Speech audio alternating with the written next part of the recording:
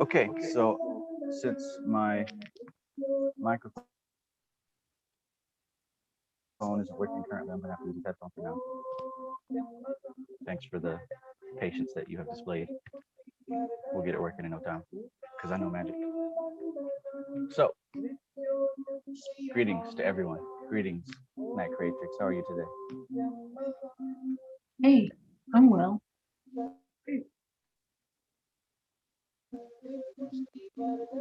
Cool, cool. So today, the topic that we'd like to touch on, at least for a little bit, is the chapter of the Kybalion about the principle of rhythm. Of course, all these principles are important to understand, but the principle of rhythm finds its importance in how we carry ourselves mentally, emotionally, and even physically. So the principle of rhythm is one of those principles that relies on an understanding of the previous principle. For example, polarity. Polarity demonstrates that we've got something over here and something over there, right? How there are two opposites, seemingly, but these opposites meet in the middle somewhere if you look hard enough. And if you can learn to see things beyond your personal objective perspective, you can see things with a sense of oneness. A simple example is dealing with water in the shower, right? For some people, this much is too hot. For some people, this much is too cold. But that all deals on the individual's perspective. So we're dealing with a half truth. The ultimate truth is that we're dealing with water, right? So if you take the individual personal perspective out of the situation, we're dealing with water and temperature of water. So that's the truth. The truth isn't the water's hot or cold. So dealing with the principle of rhythm, there's an understanding that everything operates with this polarity to some degree, right? You got your male and female, you got your good and your evil, you have day and night, everything exists with its polarity. When dealing with the principle of rhythm, we understand that at any given point in the day or in our lives, we're going to fluctuate somewhere up and down that pole. Now, the rhythm, principle of rhythm doesn't necessarily mean that we're bouncing to both extremes, right? Because it's no one really pays attention to when it's like absolutely day and absolutely night. You know, we've got an arbitrary timekeeping system where at noon it's pretty much the height of the day, and at midnight it's pretty much the depth of the night, but there's no real clear line. So the principle of rhythm is a way to calculate and pay attention to where you're at on the pole, right? So the principle of rhythm, when it's not taking it into consideration, is just going on autopilot, right? So you wake up one day and you're happy, you wake up another day and you're upset, you're depressed, you're angry, and there seems to be no control over this. We blame it on hormones, we blame it on some other condition that someone told us that we have, and the whole thing stays very automatic and mechanical. Now, when we start to master this principle of rhythm, we understand that we do have a very high degree of control over where we find ourselves in the pole. So what the Kybalion often says is that the masters use one principle against the other, right? And one of the examples of how to do that with the principle of rhythm is to understand, first of all, what polarity you're dealing with. Second of all, to understand where you currently find yourself. And third of all, to understand where you want to be. So for example, if we're dealing with the principle of rhythm with your fluctuating emotions, right? One day you're super happy, one day you're super sad, and it seems like it's automatic. Well, first, as with all spiritual sciences that we dive into with some degree of depth, we want to pay attention to ourselves. right? Notice your patterns, notice your cycles. Because the primary characteristics of existing in this particular dimension is that it's filled and defined with cycles and loops and patterns. So the first step is to pay attention to yourself. Yesterday I was sad. Today I'm super happy. Next week I find myself angry. There's some kind of pattern going on. So the next step would be to determine where it is that you want to be. Typically, we want to remain in some type of auspicious mood, right? Some type of mood where the emotion isn't too overpowering on our actions. So in realizing that, we pay attention to our patterns and we start to pay attention to when we're incrementally moving towards one side or the other, right? The pole here is emotion. So we're paying attention to our behavior and our thought patterns, our thought loops, and we're seeing what happens when we're being pushed over to the sad side, when we're being pushed over to the happy side. And instead of blaming it on some outside influence, we take an internal control and realize, okay, I see that I'm starting to drift over here. Let me pull myself back this way, right? And this is where awareness can be a very powerful tool, staying in the now. Because when you remain in the now and you're not carried off by memory or hopes and dreams of the future, when you remain in the now, you're able to pay attention to when your mood is beginning to shift or when something triggers you.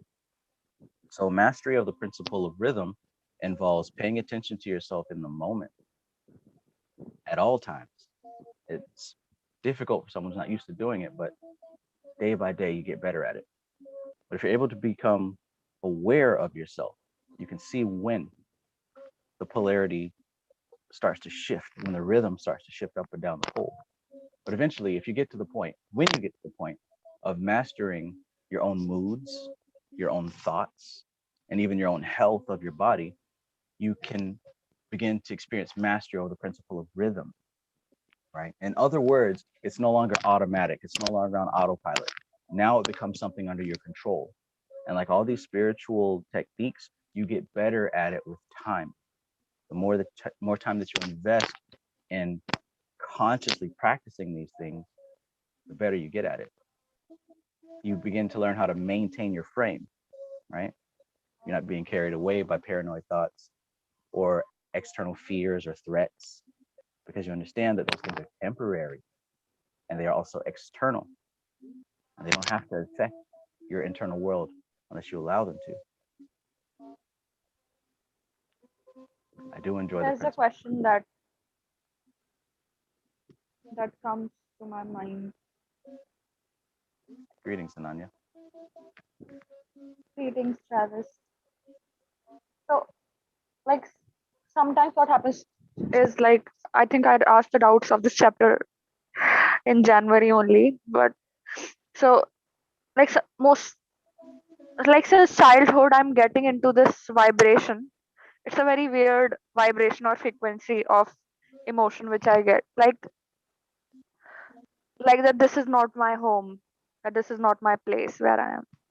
I have to be somewhere, and at that place there are some people, and that is the place that are that there's some place that I have to be there, and it keeps coming up again and again. This vibration of yearning, Mm-hmm. and I just don't know like where exactly that place is, who exactly those people are, and and I just don't like to feel that. So you don't like to feel it. Yeah. Do you know what you would like to feel? Yes. I just want to be content. Do you know how to Is get there? that is that is that the yearning to merge with the divine? Is it? I wonder what it is. And just keeps coming. And I just can't put a right word for it. If you could find the right word for it, what would that do for you? What would that change? That would give me clarity to define it within myself. I So can't if you had define it right clarity, now. If you had the clarity to define it for yourself right now, what would that do for you? Then I could look for the opposite pole and get into that. So in order for you to look for the opposite pole, you need to have a name for it. I think I do. I think I can create one on my own. So But what if you're not what if I'm you're not looking all able to get deeper. a name for it? What if you're not able to get a name for it, but you do know I'm how it not able feels? to. I don't know. So you're I'm not not able to even get able an to describe it properly.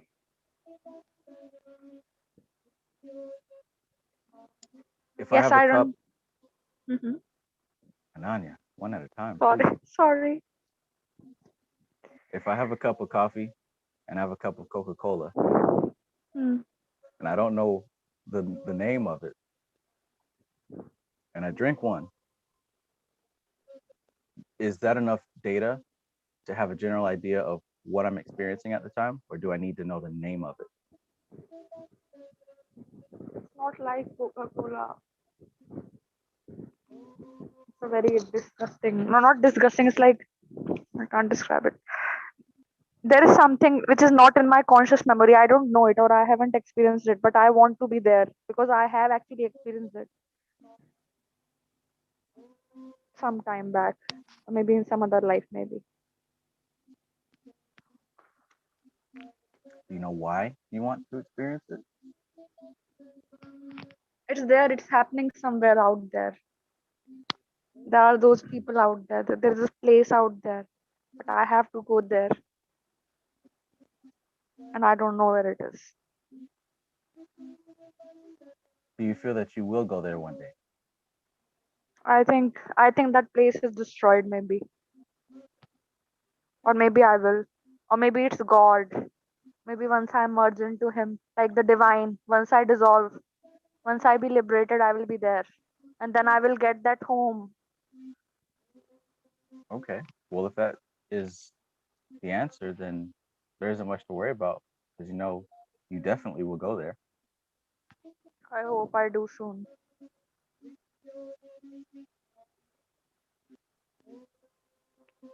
In the I think meantime, the opposite will be contentment at wherever you are.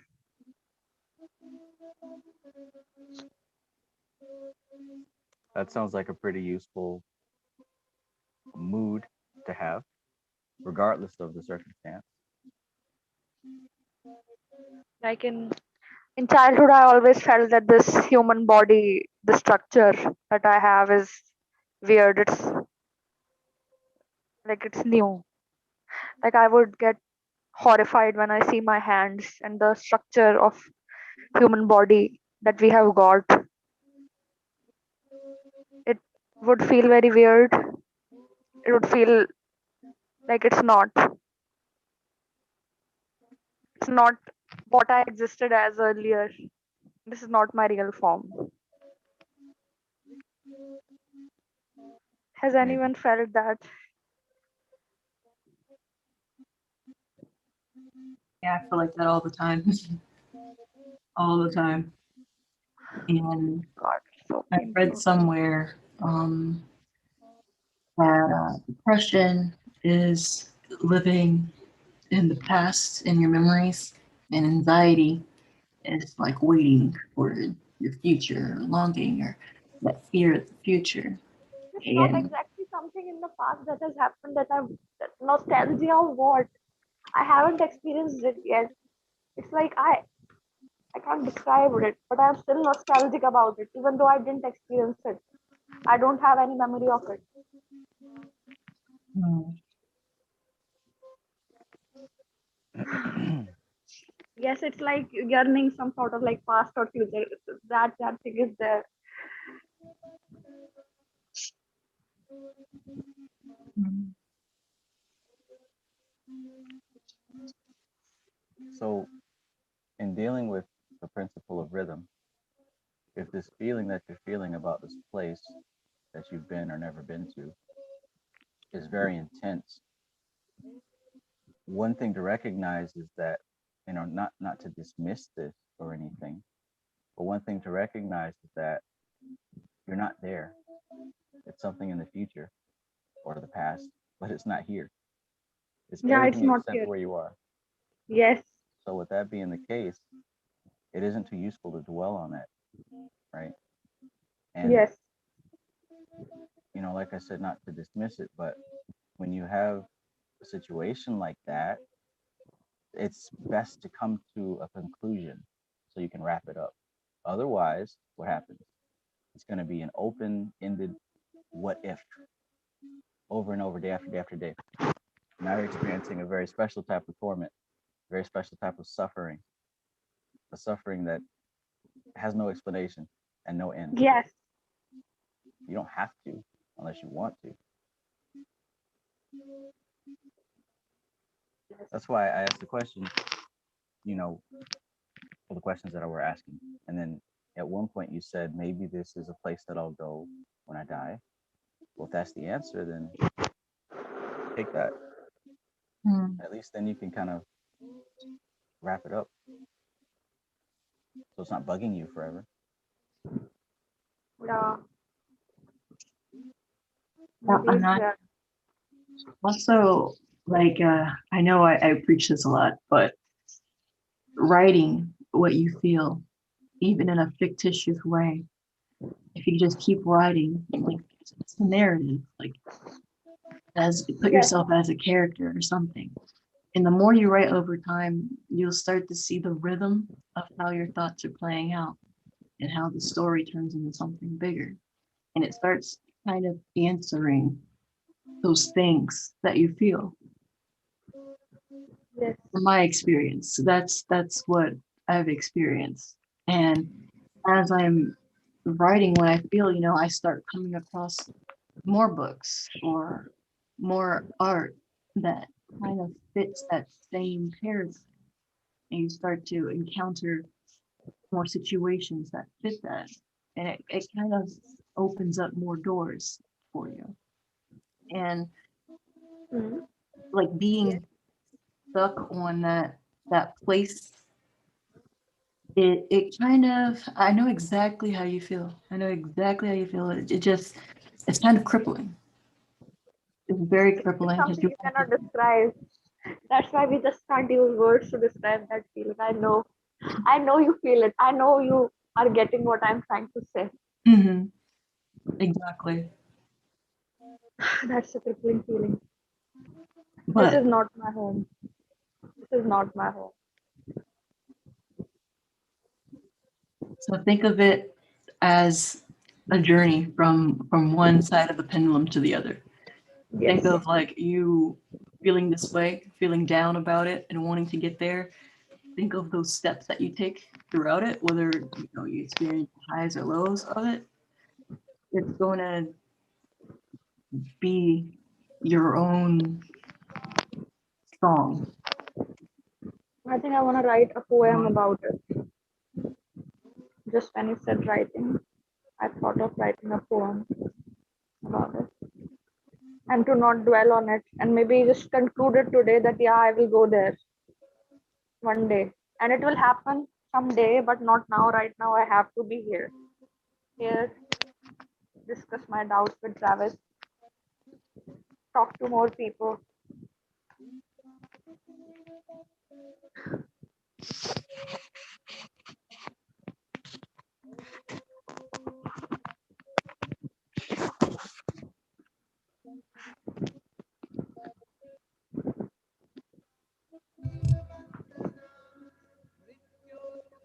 Is there some mantra playing in the back?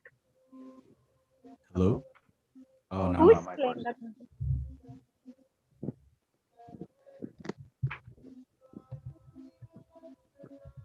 Yes, there is a mantra. Hmm.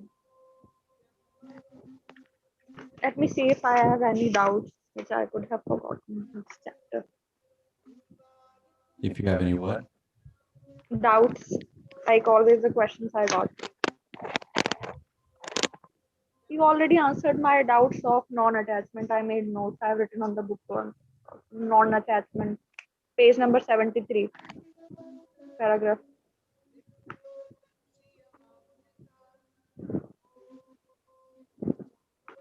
law of neutralization should be practiced by non-attachment.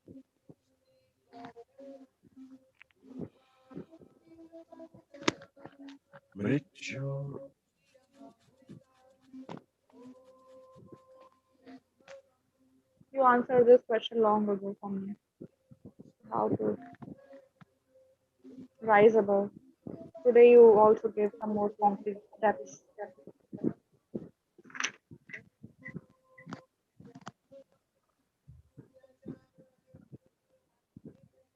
Testing, testing, 1, 2. I think my mic works now. Yeah, it's working fine now. Very beautiful to hear. On this page number 75,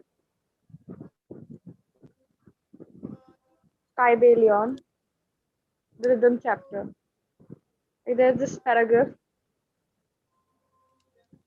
I think I didn't understand it last time when you explained, like, or maybe it was left that the negative is precedent to the positive in this matter. That is to say that in experiencing a certain degree of pleasure, it does not follow that he will have to pay up for it with the corresponding degree of pain. On the contrary, the pleasure is rhythmatic swing according to law of compensation for a degree of pain previously experienced in either the present life or previous incarnation.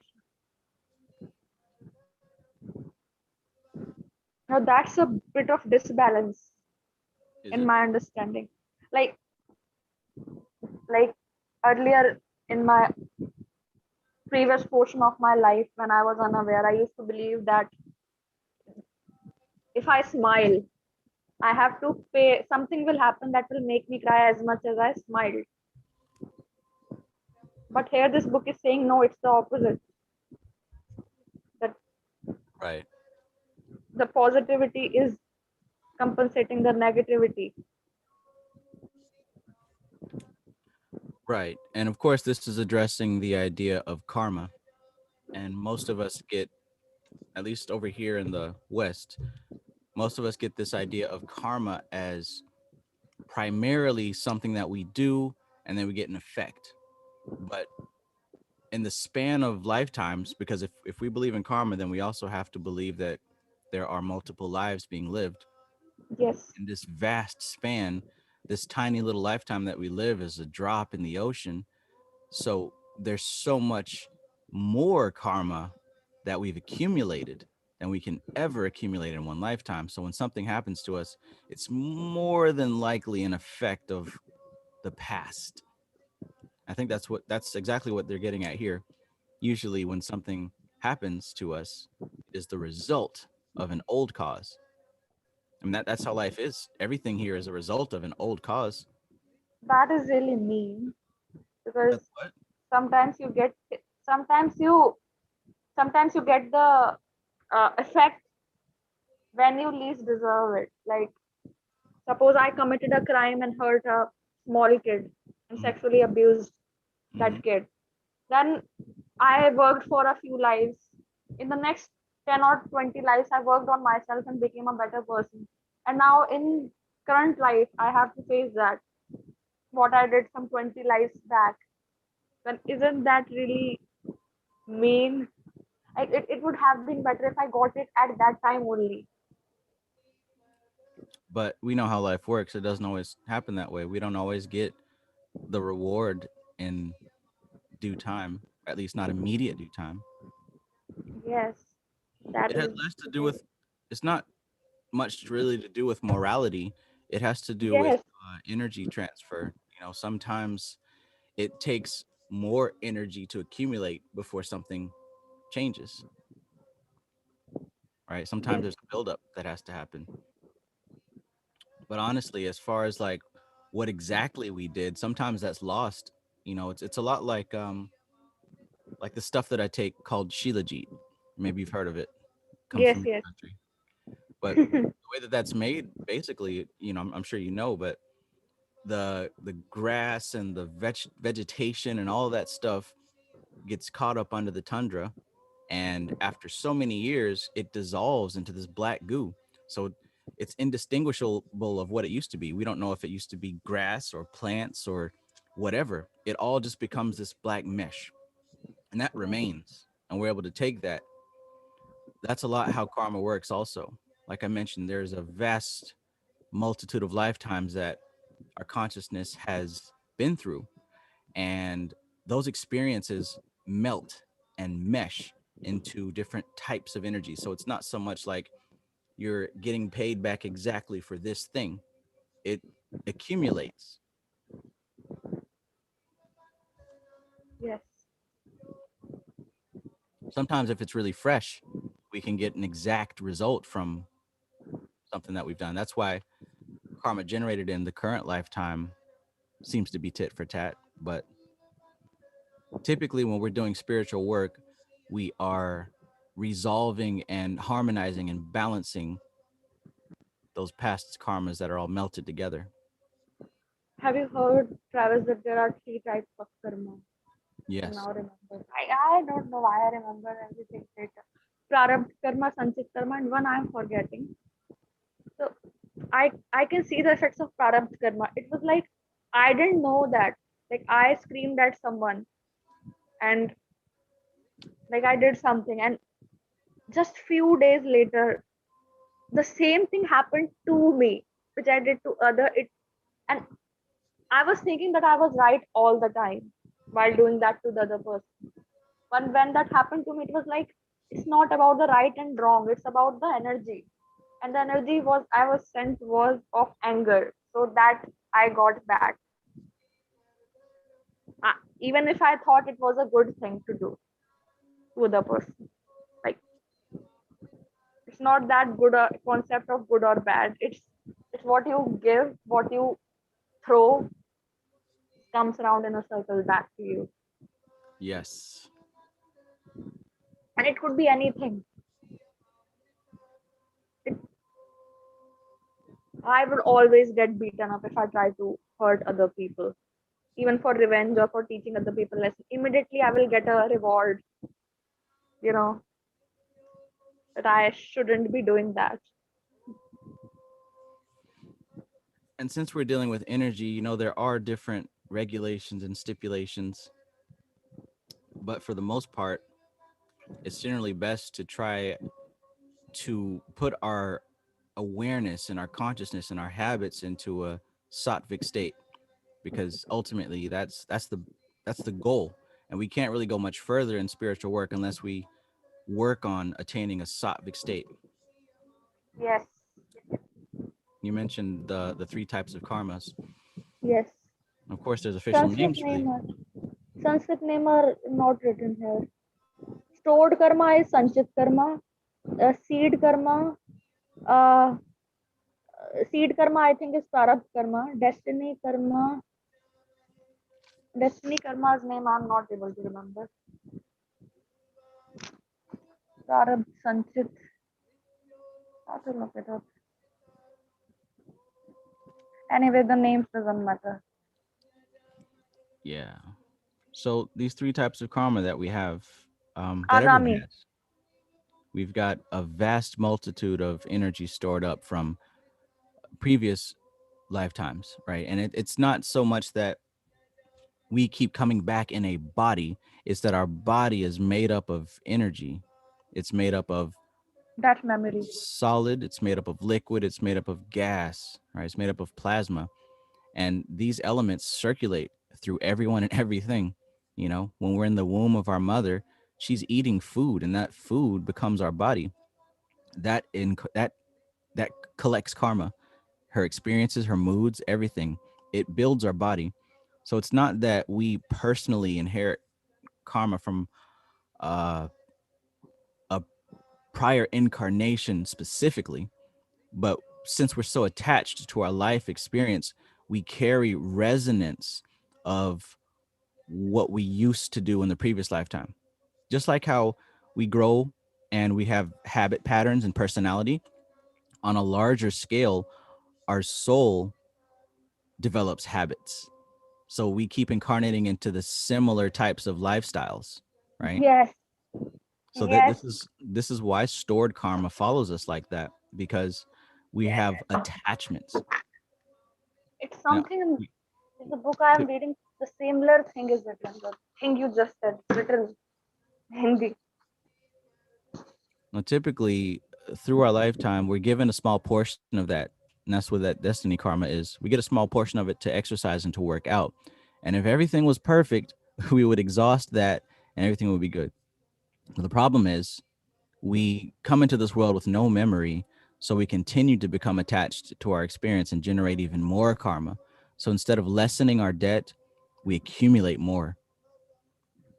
And I that's want really to what lessen keeps it. us here. I want to lessen it immediately. Can it be like just by non-attachment? It doesn't come that easily. It's not like nishkam karma will come naturally. Oh, I am thinking now. I will not think that I'm the doer. It just doesn't come that way. Yes, this is it. So this is why I say it behooves us to learn how to live in a sattvic state. And for those who don't know, a sattvic state means in harmony with existence, meaning a state that is non-attached to the five senses. That doesn't mean we're drifting off in the clouds. That means that we're able to experience life, but at the same time not be attached to the impermanence that life presents us.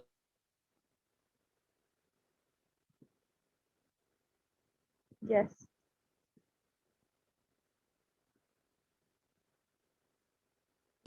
Snapshot, what we're seeing is not the actual reality. It's being filtered and distorted by our memory, by our attitude, and by the things we're attached to. So Yes. unless we learn how to not be attached to the experience, we're gonna continue to accumulate karma. I think the first step towards the non-attachment that you are talking about will be trying to attain the sattvic state, and then I think it will be easier. Uh, Absolutely. yes. Absolutely. I actually didn't know that it was a prerequisite, or like I didn't realize even after reading so many times that sattvic state is a prerequisite. I just realized it now. Mm.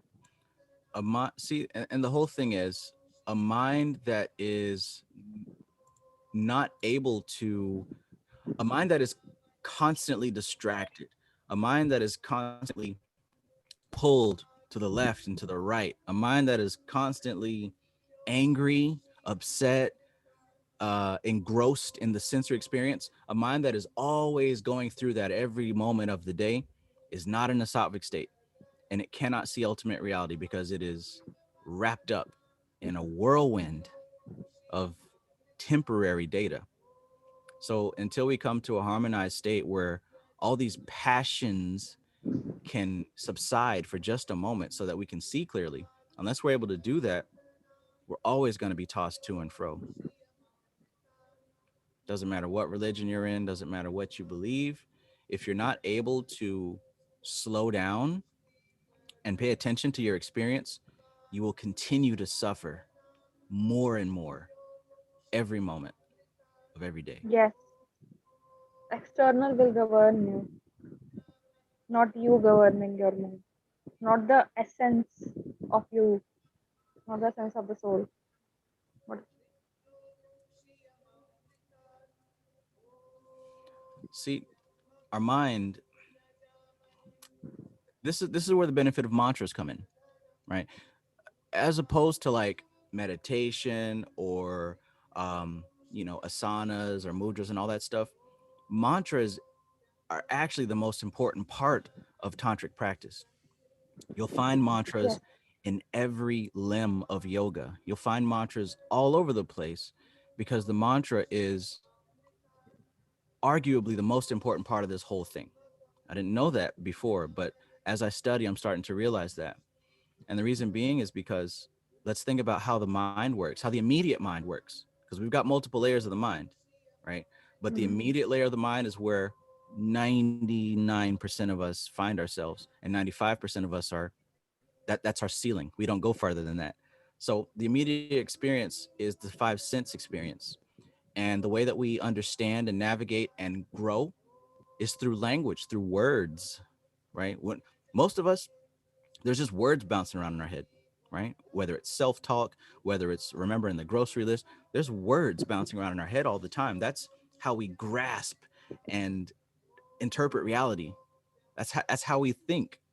So part of us being so scattered across the universe and weak, because scattered is unconcentrated, therefore it's weak. You're not getting anything done. We're wrapped up in all these words.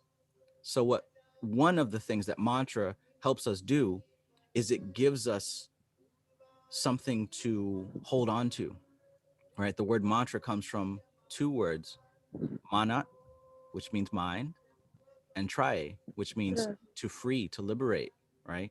Or even to protect from.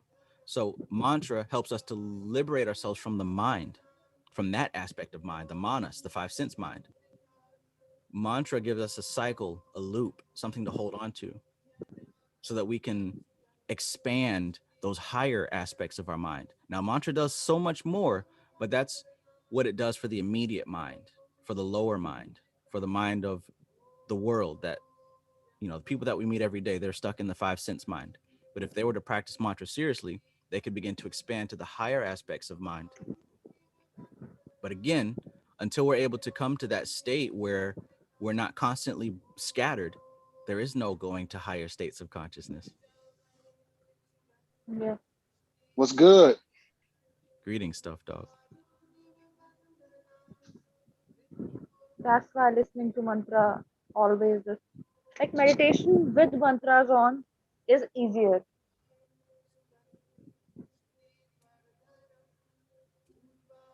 Was that a question, Ananya? No, no, no. I just came up to this conclusion that meditation with is mantra is easier because of the reason you just mentioned. Yes. The mind, the mind, Monkey mind. the monkey mind. What are the branches that it's swinging from? Words. We're thinking about Yes, words. We're thinking yes, in words. And yes, since we don't know any better, we think that's the way it's supposed to be. But there's a better way. There's a better way. Because there's a low level of mind. There's a low aspect of mind. It's called manas, right? And what that mind is it is the aggregate, right? That means it's the combination, the composition of the five senses, right? So the five senses, everyone knows what they are. They are probes for data. So all the sound is coming in, all the taste and the smell and the sight, the form, right? It's all coming in, the touch. It's all coming in, and it collects in the manager, the secretary's office, and he's called Manas. And that's the mind where that's most people's limit. That's as far as most people go. So just being alive, we're being bombarded by those five doorways constantly. Information and data is coming in. Now it's being translated into words. And those words are just bouncing around, bouncing around, bouncing around. We smell something sweet, suddenly I'm hungry. We see something oh, beautiful, suddenly we feel some kind of way about it. We hear something, now it's adjusting our thoughts. If we are not able to exercise a control over that process, we're scattered. So one of the things that mantra helps us do is to exercise control over those five senses. yes. It's the post that you mentioned in your story, right? To read that. And that when you see the flower, your mind says flower. So it's very hard to transcend that scattering. Yes. That post was about the same thing. Many things in this world are difficult, but none of them are impossible, especially when it comes to executing mastery over the mind. That can be done, but it takes effort and it takes consistency. Yes. How are you doing this afternoon, Aaliyah?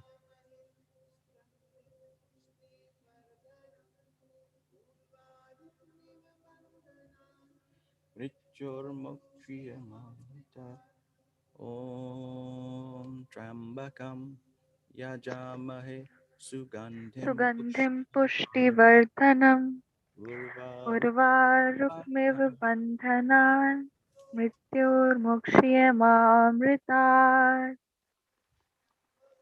So I've had that mantra on for over 24 hours now. I listened the sun mantra today and the bees mantras that Kristen suggested, and my work speed got increased for 5 hours. I was able to be more productive for 5 hours straight. Very nice. Very nice. Yes. And one of the things that us Westerners also have an issue with is that we expect instant results from things. But just like you don't become a doctor after skimming through a medical book, right? Doctors have to spend several years studying not just Yes. books, but also practicing and learning from someone who actually knows. The same thing applies for these ancient techniques. What I've provided has been the entryway to really get your foot in the door for different sciences to master the mind. But, we can't, I'm not talking about you specifically because you've already been doing this, but we can't expect instant results from mantra. Now, there are some things that do happen instantly. Don't get me wrong. Yes. But the real power of these things are unlocked when consistency is applied. Yes. When you're doing these mantras and you stay with them for a month, 3 months, 6 months, you begin to unlock. Another great thing about these mantras is that some of them are a direct gateway to different siddhi, right? Okay. Any There's example you would like to give? Which siddhi? no, I don't want to give examples because then people will be doing it Ah, for the example as opposed yeah, to yeah, doing it yeah. because it's the right thing to do. Yeah, Yes, that's that. dangerous right there, ain't it? Right, right. If you notice in Taught with Shooty Stuff, dog, she says that you will absolutely unlock city. However, she doesn't list exactly which ones. Right, right. And I didn't heard in a lot of the places where I've been studying and looking that they say the pursuit of cities will lead you into back into like uh illusion or whatever because it is it can be an ego trip. Right, right. Yes, And the the main only siddhi. Sorry. the main trouble with any of this reality is attachment. So if you begin to unlock special abilities, you get attached to them. You might want to show off, Hmm. or you might enjoy the things that you get from it. You get either way, there's so many sticky snares. It's better to unlock these things and stay focused on your goal, which is liberation. Otherwise, more Yeah, you illusion. got to stay focused, right? You got to stay humble. Um, and that and no, Yes. yeah, you got to stay humble, man, because yeah, you can get full of yourself. It's easy. I've been there. And I've been there with human shit, you know what I'm saying? Not even with spiritual shit, just human shit. Right, right, And I can't even imagine if I was to be able to do all kind of unhuman shit, that's gonna lead to, you know what I'm saying? yes, I do. You're right. Even Vedas are full of these stories in which the a person meditated, he got this siddhi to burn just by the sight, burn something just by the sight, and then a bird dropped its poop on him and he burnt the bird and was very like mean after that. So people mocked him that he would look angrily at people who would not listen to him, and those people will say that we are not that bird. So he got scared that how do they know that I burnt a bird with my eyes in the jungle. So Right, they came to know because they were karma yogis. They didn't attain the siddhis, but they were karma yogis. They were very focused and doing the duties. So they also got that vision to know instantly what this person has done. That was a very beautiful story taught to us. right, right. In other Yep. words, the yogi spent time practicing yoga and tantra and acquired cities, and he began to think he was big and bad because he was able to set birds on fire. but when he went to go, puff his chest out and prove himself as superior to the local townspeople, he was surprised because some of the local townspeople, actually had to unlock cities as well, but not from studying yoga, but from giving their lives in service. So there's multiple Yes. ways to unlock these cities, and it's not exactly like X-Men where you're gonna see people flying and shooting laser beams, but think about those of you who are old enough to have, say, a grandmother or grandfather in the church and deeply religious, right? Deeply devoted. They have, it may be difficult to look at it this way, but they have unlocked certain abilities where they kind of just know things, right? A certain level of telepathy has been unlocked, or maybe even Yep. good luck, or just different things like that open up for people who are deep in devotion and service to God. City unlocks for them that way too. So it's not just a Indian thing. This is universal. Anyone who Yeah. devotes their life to God begins to unlock abilities that come with non-attachment. Bhakti Yoga. 1000%, bro. I done seen it with my own eyes. As far as that church stuff you talking about right there, I done Mm-hmm. seen it with my own eyes with my mom and stuff, man. When I was a kid, and this right here, this is deep stuff. I mean, it give me the chills right now because I was a kid looking at this happen. You know what I'm saying? Like my mom had just bought her first house, and I was about 9, and she bought her first house. She used all the money on the down payment. You know, she just got this new job where they was paying her a little bit of money, but we didn't have any money to eat that month, and it's just me and my mom. And she pretty much, she told me the situation, but she told me the situation, but she was like, God is gonna make a way, you know, and just being 9, I'm like, okay. So I say maybe 2 or 3 days later, a check arrives in the mail, and the check ain't got nobody's name to it. It's not from anybody, but it's addressed to my mom, and it was for like $350, and that was like my first introduction into that power right there. You know what I mean? It was amazing to see. Like I thought my mom's was magic. Yeah. You know what I'm saying? And I thought she was magic for a long time because that stuff continued to happen. But my mom is 100% devoted to Christ. You know what I'm saying? And so that's like the norm for her. But I guess when you have that ability, you look at those blessings as when you have it in that perspective, you look at those blessings as being something outside of you when they just came from her because she was identifying with that abstract power. You know what I mean? If that makes sense. Absolutely. But it was pretty amazing, to see when I was a kid. So beautiful. You know, Such a nice story. another thing too, when y'all was talking about the cities and them, being out of control, that's the story. And I'm just realizing that's the story of Avatar. The I don't know if you ever seen the animated Avatar show, but the Fire Nation was out of control with their city, and they wanted to control everybody else with the fire, the power of the fire. You know what I'm saying? And so they went around and they was trying to bring everybody under their control, all of the 4 elements. They were trying to bring it under their control because they were ego tripping because they had this fire power, the power to bend fire, you Mm-hmm. know.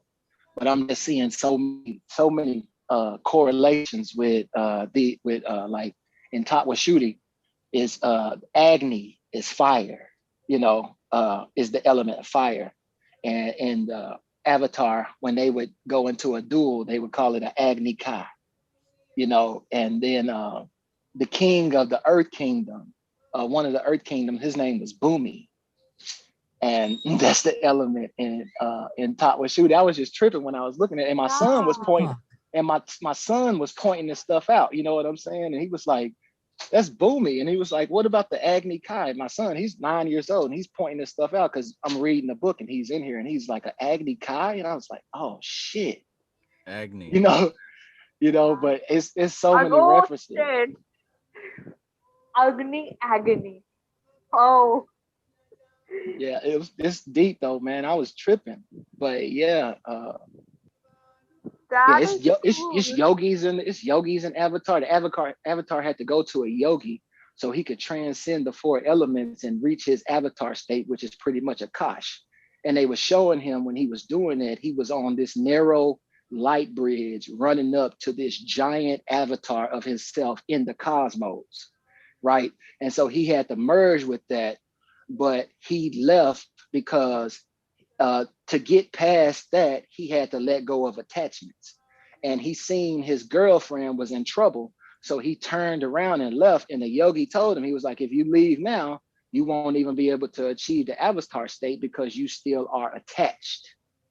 You know what I'm saying? That shit was deep though, bro. Like I be watching it every day because my kid love it. What? But Which yeah, show is it? I'm sorry. Which show is it? Oh, it's an animated cartoon. It's called the Avatar. Okay. Yeah, it's. I'm telling you, when you watch it, you'll see it. I mean, because the Avatar is a monk. I mean, he's pretty much a monk. He got the the tattoo of the arrow on his head and all down. But he's a what they call an airbender.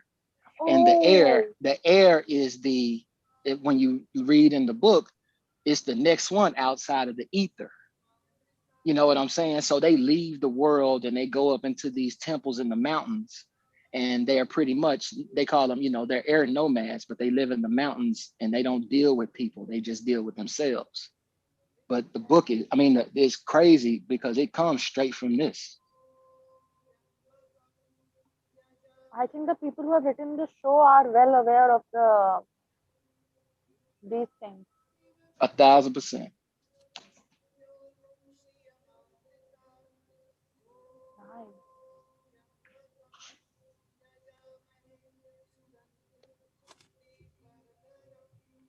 That's one show that I have never seen yet. Oh, really, man? You would enjoy it, man. I'm telling you, you would enjoy it. I want to see it now. It's 100% along the lines of this. And when they talking about it, I mean, they're giving you visual explanations of what they're talking about in the book. It was crazy when he was talking about how to open up the chakras and stuff, and the guru was explaining the avatar about how to open up the chakras and what blocks the chakras. You know what I'm saying? From opening up and flowing into the next one. I was like, man, they are serious in this joint. They are not playing.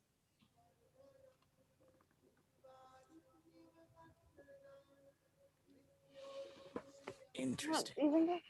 Even that Dragon Ball Z has sort of stuff like that. Not as deep. It's on Netflix. Night Creatrix just put in the chat Oh, it's on that Netflix. it's a scene. Yeah, it's on Netflix. Yeah, it's definitely I'm Netflix. watching it. Yeah, it's a series. It's like I think it's like 6 seasons of it or something like that.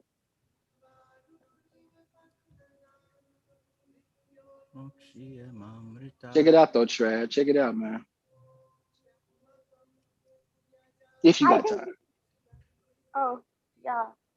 The Last Airbender. Ah, yeah. There's it. Can't find it.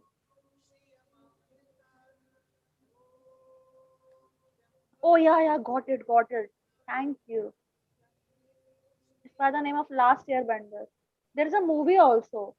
Yeah, the movie ain't that good, but yeah, the movie's not that good. I mean, it's cool, but the animated, the first one with Aang, because his name is Aang, the kid.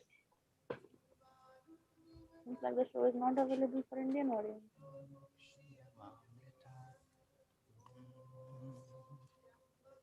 Hmm.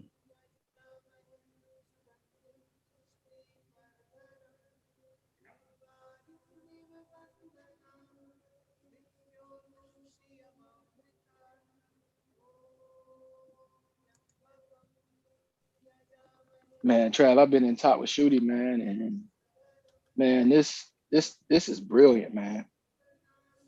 I think I had some Yeah, doubts from it. that's one of my favorites. Yeah, it's One of my favorites. brilliant, man. The clarity and the execution of the dispensation of the information without bias, without confusion. It's a straight explanation on what the elements are, their evolution from consciousness and energy, how it directly relates to our experience, what the mind is, how to purify the body mind, and how to reach the levels of purity of soul. All of it is there. And that's a book that's worth reading multiple times. Yes, I couldn't grasp it in one go. I think I need to read it more times and more slowly. There is this thing in Tattva Shuddhi on page number 2, last paragraph. It's written that Tantra says to utilize these forces of passion, anger, jealousy, guilt, shame by uniting them with their opposites. Only then can you experience unity. And I was like, how? How will we unite the opposite frequency, opposite forces? Interesting that you bring that up because that is literally what we're talking about with the Yes, principle of rhythm. yes. So just to read that paragraph again, because for some reason your mic is very quiet. I'm not sure if everyone else heard it, but I'll read that part again. On this point, Tantra differed from other philosophies. For what other philosophies termed as sin, Tantra termed as a necessary experience for growth. Tantra says to utilize these forces of passion, anger, jealousy, guilt, shame, and hatred by uniting them with their opposites. Only then can you experience unity. Hmm. Just to give a bit of Mm. How? context. Oh my. Just to give a bit of context, go back to the principle of rhythm here. And I believe it was the last, well, close to the end of it. Yeah, so in the Kybalion, it says here, the Hermeticists carry it still further. They teach that a man's mental states are subject to the same law. The man who enjoys keenly is subject to keen suffering, right? We're dealing with the opposites here. While he who feels but little pain is capable of feeling but little joy. The pig suffers but little mentally and enjoys but little. He is compensated.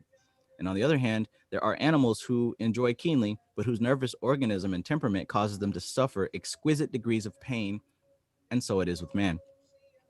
There are temperaments which permit of but low degrees of enjoyment and equally low degrees of suffering, while there are others which permit the most intense enjoyment, but also the most intense suffering.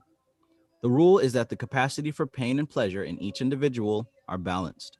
The law of compensation is in full operation here. So, talking about what she said and taught with Shooty, it's the same principle.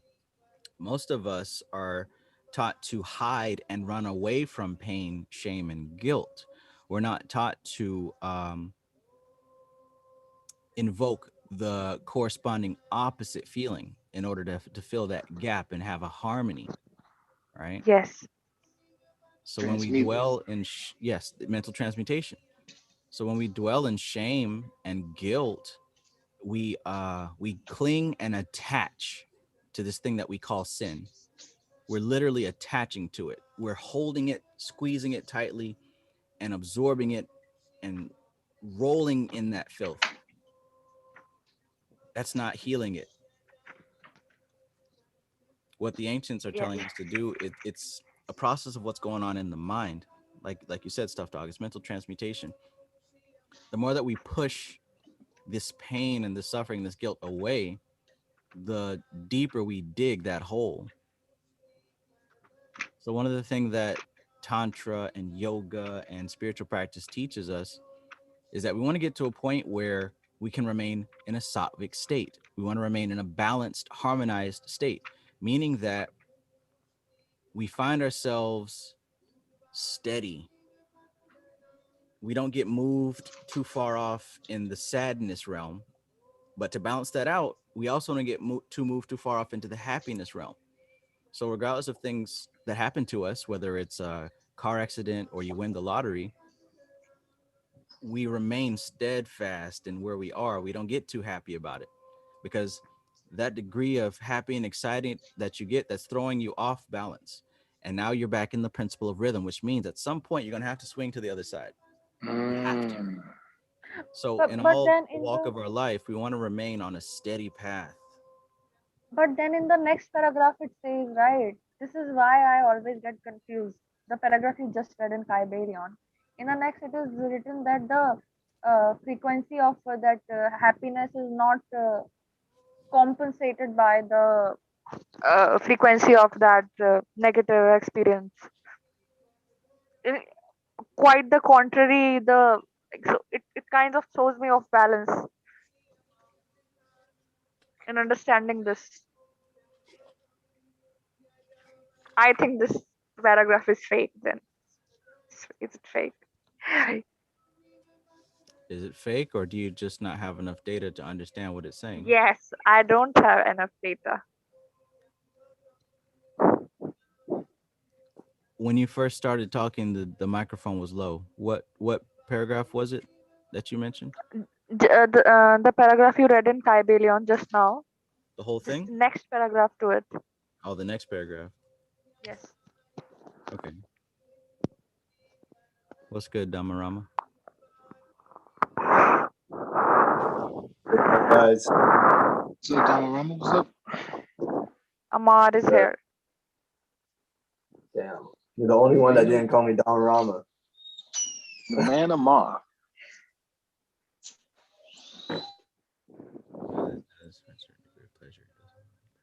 Yeah, and that's where we started. Yeah, that's where Yes. we started. So still, it's the same thing. The difference is your current awareness, where you find yourself today. If you are getting caught up in happy and sad, elation and depression, you're not in the now. You're being flung about by your emotions. So yes, you will not only suffer but also incur karma. But when you're able to come to a point where, oh, that's nice. When you're able to come to a point where you can remain steady, right? Maintain a sattvic state. You know what that means. Then you're not pushed too hard on the happy or the sad. Therefore, you're reducing your attachment to the karma that you're experiencing, and you're reducing the propensity to create new karma. So it has everything to do with your current state of mind. And the only way to manage your current state of mind is to be present right now, to be aware of what you're doing right now and why. So when will we get the time to introspect then? Like, or we have to set up a different time for shadow work. Like I still do it. So that has to be set up at a different time. So the whole point of shadow work is to neutralize those influences of the subconscious mind that are causing you to behave in ways contrary to what you want to behave in. In other words, there should be a point where you're done with it.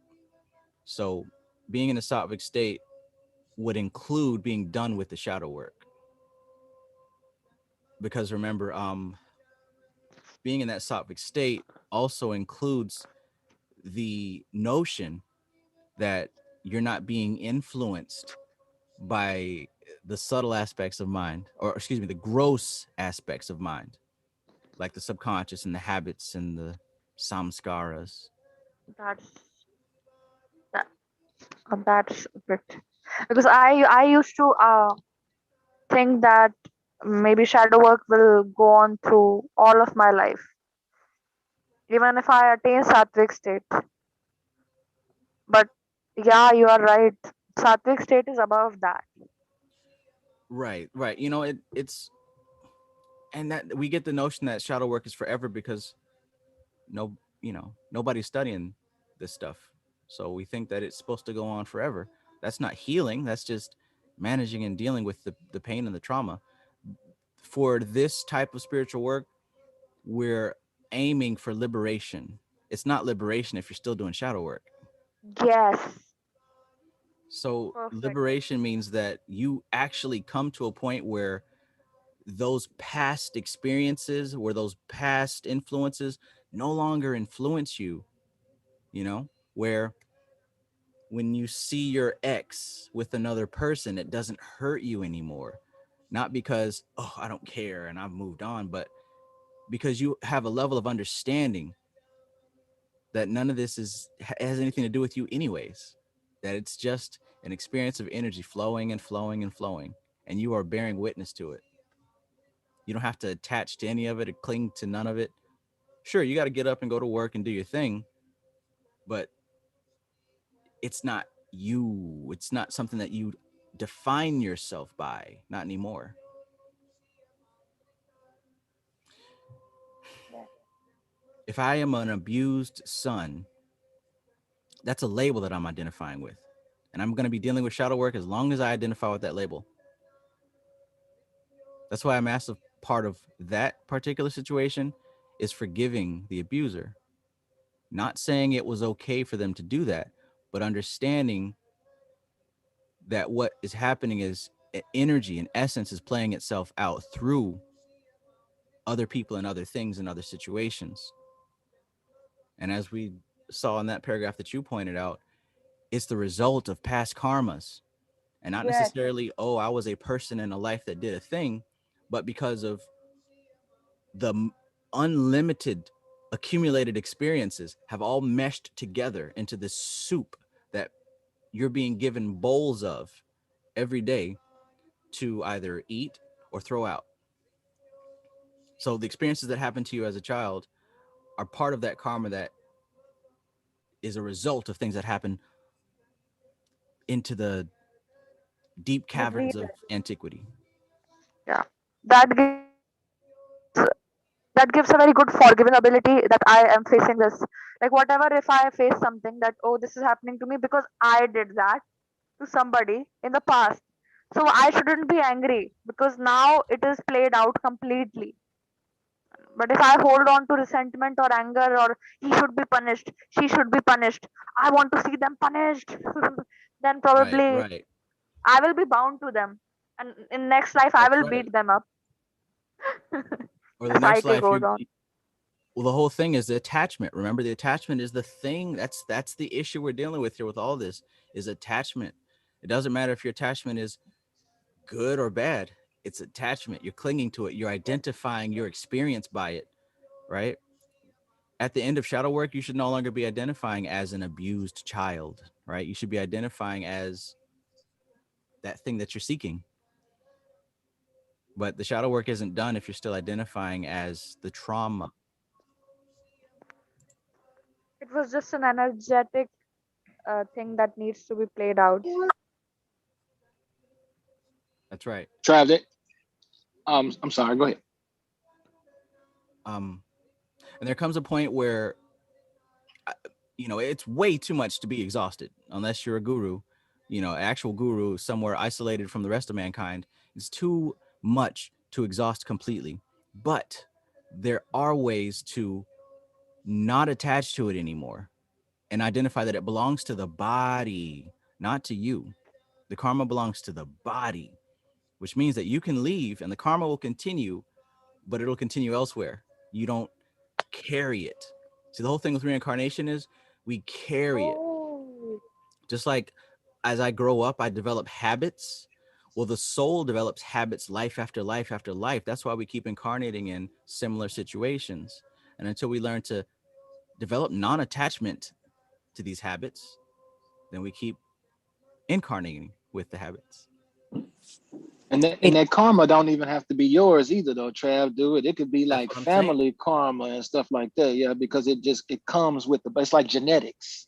It is genetics. They call it Yeah. DNA. There's no such thing as junk DNA. That's data. That's Right. data. Right. Right. You're exactly right. Yeah.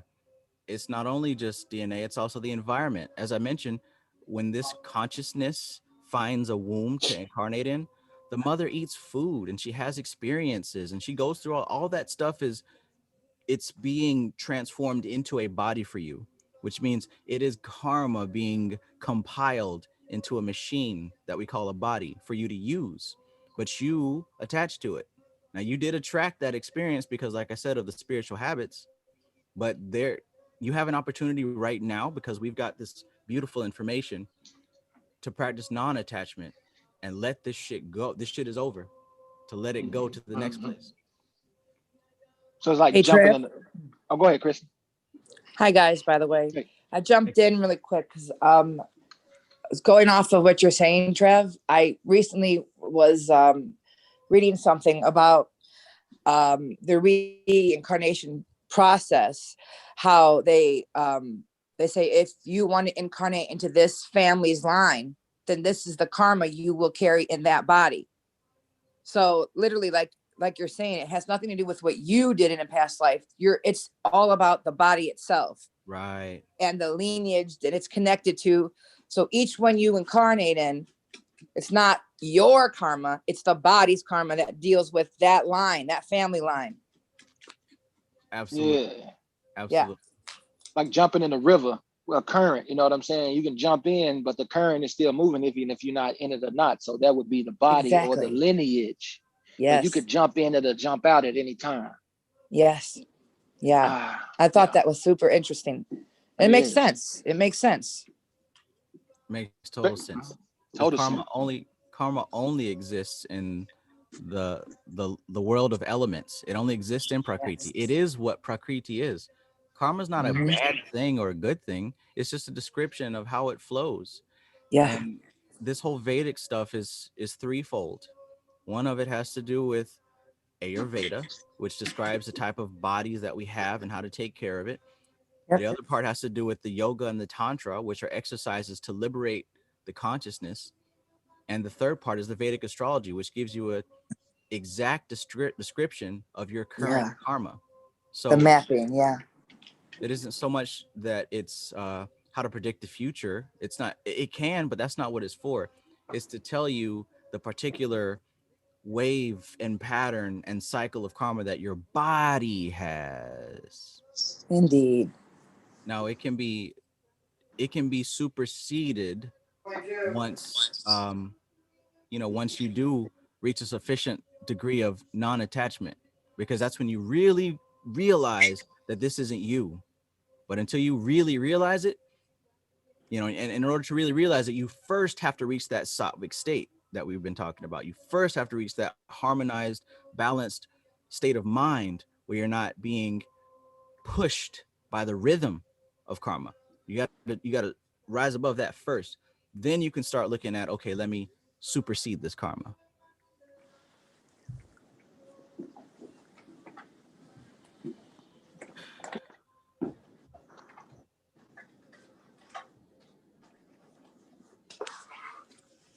Like where it's taking me.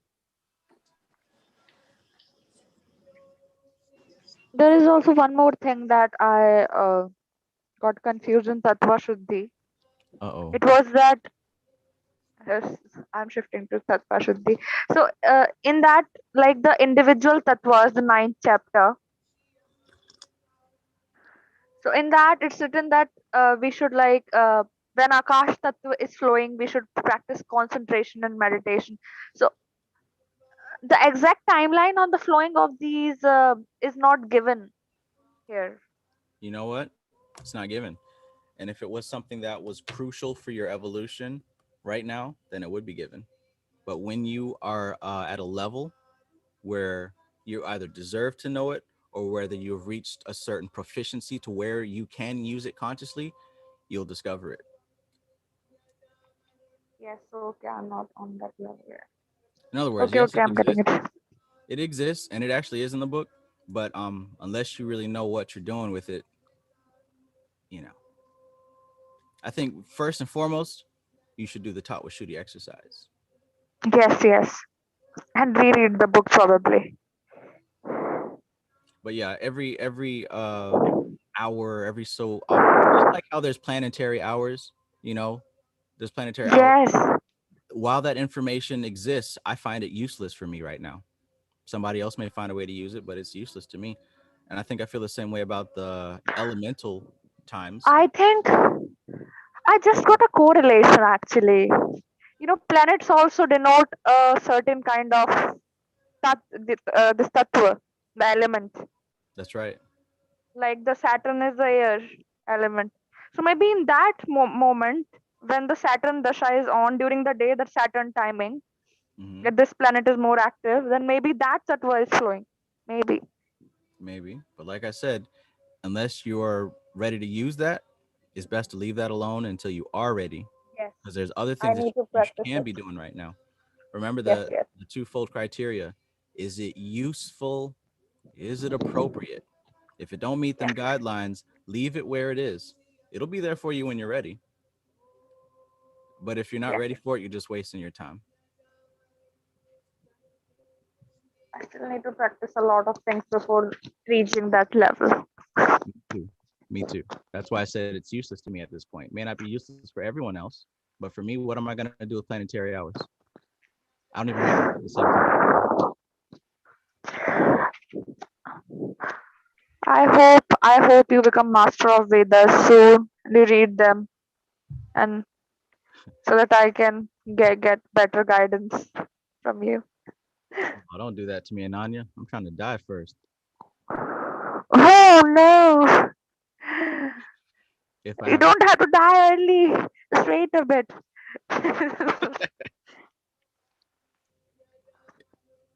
Yeah. I think I'm a bit attached already. Oh, You must die to Trav. yeah.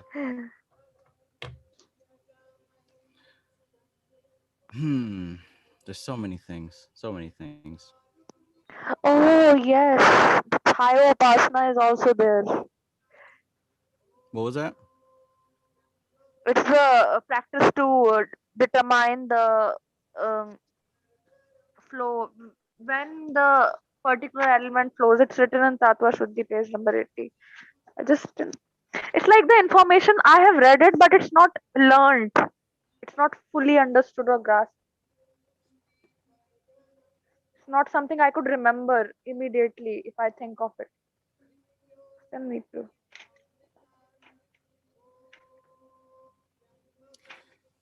So one of the great things about maintaining a sattvic state of mind is that you really recognize and accept that you don't have to have everything in your conscious mind at the moment. There are some things where you remember when you need them, and there's some things that you don't remember because you don't need it at the time. But before you reach the sattvic state, if you're still in a state of rajas, you kind of beat yourself up because you're trying to remember this thing and I wish I could remember, and you're racking your brain. That's so stressful and it's not necessary. In a sattvic state, you start to really experience levels and levels of unity with super consciousness. It's not immediate, but over time and staying in that sattvic state, you begin to experience levels of unity with super consciousness. And what you find is you're literally given what you need every second. You literally become this is what it's like when you become one with the divine, right? It happens in stages. It's not like suddenly you're Jesus. The more that you practice being in a sattvic state of mind, the more you understand this level that I'm talking about. It isn't about trying to remember, it's being open. So there isn't too much of a need for thinking about stuff. It's you're in a state of knowing now where, Yes. like I said, it comes to you as you need it, second by second. I'm not thinking about what to say to you. Yes, it's coming from the heart, right? Right, It's not practiced. right. Intuition, maybe. Also I on was page number 87, sorry. go ahead. On page number 87, it is written that, and then on page number 88, this line just yantra. So every image has a corresponding yantra that is defined by a linear dimension. And now, whenever they mention this word linear dimension in this book, I get a bit confused. Like, is that the linear mathematical linear they are talking about, like the flat surface, or is it something else?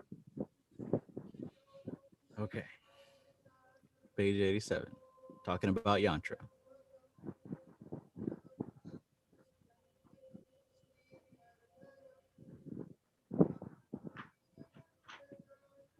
Hmm.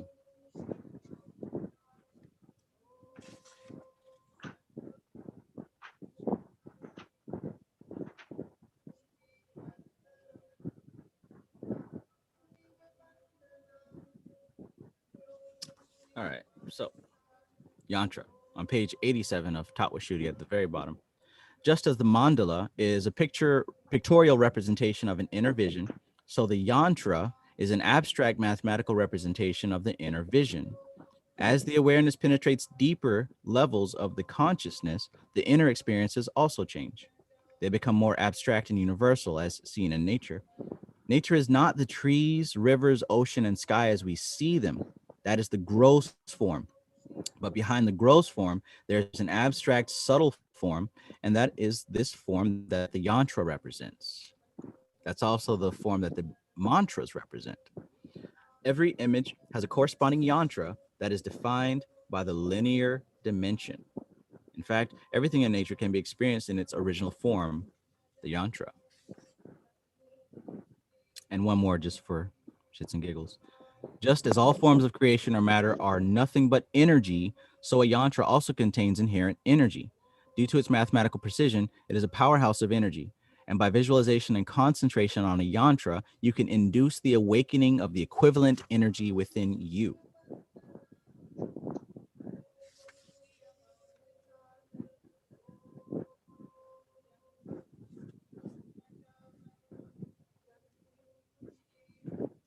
So what it's talking about there is really the heart and soul of the what the science is teaching us to see, which is the subtle dimension. Everything has a gross form, but there is an essential form behind the gross that everything manifests out of. Like what she said there, nature isn't the trees and the birds and the bees and the lakes and the rivers. Nature is a subtle thing behind that, right? So imagine there's like this little green dot, and if you take that green dot and you push it to a lower dimension, it manifests as nature. But you can also take that green dot and push out of it a yantra that represents it in the linear dimension. You can also push out a mantra that represents it. You can also push out one of the planets that represents it. You see what I'm saying? But whether you use the mantra, the yantra, the planetary sigil, the piece of nature that you're meditating on, no matter which one of those avenues you take, you're still accessing that green dot. And that's the science here. We're learning how to see behind the form. We're seeing the subtle behind the gross. So the beautiful thing about the yantras is that they're a direct representation of that subtle source. So they are like a projection Everything is a of that. projection. Yeah. The Yeah. linear dimension is like, okay, it's like the representation, To but be it's quite not like that abstract soup. It's not like that abstract soup of vibration, which right. the actually the reality is soup of vibration. It's not Right. that. Mhm. Undifferentiated super vibration. But the only reason we see it the way we do is because we're down in it. You know, your body itself is a yantra of a subtle essence. Yes. Now, it's a Mm. subtle essence that is a combination of other subtle essences. That's why, again, we look at astrology so that we can see the different proportions of subtle essences that make up your particular experience. But everything in this manifest dimension comes from a singular source. That's the only ingredients that this world could be made out of. Om. It's a closed system, right? Closed systems has to be built by the stuff that's in the system. Mhm. Yep. And that closing of the system, that is Shiva. Yeah, yeah, yeah, Yeah. Shiva is the parameter by which all manifestations take place, right? yeah. Yeah. So when we Right. try to define prakriti by being within prakriti, it becomes a bit complex and confusing because we're looking at it from an angle that isn't high enough to see the full picture, which is why we have to reach a sattvic state. We have to calm the mind and become non attached to the five senses so that we can elevate our awareness with that sattvic state to the higher levels of mind so that we can see the bigger picture. But if we're down in the thick of it, being continually stimulated by the senses, we can't see it. Constantly upset by what's on the news and constantly getting thrown about by our Instagram feed, Facebook feed, whatever your choice of poison is. It's very difficult to be still and see. It gives us a bias. Emotions and these senses, they make us biased. They don't make you. They influence you. They say, "Hey, you know you could be biased, right? Let's be biased." And you say, "Okay." Nothing makes any of us do anything. There's no big bad boogeyman in control. But Man, go ahead. go for it. No, not you. Go for it. There is a very divine and supreme intelligence orchestrating this whole thing. And one might even say that divine supreme intelligence is compassionate because it gives us this wonderful thing called Maya so that we don't break, so that our minds don't break. It gives us the option to slowly dissolve instead. Or maybe we as a parts wanted to experience a bit. We as a parts of it want to understand the importance. Again, I'm coming from a very egotistical place. I can't actually define it. But maybe it's about like it want to experience as we also as a part of it want to experience, grow, and then understand the importance of not being in Maya. But if you are supreme consciousness and you are knowledge of all things, then why would you want to experience growth if you already are all knowledge of all Yes, things? that's why I said that I'm coming from a place of ego and finite mind. My mind will never be able to, understand that infinite. Again, trying to impose a cause or a reason for it to happen. Nothing wrong with Rajas. that attitude. Rajas. Yes. So no, not your limited thinking conscious mind. Hell no. But there are higher states of mind, abstract states of mind where you can come to realize that you are already there. Being down here, so to speak, in the animal mind, this five sense mind, we think we're separated because we're identifying with the elements. There's an aspect of you that is already Purusha, Shiva. There's an aspect of you that's already there. We're just doing this work to come to the realization of that. He's not separated so that he can experience himself and experience growth and change. We are just ignorant of higher consciousness. That's all. That's why they say we're asleep. We're looking down instead of looking up. Is it a good place to be? It's That not good. abstract place? It's not Now good. my ego, a part of my ego says, abstraction means confusion. It's not good. It's Don't. not bad. It's Yes. nothing that can be described. All that your limited human mind Mind. knows is what Yes. we have here. We try to compare it, but it's incomparable. And we try to hold on to it. That's why. That N- tiny voice always in the corner. Trying to cling and hold on, and that that's fear. That's fear of the unknown. Yes. But we're dealing with the all. We're dealing with something that is larger than anything we could literally conceive. What is there to be afraid of? We call that the isness. It's infinite with infinite knowledge, with infinite dimensions, with infinite. It's not a personality. It's not a person chilling somewhere with a smile on his face.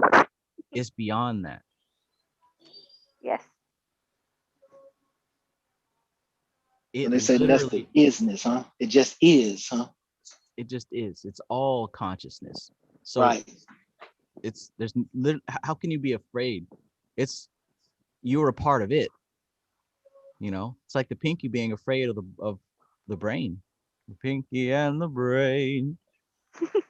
One is a genius, the other's insane. That's my Oh shit yeah. right there. Yes, you're right. Because the Hey, experiences, if we are sorry,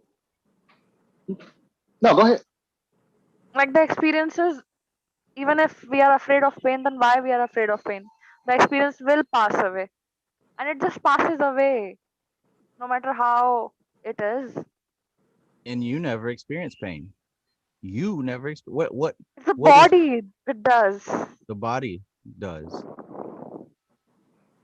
It's like it is very transient, and sometimes this transience is very relieving because oh yeah, it will be over. Oh yeah, everything will be over, and then we will just go in a very probably a very warm place. What's feeling the warmth? Because you don't have a body anymore. I don't know. That warmth will not be there, but I don't know. My body just maybe said it that oh, it will be warm. Ananya, you specifically, you personally, you, it's best for you to focus on the exercises and the practices and not worry about the what ifs and what it's going to be like and what I could do and all that extra stuff. You specifically need to focus on just the practices. The practice, yes. Leave all that stuff where it is. You can think about it once you finish doing the work. But what And happens with probably you I is would not want you to. drift away so far and you end up not doing anything. Don't do that. Yes, that Don't do that. happens. Figure out the next practice that you can do and focus your imagination on the practice. Yes. Thank you. Thank you. I owe you some karma, so thank you. It's the only reason. Man, I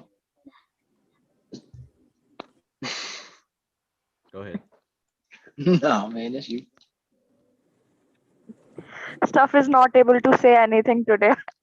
He's always passing his chances to, it's really humble of you, Stuff. Oh, thank you. I appreciate it. I'm here to learn. I'm just here to see how everybody else processes this information through their brain because it helps. It helps to see how somebody else sees it. Absolutely.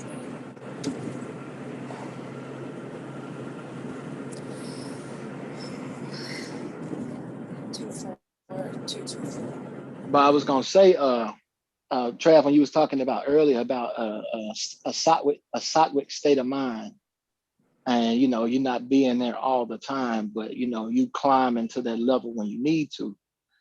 Man, I experienced that. I just experienced that this morning, man, when I was explaining to my wife, or just talking to her and reading to her about in Shooting, and it just started coming to me how all of the religions have taken from this. I won't say well, have anthropomorphized this information in their system, and and it was just coming to me how all of these correlations are coming, like Jesus dying at 33, and being crucified at in a place called Golgotha. You know what I'm saying? Which means the skull. Yep. Yeah, and then he says I think it's in Matthew, Jesus himself says, when thy eye be single, the whole body is full of light. Yep. And then I went and we was talking about the Jed and the Jed pillar and how it's got 33 places, which is the 33 vertebrae, and how it's talking about this oil or this sacred secretion that you can raise, and that's how you fill the body with light.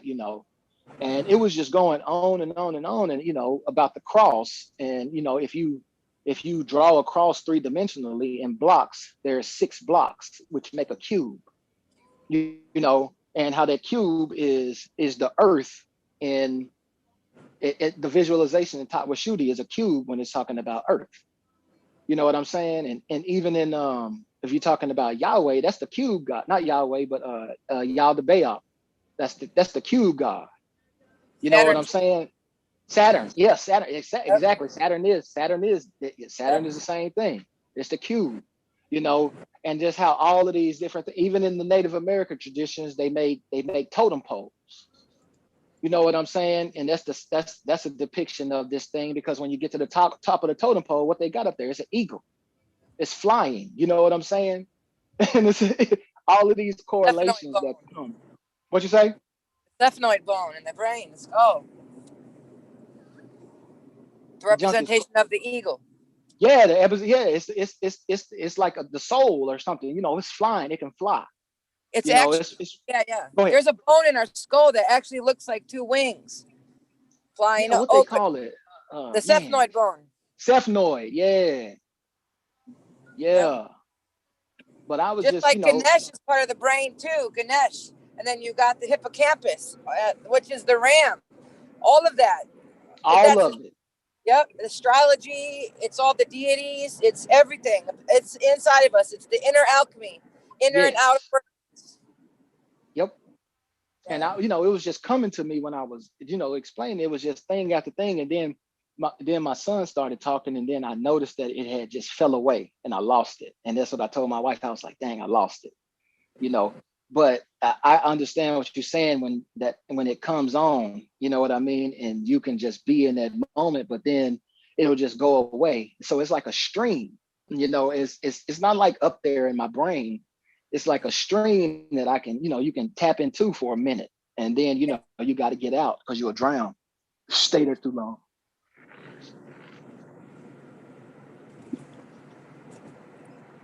One of the things that you'll learn, or maybe now, is that when you're in that state, the moment that you realize that you're there and you try to hold on to it, it starts to slip away.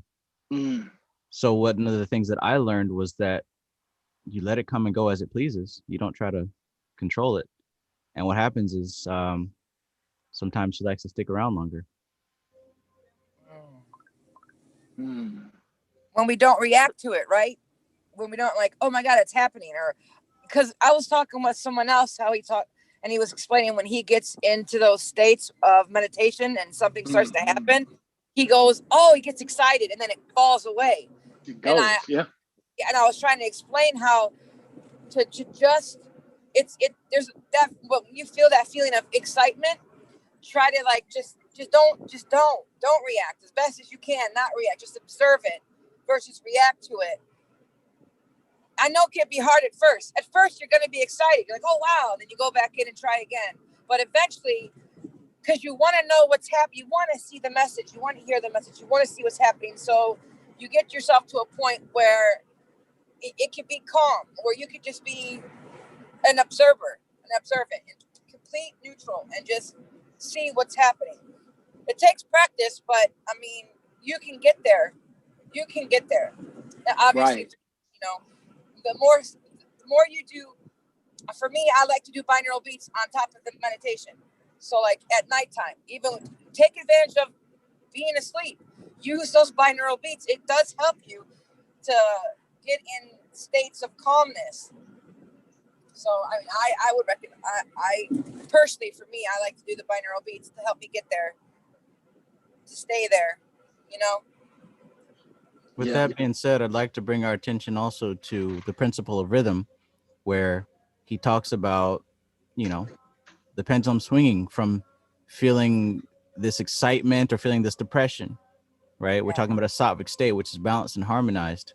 When we start to get excited about it and try to cling on to it, now that pendulum is swinging. Now we're wrapped in the midst of the principle of rhythm as opposed to being a master of it. Rajas is not sattvic. So when we're trying to grasp a hold of the sattvic state, we've now moved from sattvic to rajas. Rajas is activity, right? Yes. Yeah. Okay.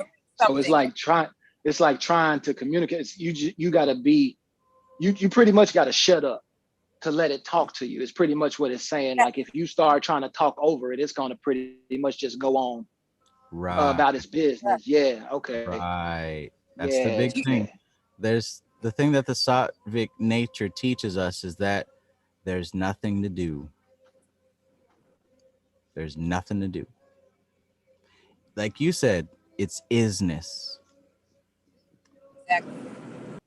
So we don't have to invoke the second, like the opposite emotion of it. Like Now, now that's confusing me. It's like if something is coming, like some negative emotion or positive mm-hmm, emotion, then we are just feeling it. We are just allowing it to flow through us. mm-hmm, Then suppose if I want to get into my desired mental state, mm-hmm. so we have to like, you gave the steps, damn it, I wrote them. So we So have to invoke the, to understand this, Ananya, we've got to understand where we are currently. What I'm talking about is from a standpoint of being in the sattvic state. When you're not there yet and you're still in a rajasic state, the state of activity, this is where you have to employ what she talked about and taught with Shooty and what they talked about in the Kybalion. When you're feeling depressed, you're in the midst of rhythm. You're not in a sattvic state. So in order to balance that, you've got to employ the opposite emotion. You feel me? If you're not in a sattvic state, that means you're feeling some kind of way. So in order to balance that, you've got to make yourself feel the opposite way to bring yourself into equilibrium. Once you've mastered that, now you move up to the sattvic state. When you're there, now the new exercise is to not do anything because you have it. It has you. Does that make sense? Yes. Before you're there though, because you're not there. Before you're there, you're in the okay, rajasic state. yes, And that's a state of activity. You're trying. You gotta, oh, I'm gonna have a business one day and I gotta grind all night. I gotta, gotta work on my business all night long. You're doing all these things. And then you get depressed and you crash. Oh my God, you're going up and down, up and down, up and down. The principle of rhythm, swinging up and down. And that's going to yes, continue forever until you rise above that. Recognizing, okay, yeah, I do want to have this business and I do want to do XYZ, but I'm going to remain centered, calm, focused. I'm going to not let any of this stuff move me from my core. When you're able to stay there, now you realize there's nothing to do. If you're supposed to have this business, you're going to attract it to you. That doesn't mean you don't do the necessary stuff, right? it you just come into the realization, so you realize that there is nothing left to do. Like it comes naturally, suddenly, once you get there. It's not like you are willingly not doing anything. You At an just, identity level now, I'm talking about at like a deep level of yourself, right? yes, Now on a physical level on this world, of course there's stuff to do. Like before I have this business, I got to set up this and I got to set up that. I got to acquire customers. There's stuff to do. But on a deep identity level, there's nothing I have to do. Like Exactly. I don't feel like, oh, if I don't do this, my purpose isn't fulfilled, right? Right. That's an identity level. At that Exactly. level, there's nothing more to do. It's been done. Like I mentioned, when you're in that sattvic state, you're in a knowing. You're in an open channel with the divine. You are now a tool for divine consciousness. you are It not knows. actually waiting for the result. That's Forget the what. result. You're not doing nothing for no result anymore. Right. Ye- Right. Forget the result. We're not doing mantras That's for a result. confusing. We're not learning Vedic astrology for a result. We're not doing yoga for a result. Why we are doing it? Because you answer that. Why are you doing it? I want to. I just love it. Hmm?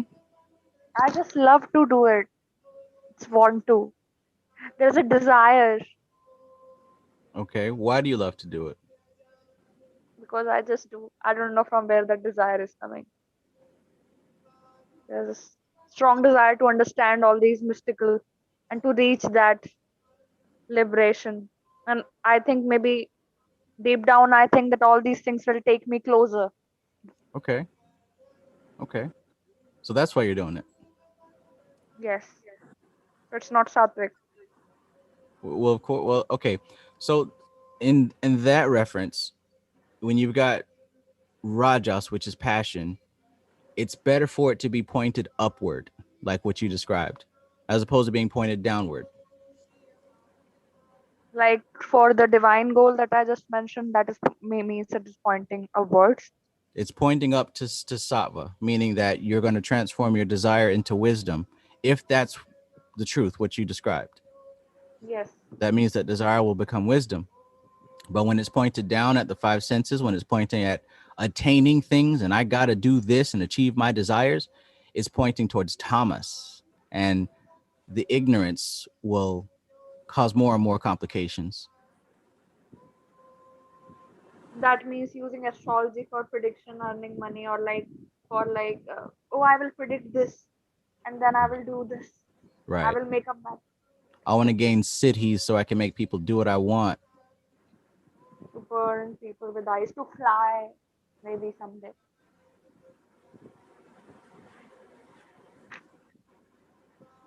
Yes.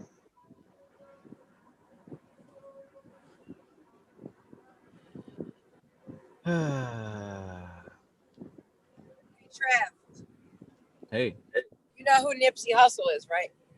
Nipsey I mean, Nipsey Russell. That's what I must say. Nipsey Russell? Yeah, Who is Nipsey Russell? well, every time you say right, it reminds me of him. He was an actor, and he said that all the time. Nipsey Russell? Yes. Wait a minute now. There's a Nipsey Hussle and a Nipsey Russell. What's going on here? Hold on a minute. Yeah, I mean, Yeah. Nipsey Hussle named himself after Nipsey Russell. He was old. He was on the love. Oh, wow. Okay. Right. yeah, Yeah. Nipsey He was Russell. on- And you can, yeah, when you look at him, he has these beautiful straight teeth, and he'd go right and smile and look at you like you were crazy. When he would say Oh, it. right. Yeah, every time you say it, I think of that. And I wonder if there's some kind of astrological significance between the two of you, why you both say that the way you do. Oh, I'm not trying to make somebody feel bad. No, I don't think, I'm not saying you're making people feel bad. He wasn't always like that either. Sometimes it was mostly like, all right, I'm hearing what you're saying. He would just say it like in a response. It was a common response he had. So I wonder, you know, how some people, certain signs will say, I see, or I know, or I feel. So I feel like Right. it's something like that. Yeah. So I think it might be something to do with that. Interesting. Yeah. It was funny because I'm like, man, when he says that, he reminds me of somebody. Where did I hear this all the time? I couldn't figure it out. And then he popped up on my YouTube, an old video with him in it, and he did it. I'm like, that's who it is. Oh my God. Wow. Yeah. What are the chances too? Because it was from like the 70s. This video was. It was an old TV show he was on. He was in the Love Boat, wasn't he? I'm not sure. I think this was. Yeah, okay, go ahead. Sorry. No, I was gonna say I think so. Go ahead. Yeah, it's possible. I think the one I saw him in was a movie with I forgot her name, but Chevy Chase was in it, and the lady from Overboard, Goldie Hawn, and he was like some kind of lawyer or cop in that movie. It was a comedy, but he did it, and I was like, oh shoot, that's Trav. Right. Right. I feel like I've seen this guy before. Oh yeah, for sure. I mean, I remember seeing him a lot when I was little in the 80s, like on like specials on TV and stuff. I feel like he was in the Alice in Wonderland special from the 80s. He was in The Wiz. Oh, yep. He definitely Yeah, he was probably the Tin Man. He was the Yep. Tin Man. There you go. I knew he was in one of them. Mm-hmm. Okay. You just gave me something to look up a little bit later. Yeah. Here you go, bro. Okay. Trambakam yajamahe sugandhim pushti vardhanam urvarukmiva bandhanat mityor mukshya mamritat. Om. Are you still doing that one video? That one 1,100 times? Every day. Yes. A day. Same. A Good. day. I've been up for over 24 hours and it's been on non-stop. Oh man. If I wasn't studying and reading, I was chanting the mantra. Nice. Satyananda said, leave him alone because he's going for a 24-hour It's 3 o'clock. mantra. I'm trying to get there. Hell yeah. Get my 100,000 rounds in. Getting your 100,000 rounds in. I don't know what y'all doing. I'm getting my 100,000. 100,000. 100,000 views. Oh man. But yeah, just interesting how from what I was reading from David Frawley's book about mantras is that the way he puts it, mantras are pretty damn important. They are the central tool for all of this yogic science, all of it, because you can't get away from using mantras. Even in Dharana Darshan, Soham is the mantra for Jnana Yoga. Soham, that's a mantra. Yeah. All across the board, the use of mantras. And it was saying that you can't attain siddhi with tantra unless mantras involved, but you can attain siddhi with mantra with or without any kind of tantra.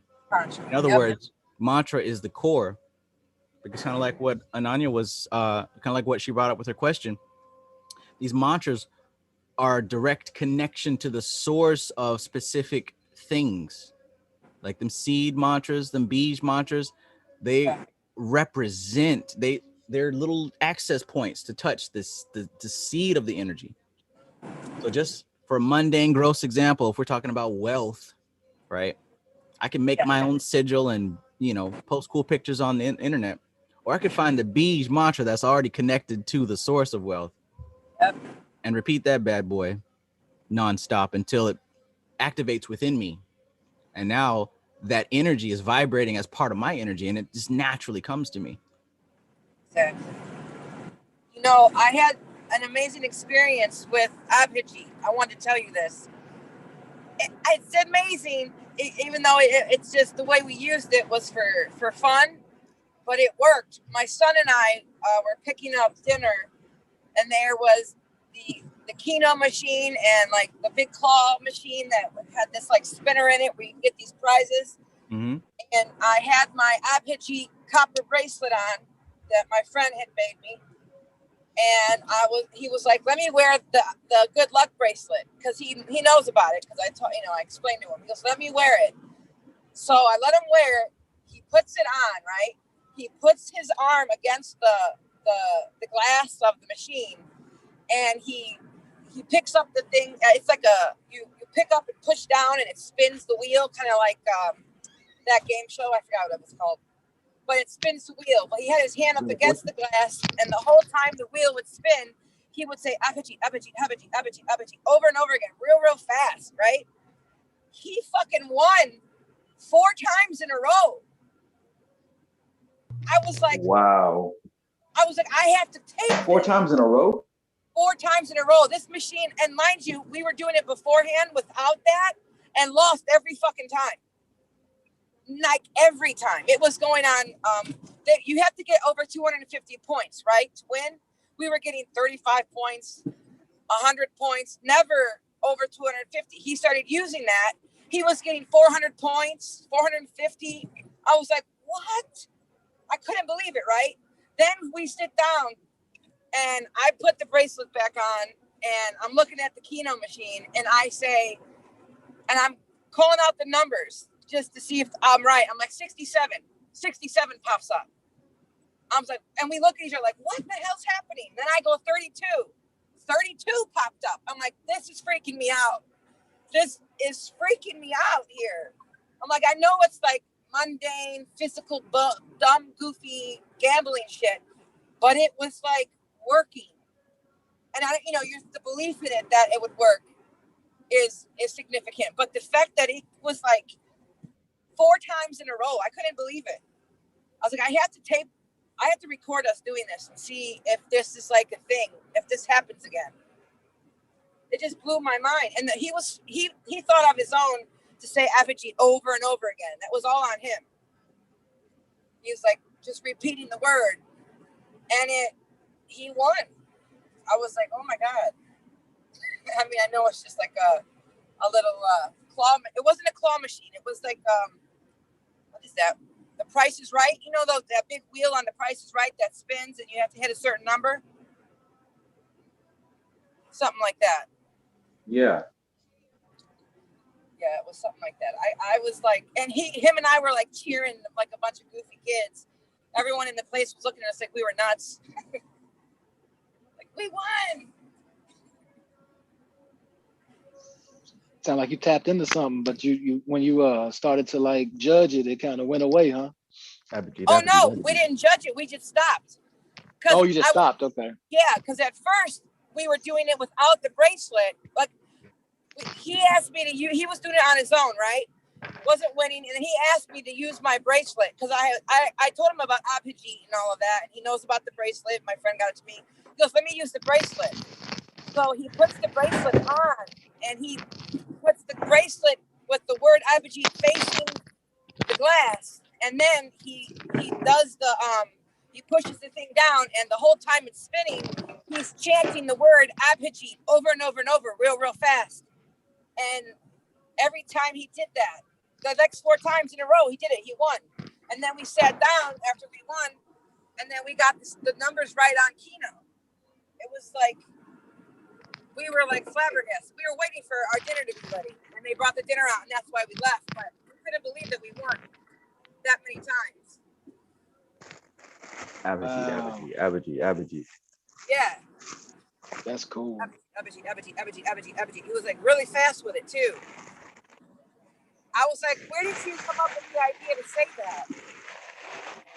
He was like, I don't know. It just felt right. Mantra City. Man.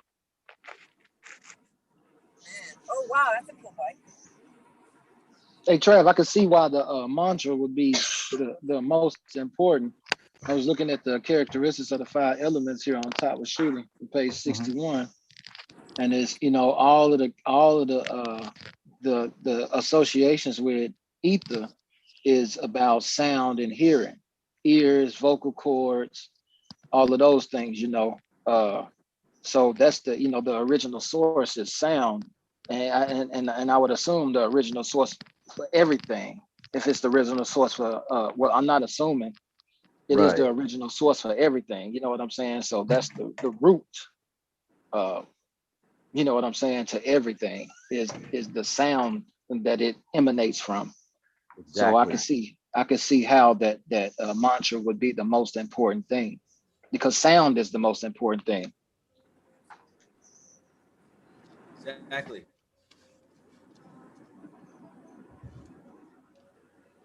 That's exactly it. We're dealing with vibration, but specific vibration, and like I mentioned also earlier, our thoughts are primarily words. Our thought process is regulated by words. And they say you are what you think, right? On a regular basis. You're the words that you're feeding and circulating in your head on a regular basis. So if we've got seed sounds that are related to specific expressions of energy, right? And we're able to circulate those in our head, of course, we magnetize those things to happen and manifest in our lives. And it isn't really about what the mantra is saying. It's about what energies and functions those sounds tap into. Yeah, absolutely. So is the lesser banishing ritual, that in itself is a mantra with corresponding yantras? Like I know the angelic names too, but I guess not in Sanskrit and just a different language. Absolutely. That makes me think of the Anapakoak, that prayer, the 42 names of God. That's all about vibration, sound, and frequency, like saying it right. That prayer is powerful, very powerful. Very much so. Same premise, most definitely. Same premise. The difference being, the language, of course. English isn't a very pure language. Right. I can say a phrase like "you straight," and that can mean a million different things. Not very pure, very diluted. But when we get to the Sanskrit language, or even the original Hebrew, when we get to the Sanskrit language, it is very pure. It means something beyond words. It the Sanskrit language and even to a degree the what is the Hebrew language? Aramaic or the Paleo Hebrew. Well, the one that's used in the Kabbalah stuff. Those languages are more true to the vibrations that they represent. Yeah. So when using the original language, that's why we say Yod Hey Vav Hey, or Eh Hey Yay and Adonai and all that stuff. They're tapping into specific energies. But imagine if the LBRP has worked for you, the Sanskrit mantras will be even more effective. What did That's Dion why they Fortune have, say? like, in different languages, they have like different intonations of the sounds, like holding a certain vowel for an extended period of time, and like connecting letters, making nasal sounds. Like they have that in Sanskrit, Arabic, and Hebrew. It's like where the words emanate from. We talk a lot from our throat, but a lot of those old languages, they spoke from their gut. Yeah. It was like a guttural language. You know what I mean? A lot of the monks and even like some of the natives in like Canada, they would use their second vocal cords and do this. I forgot, it's a certain kind of singing to the babies, the infants, and it was like growl singing, and it was from the second vocal cords, and it was very guttural, and it was real deep sounding, and it was like an ancient practice, and yeah, that was significant. Yep. They even do that in Asia. Asia got that, with them guttural languages. Yeah. So that's how they spoke, that those ancient Japanese and Chinese was, they, you know what I'm saying? Yeah. That kind of way, but and those deep guttural sounds, for me, I feel deeply grounded, very like those sounds like that. I can feel it in my feet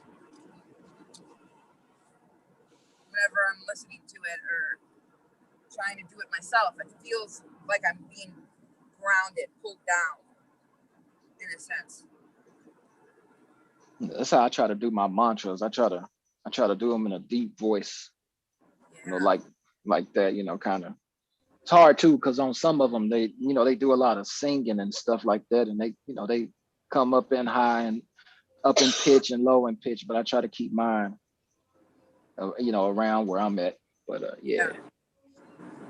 If at all possible, it's best to see if you can find an authentic person pronouncing the mantras and maybe even describing them if you can, because they put a lot of emphasis on the effectiveness in saying it correctly, because it's not just the guttural sounds. They've got about 5 different types of sounds in the Sanskrit.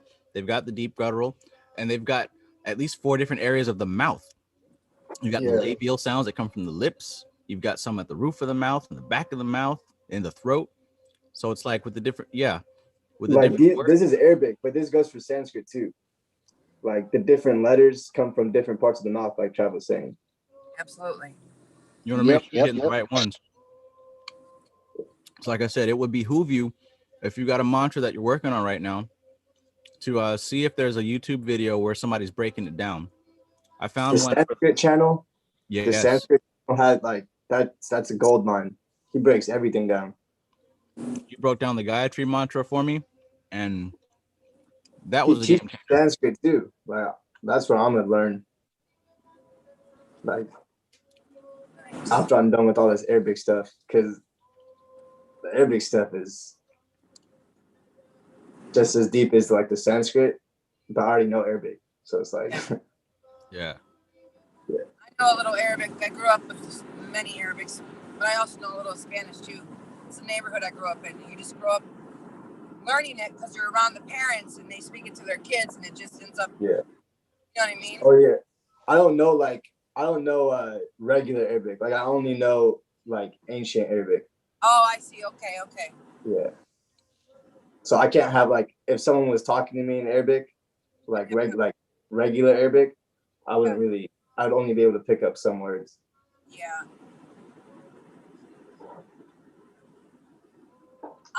when people are speaking Spanish, I can understand what they're saying, and I can almost understand the whole conversation, but I can't speak it as much. I can speak some of it. I didn't study as much as I should have, but I understand what's being said to me to a degree. I can understand what the gist is, but when it comes down to a return, I have to get better at that. Like I can do the basics, like the basics, but not anything to have a full-on conversation. Although I can understand what they're saying to me, which seems weird. You think I would be able to do that? Do you have like any aspects or placements that like speak to you knowing multiple or like into multiple?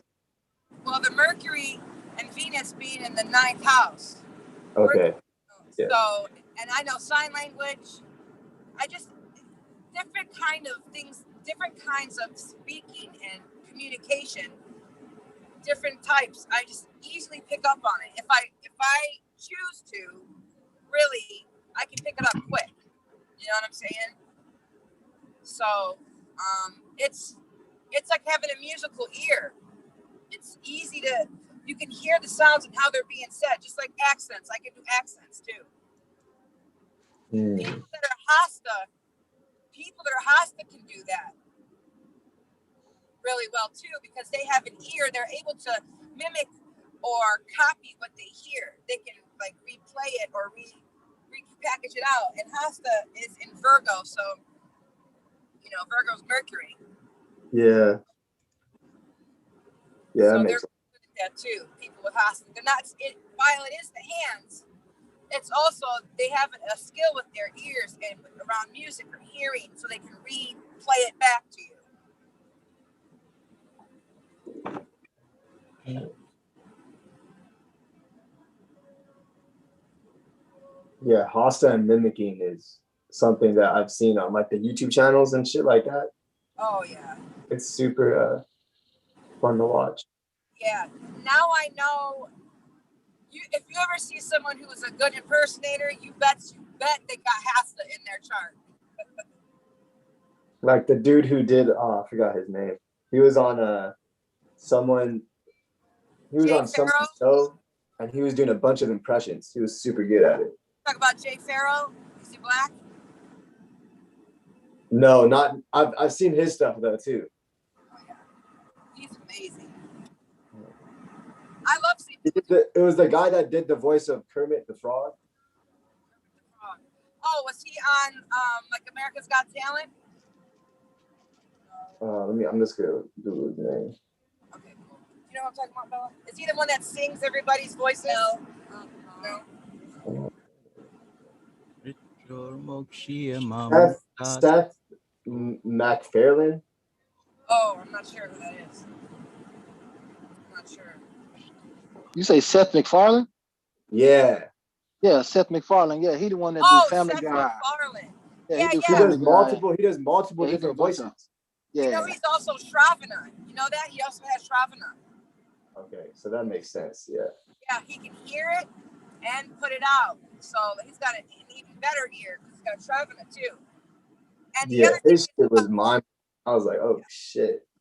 Shravana and Hasta have this thing where either they're into the paranormal or they expose people in the paranormal or they think it's bullshit.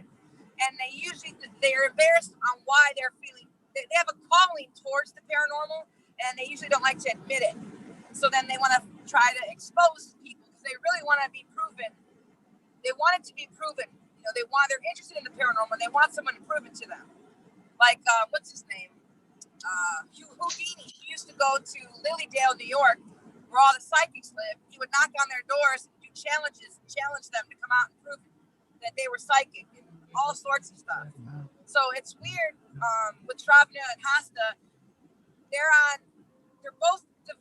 delved into the paranormal, but either it's on one side or the other. They're either exposing it, saying it's bullshit, or they're like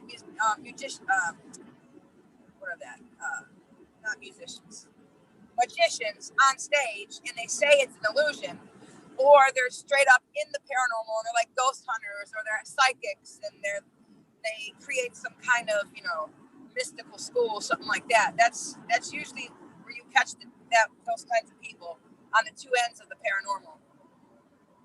You said hostile? That's Shervana, right? Pardon? Oh, that Trav has Shervana, doesn't he? He did, but his chart changed. I have Shervana, Jupiter, second house. Oh, okay. All right, cool. Yes, that makes sense. Oh, I don't know. DKDF also has Jupiter, Shervana. Nice. And Jupiter, the guru. The only thing that really changed, Kristen, are my houses and my ascendant. And your Navamsha's changed too. All your Dasa information changes. Remember, it's every a minute and a half it changes. So it's the details, the deep details in there. I don't know all that stuff yet, so. Yeah. Devil's in the details. Yes, definitely. I ain't even there yet. Yeah, that's all right. You'll be there. You will be there. Sunshine Chick in the chat asked a very good question. How do you pick and choose what mantras to do? The mantra chooses you. No. I mean, truly, the mantra chooses you. But yeah. Of course, for people who, you know, want to get started and don't have a guru or don't have a guru that knows them well enough to assign them one, you can't go wrong with Om Namah Shivaya. You can't go wrong with the Ganesh mantra. You also can't go wrong with Dattatreya. And that's actually one that I started with. Dattatreya is specifically for ones who don't have a guru. And that mantra is kind of a stand-in until you do find one. Om Nam Dattattreyaya Namaha. That's a really cool one. What else? You also can't go wrong if you're looking at the day and you do the mantra for the planet that rules the day. That'll get you started. At least you'll get the juices flowing, the ball rolling. But once you get into this process, just like everything else spiritual, it's going to attract to you what you need. So don't fret too hard. If nothing else, just do the mantra for the planet, or Om Namah Shivaya, or Om Gan Ganapataye Namaha. Shiva, Ganesh, Dattatreya. Do what you're called towards, what's pulling you. This is a very energetic thing. It's not a logical thing. If it don't feel right, if you sitting here suffering, don't do that mantra. And in the meantime, if people can't find one, just saying like Om is a good mantra too. Like just Om. Yeah. That's excellent to start with right now. Om. You already know what you need to know for that. Yeah. Maybe do some research on, you know, like I said earlier, and like Amar mentioned, the Sanskrit channel. The thing about this Vedic stuff and this ancient information is very detailed. So pick something and go deep into it. There's no excuse to do any of this wrong, because the information to do it right is definitely there, right? See, I could have just picked one of these mantras and been saying it wrong, and perhaps things wouldn't have worked out. But just a little bit of research will take you a lot further than, you know, where you are.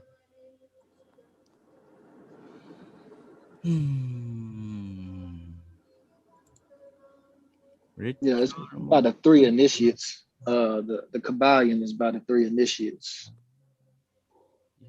Also, when I was reading like the chapter of rhythm, I automatically got I heard the like mystical Kabbalah. Like whenever she talks about like Gibura and Gidula, the whole like catabolism and like the downbreaking and upbuilding, all of that, like the swinging back and forth. And then also in the Bina chapter, verse 13, she specifically talks about rhythm. Oh shit. That then builds a momentum. You got the sound of the words you're saying, and then on top of that, the rhythm you're speaking it in. And it builds a momentum like a drum. Boom, boom, boom. It's on page 134.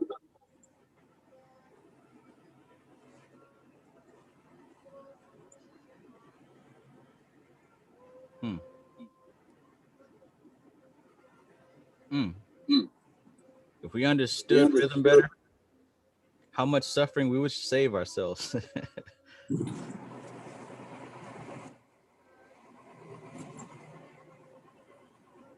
did that say private drawing? Yeah. Did it? Of course it did. So it has a lot to do with understanding that rhythm is a natural part of this dimension we find ourselves in. Like what I've seen, everything goes in cycles and circles and patterns and loops. That's rhythm from one side to the next. If you understand that, then you know that you don't have to get caught up in all that nonsense, right? You can recognize something before it happens. You know when somebody comes up to you and starts talking drama.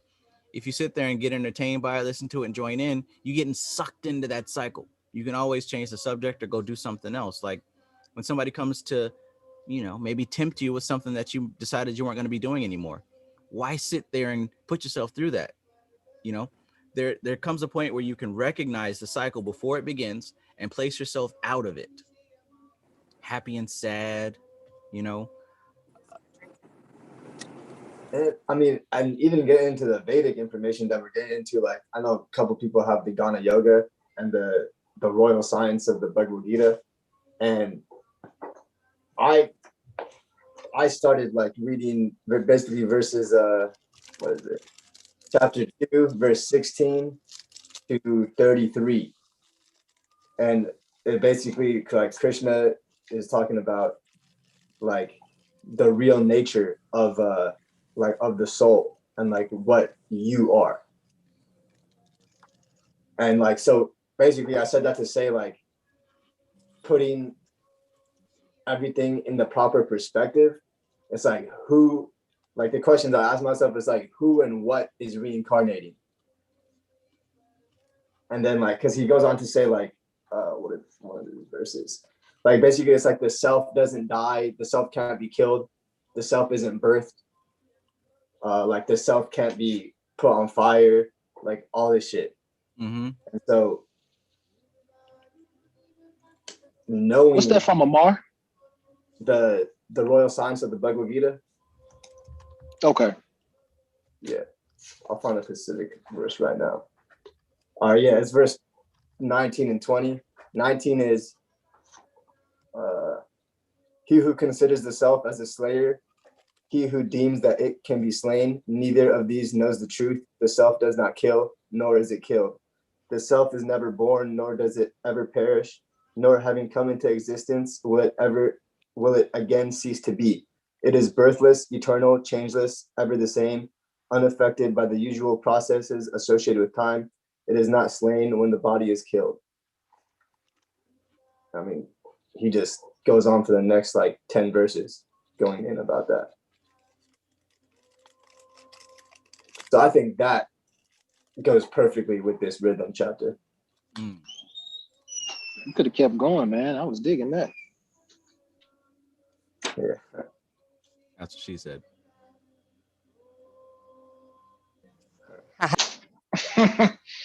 Always. I resisted saying it that time. I did, but yeah.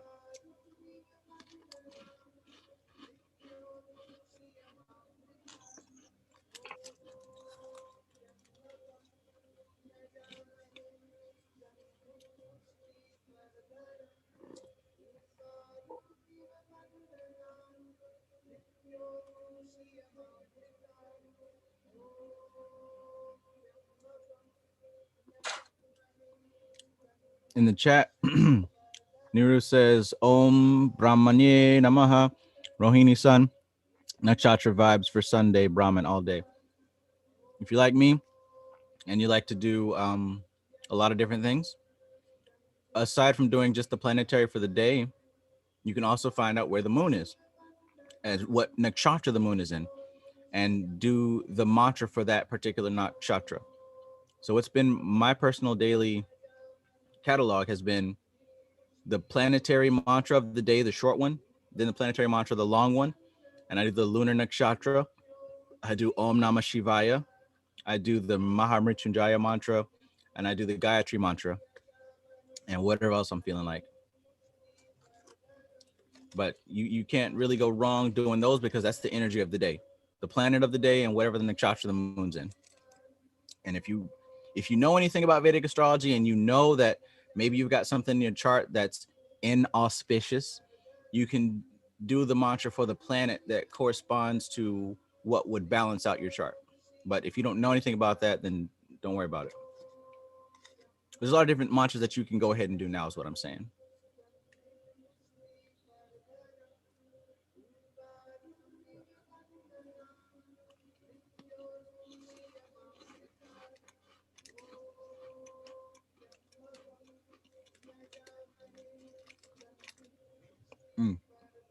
And Christian said, you can also do the Bij mantra for your ascendant sun or moon, nakshatra, or any of your planets' nakshatras.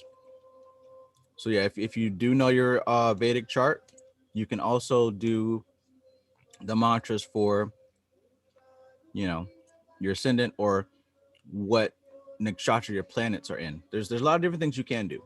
And I think that just by picking something and doing it, you'll start to naturally gravitate towards what you're actually supposed to be doing. Because whatever you pick right now is going to help balance out your karma now. And once that's balanced, you will be led to the next level of mantra you're supposed to do. Believe that.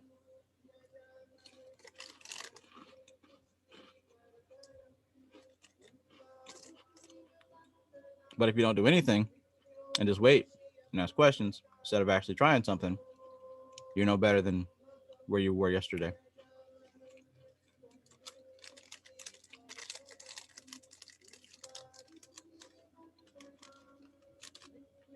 This is a living science, okay?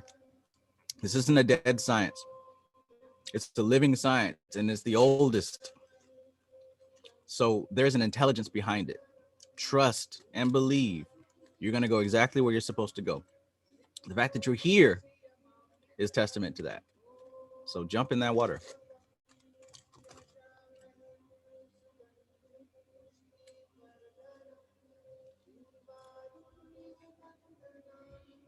For some reason, I feel it feels very good and very right for me to do the Saturn and the Rahu Bij mantra. I don't know enough about Vedic astrology to come up with the reason, but it just feels very good for me to do the Saturn and the Rahu. Those are my favorites so far. You have a lot of you have not a lot, but you have Capricorn in your chart, maybe significantly, right? Like your Shravana, and then maybe a couple other placements. And it's in his second house, so that makes sense. But you know what's funny, Trav? I feel the same way about Saturn, the Saturn mantras. I always end up, when I have my list going, when I'm sleeping and it lands on it, I always end up having like profound dreams during that mantra.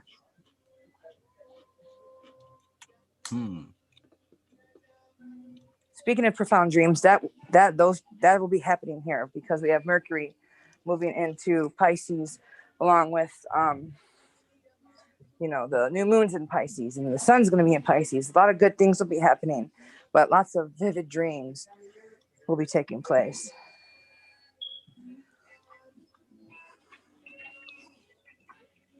Vivid dreams.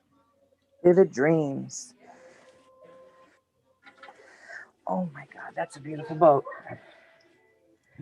Bella, look at this boat.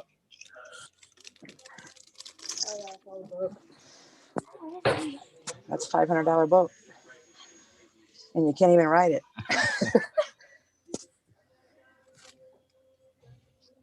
Beautiful. Let me take a picture of it. Reading about karma in my super rare karma book, I found that even the teacher ends up taking on the karma of his students. Oh, yeah. That kind of explains it. I'm sorry. No, you go ahead. I was just going to say, that's funny you say that, because the lady that did my little clearing session, kinesiology session, I think that's what it's called, she spoke about that, how she ends up taking on the people she's clearing or helping with their karma in that moment until it's cleared away, until there's like until it passes, till it's moved on.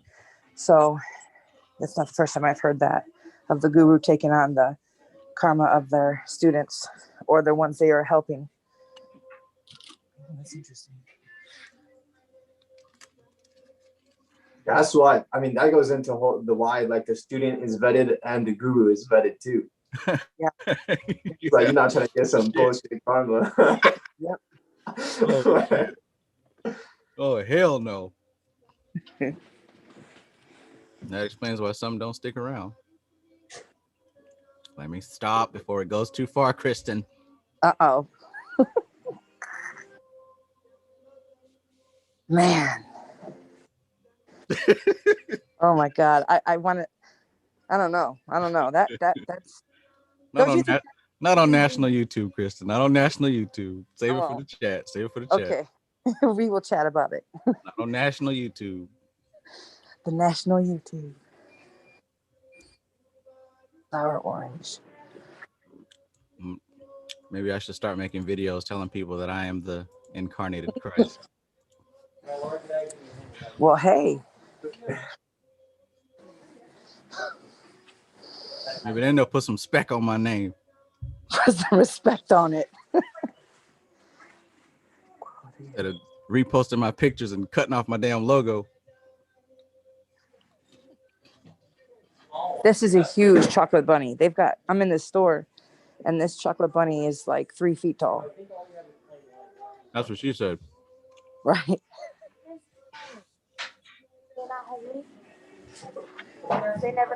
That one came out real easy right there, Trav. You didn't have no resistance on that one. No resistance.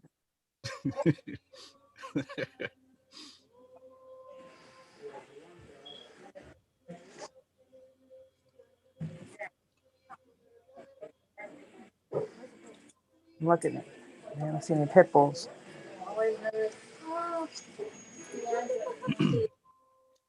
IDK DKDF says, is there a way to minimize the effects of that, the effects of someone else's karma affecting you? I think that it's perfect, honestly. The whoa, what you did with those eyes there, Knight? Took me out for a split second. I think it's supposed to be that way because even for example, me doing these lives and staying on for like 12, 20 hours, that's part of me burning my karma. Like it's supposed to be like that. You know what I'm saying? Like it doesn't just happen. Nothing happens. Everything that does happen is an effect on this plane, not a cause. So if a guru does take on students and he does incur the karma of those, it's supposed to be that way. He's in debt to those people. I'm in debt to a lot of you guys. That makes sense. That's why I say thank you when you guys say thank you. You're helping me. It's all perfect. Yep, it is. It really is. I'm And just that helps perspective. Oh, you go, I'm sorry. Chris. My bad. No, you go ahead. I'm sorry. I was just saying the Goro book, it explains that karma so nicely, like how karma goes into the space that you're in. Like basically it's like when I went to the gym today, if I ask someone like, oh, like, are you using this? Like me and that dude, like why did I say that to him and not anyone else? And like just me even sharing that same vicinity with the 50 other people in the gym at that specific time. Like those are all karmas and like ranubandhas. And you know, I didn't know the words for these and the relationship, but deeply I knew that and I felt that like every little piece of contact with everybody, it's supposed to be that way. And it becomes clear whenever, you know, I go out and the one person that does talk to me is the one with the unicorn shirt on, you know, like little shit like that became clear that it is all orchestrated so finely and so perfectly. There's no reason to worry, complain, stress out. Like that type of thing is literally beneath me. How dare I worry and stress and fear? It's insulting to like insulting. Yeah, it's insulting. And that should be the same for all of y'all. You know what I'm saying? Like, how dare you sit up here and study this and practice this, and then on the same token, oh, what if I don't know? What if they're gonna Bill Gates? Bill Gates. Stop it. Stop it.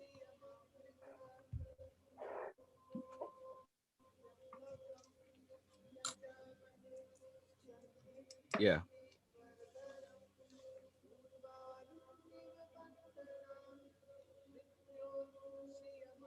Yeah. I done seen it too many times. Like there ain't no random people. It is all so perfect. Like even the fact that like say you're gonna go to the store and then like you get distracted by your phone or you go cook something to eat real quick, like every little second counts. By the time you do get there, you know what I'm saying? Oh, there's only one left of that thing you were gonna buy, or they're just now restocking it, or like to the extreme, someone has a car accident, that could have been me. Like it is all so perfect.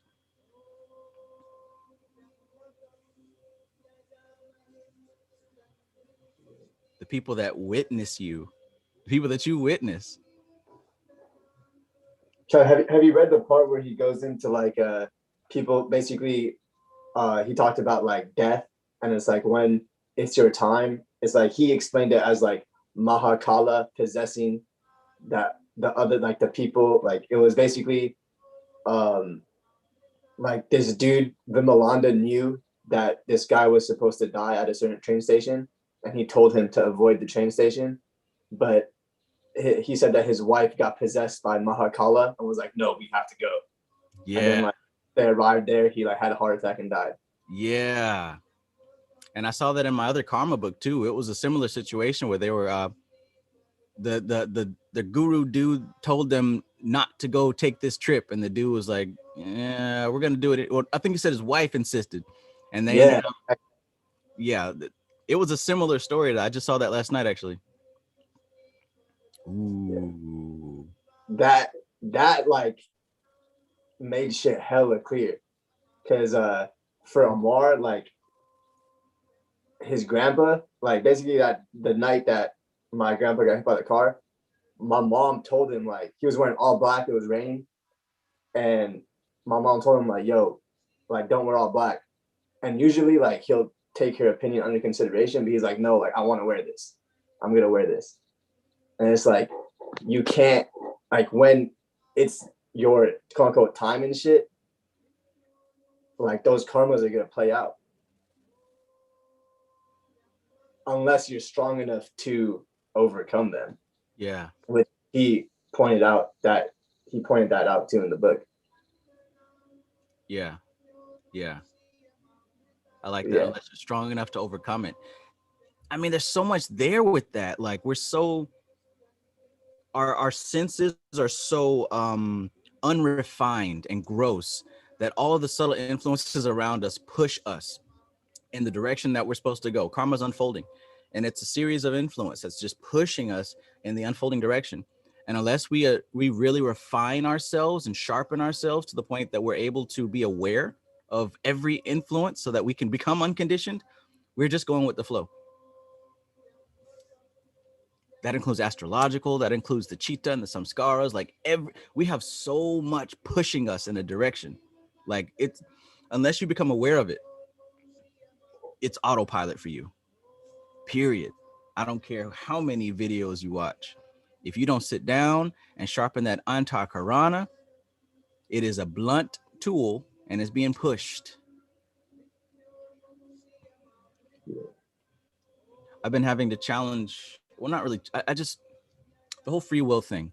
I'm glad that I haven't jumped to a conclusion yet. I mean, I've got some data that leads me in a direction, but I haven't jumped to a conclusion yet because studying the Vedic astrology now, I'm seeing them say things like it can't, your destiny, your karma can be superseded. And they give some information on how such a thing could be possible. But they also say that it's very difficult to do. I like that. I like that. It makes sense. We're facing a giant wave. It's like we're underwater and this wave is pushing us. And unless we know how to swim against the current, we have no choice but to be pushed.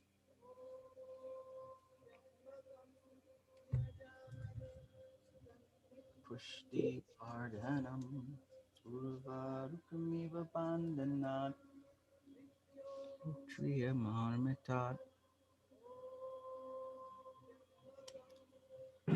What's key is understanding this mind of ours, or the many parts of this mind.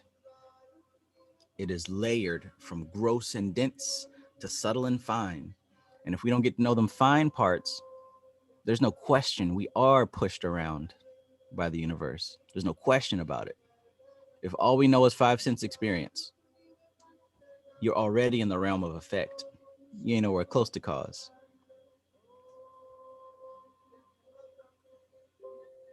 But the subtle influences must be recognized. That's the point of the shadow work, to recognize the subtle influences and to neutralize them, to rise above them, not to do shadow work forever, because you're still, that's like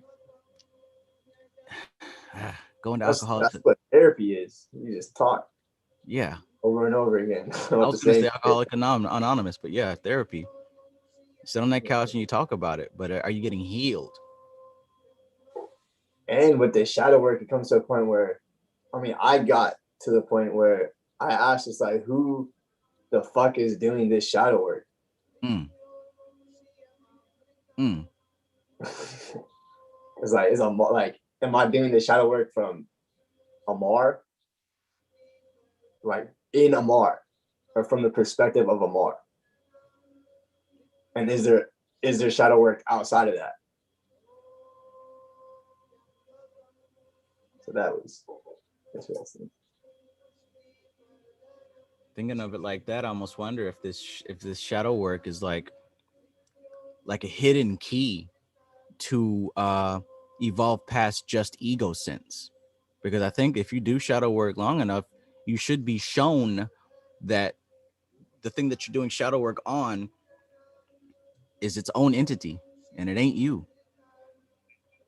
That's kind of one of the things that I saw.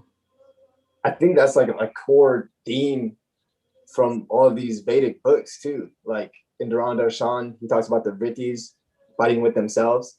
So it's like when I'm doing Tattva Shuddhi now, if I hear, it's like, oh, you have to go to the gym. It's like, no, we can't go to the gym. We're in the meditation. All that shit. It's like, I'm just hearing my Vrittis go back and forth. Yeah. I'm observing, like, I'm there. Like, they can talk, do whatever they want. Yeah. I'm just watching. And check that out. You're the witness of that conversation, that dialogue going back and forth. Most people identify with that dialogue. They are that dialogue. How can you can't heal yourself if you're in the midst of it. You have to kind of zoom out and observe it. And how can you do that unless you sit still and recognize these voices at play? Ginger ale. Yeah, I smelled that when you opened it. Tasted that too. I'm like, ooh. Oh man. These things are on sale. Buy 2, get 2 free. I got so many. I got so many.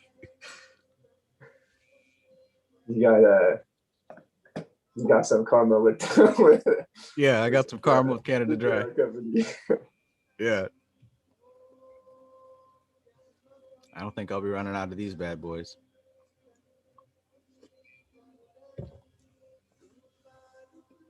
That's one thing my baby mama taught me. Go to the grocery store and stock up on what's on sale. I don't buy nothing regular price. Just get everything on sale.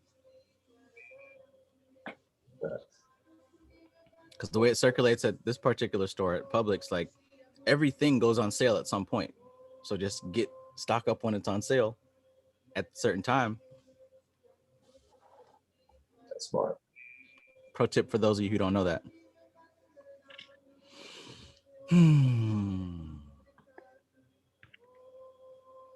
Dark Angel says, I thought karma was cause and effect.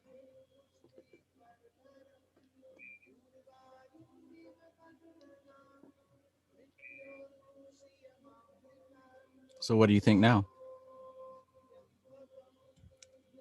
Because it sounds like that's what you thought before.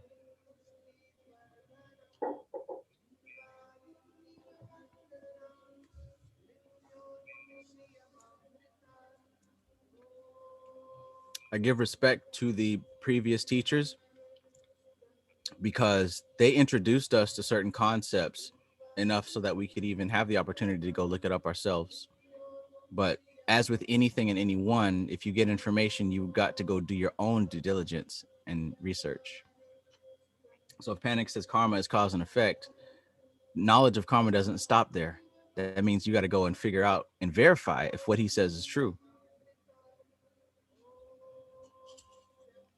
Because karma can be described as cause and effect, but that does not by any means just explain it in its totality.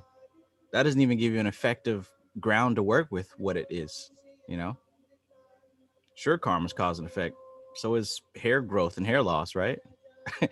Everything's cause and effect. But that doesn't give you a workable definition so that you can do anything about it. The way I like to look at it is maybe it's the moolah in me, but I have always had to go to the root. Where does the word karma come from? It's a Sanskrit term that comes from Vedic philosophy. You got to go to the Vedas and Vedic philosophy to define karma.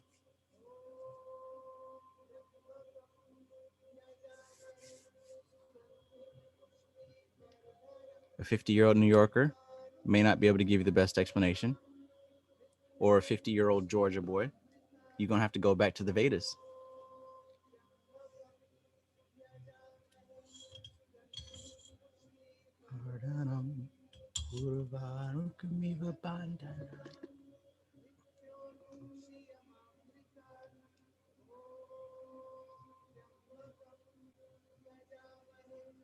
Oh, Justin Simmons says, is there any certain Gayatri Beej mantra that you use? I use the original one. There's one for each, there's different ones for the different deities, but there's also the original one.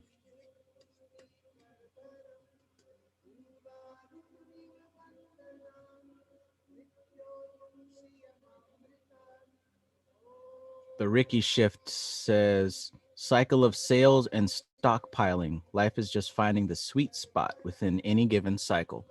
Absolutely. Because even if you pay attention to them sales, it's a pattern, it's a loop. Like you said, find the sweet spot. That is all of life. At some point, everything in life is on sale. That includes astrology, right? Auspicious times and inauspicious times, good times, bad times. At some point, everything's on sale. The old folks used to say every dog has its day.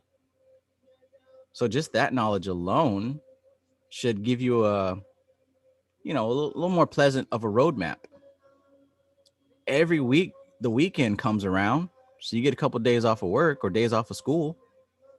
Patterns, patterns, patterns. This place is impermanence. Nothing is permanent. However, there's always cycles. And if you can pay attention to them cycles, you can navigate and slide through like oil sheen.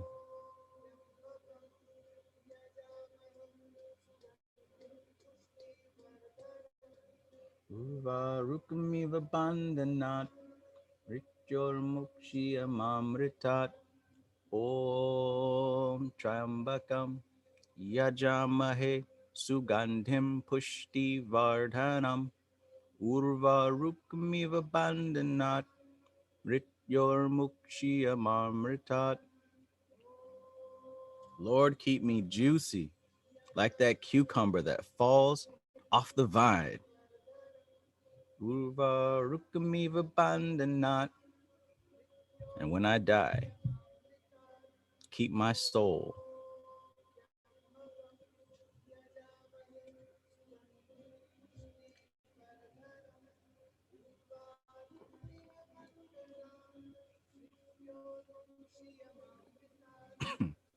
That immortality.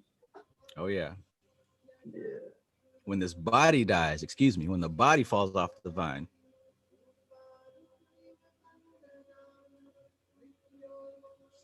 I'm starting to develop some feelings for this mantra. Yajamahe Sugandhim Pushti Vardhanam Urvarukamiva bandhanat.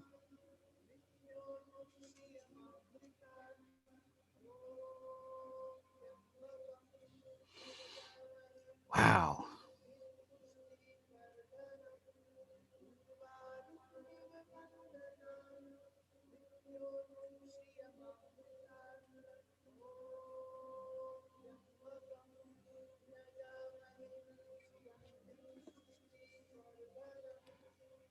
So everyone in the chat, especially those of you who may not be as familiar with some of this stuff, Do you have any questions or pressing concerns or anything that you'd like to address or have addressed, whether it's from the Kybalion or this Vedic stuff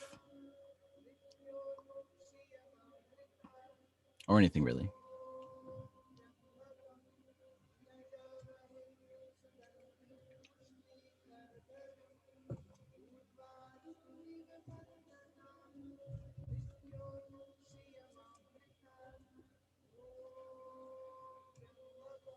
Stuff Dog, you still with us?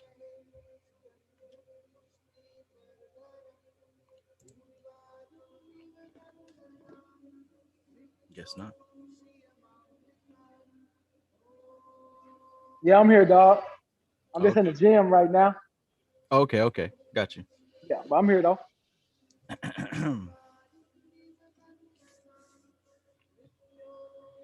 Karma is what we're dealing with in this physical plane with this physical body. It's not even really yours. You're managing it for the time being, but like everything else, you can let God handle that.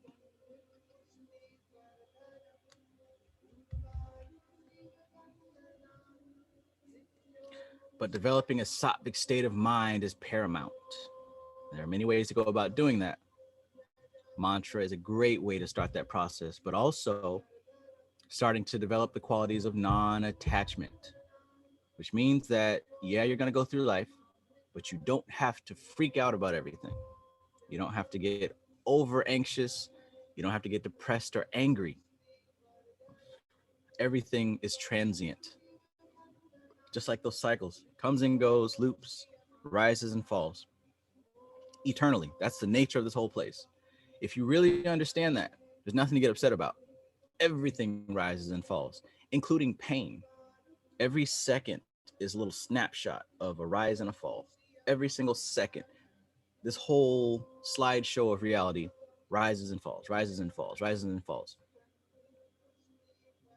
Those of you who've taken mushrooms before at sufficient doses notice that when the trip starts, it rises and peaks and falls. Then it rises again, and each rise is higher until it gets to the apex. Then it falls. Then it might rise again, but lower. You see what I mean? That's what life is. Every moment is a rise and a fall, overlapping rises and falls. If you can see that clearly, you're looking at the ones and zeros of the matrix, and you learn to not get attached to it whatsoever. Now, this non-attachment brings a higher degree of awareness, which can even lead to developing abilities that some may refer to as supernatural, including things like extremely good luck, because you're beginning to align with the consciousness that directs matter as opposed to the matter that is under the influence of a higher consciousness. But in order to get there, you have to see clearly your current situation and not identify with it as it, but identifying as an observer watching this thing. You don't have nothing to do with it.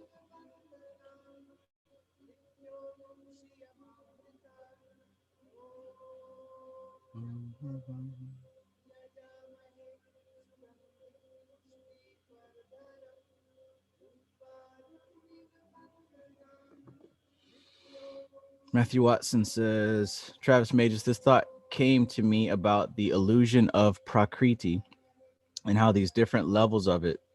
So when we dream and have these spiritual experiences and get attached to them, how can you?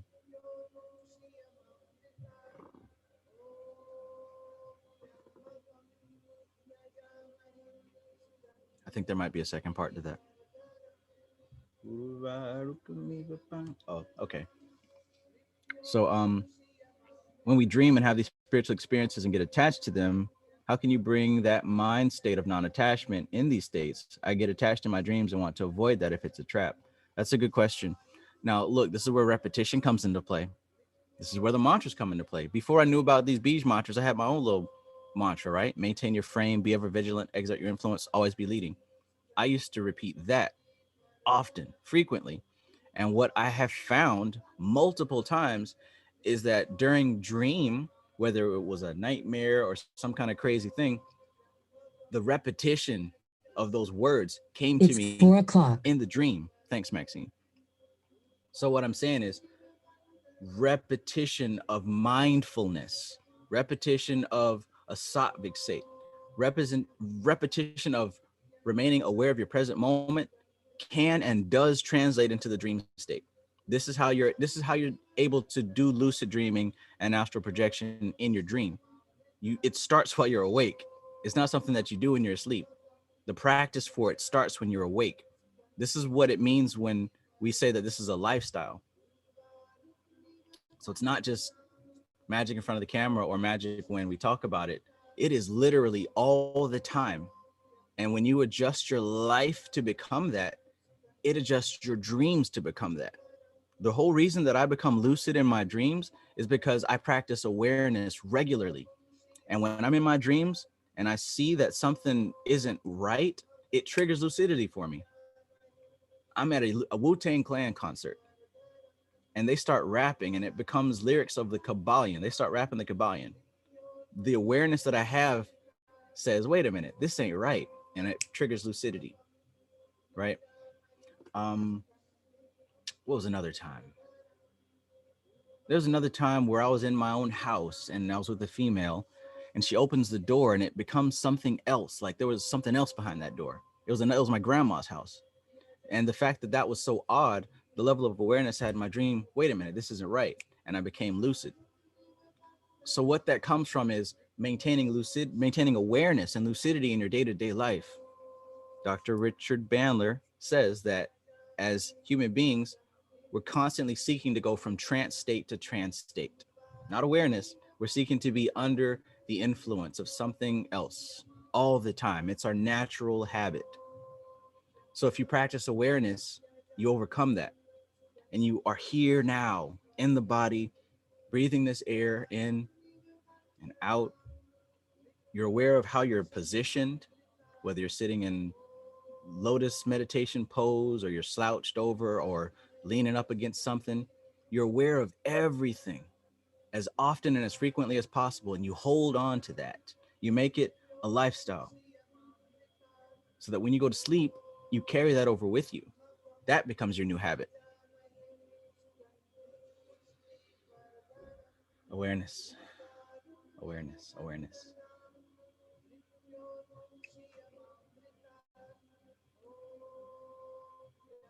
I'm willing to wager that attachment is a state of not being aware, because true awareness knows, like I said, that all this is transient, all this is temporary.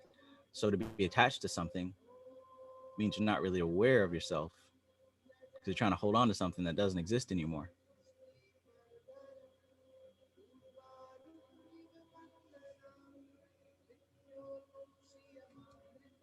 If you guys go spend money on those overpriced lucid dreaming courses, you'll find them saying the same thing.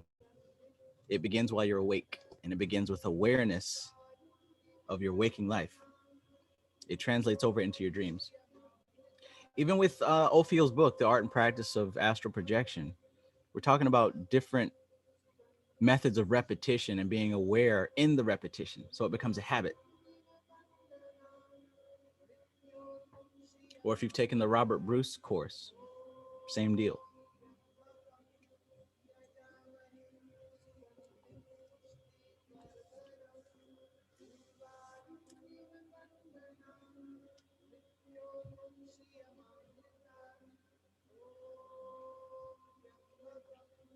Yajamahe Sugandim Pushti Vardhanam Urvarukamiva Bandhanat Richor Mokshiyamamritat.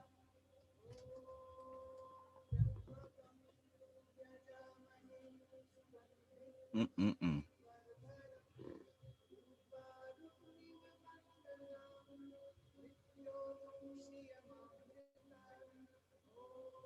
Purification is possible. Liberation is possible.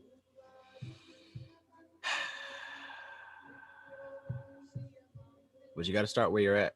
You got to figure out where you are, figure out where you want to go, and connect the dots and get started on that path.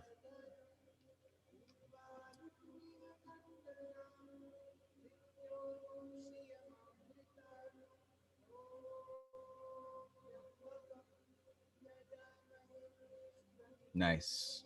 IDKDKDF says, I was getting chased in my dreams until I got into this Vedic shit. I actually bust out the building I was having reoccurring dreams in and flew up. Nice, nice. Up and out.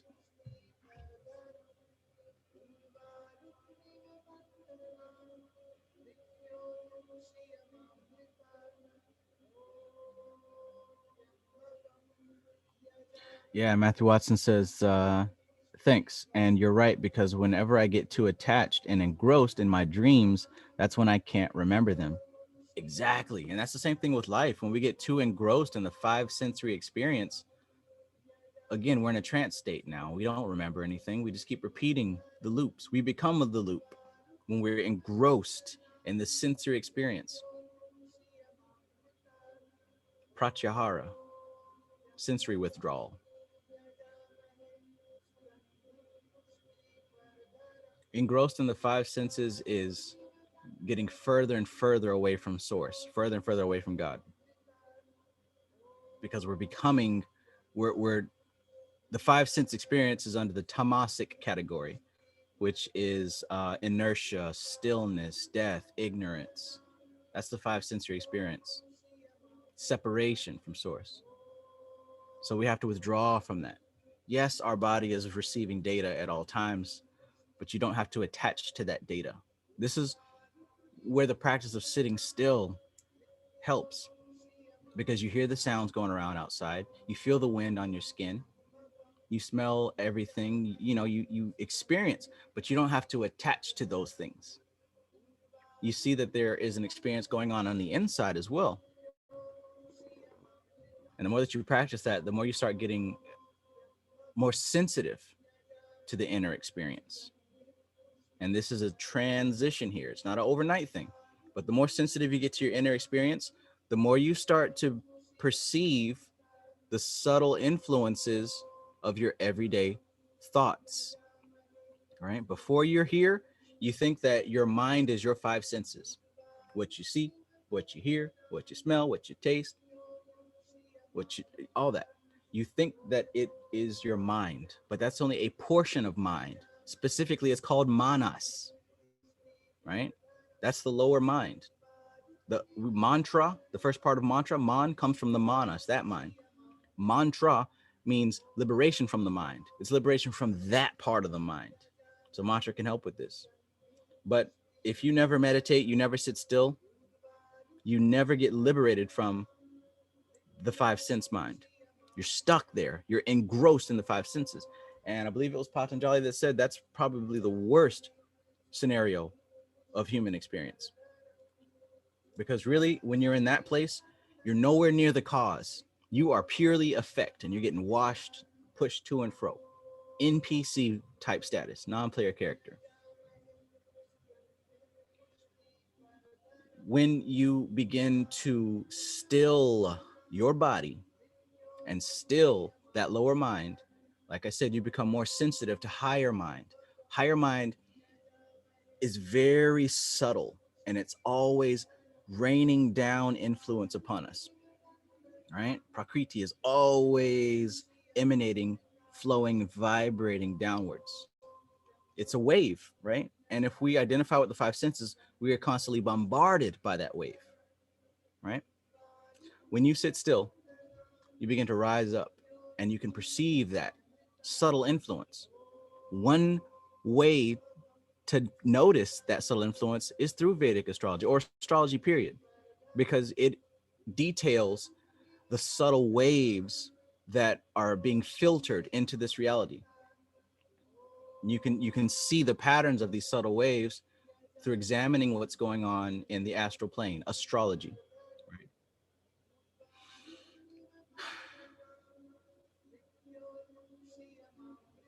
Now, these subtle influences that are coming down, they're influencing something. They're influencing deeper parts of your mind.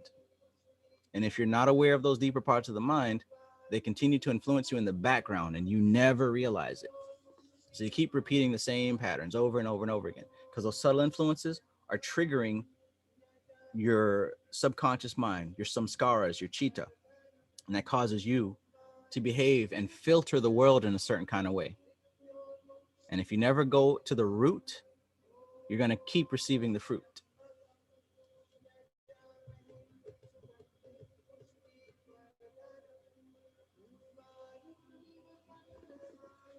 Mrichor mokshiya mamritat trambakam yajamahe sugandhim pushti vardhanam urvarukamiva bandhanat Richor mokshiya mamritat. Mm.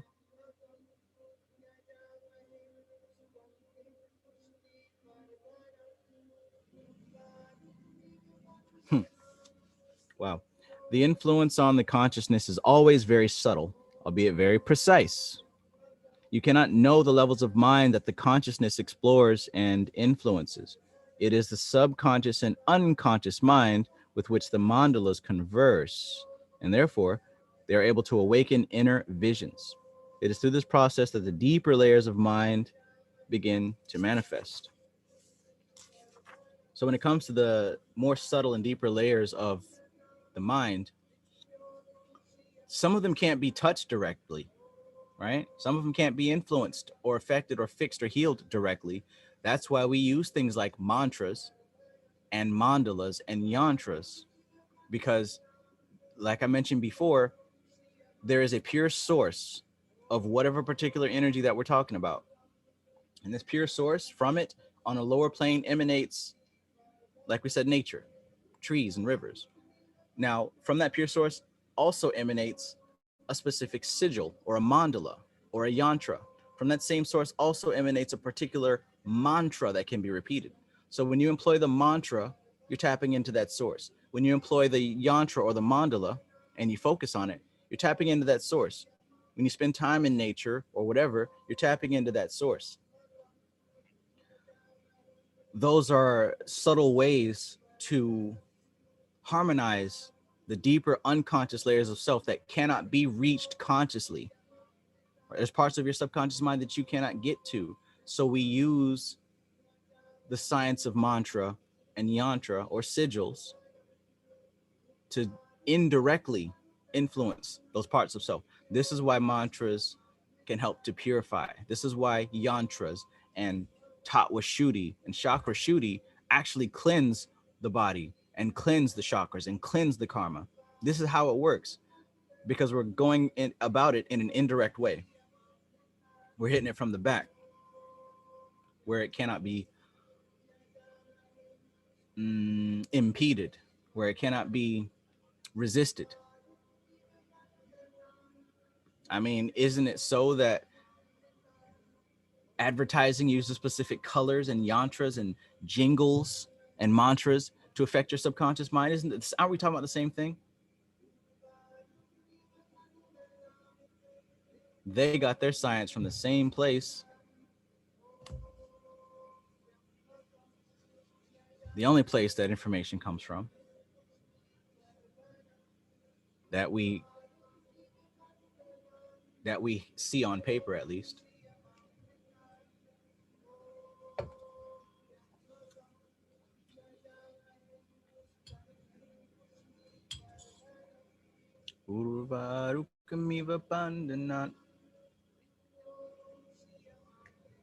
Thank you, Jakari. Peace.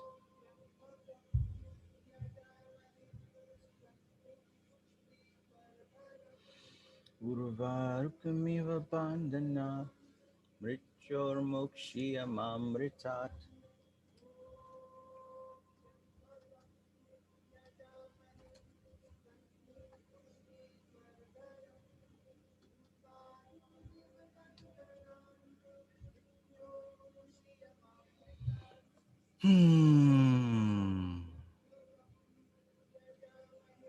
Sugandhim pushti vardhanam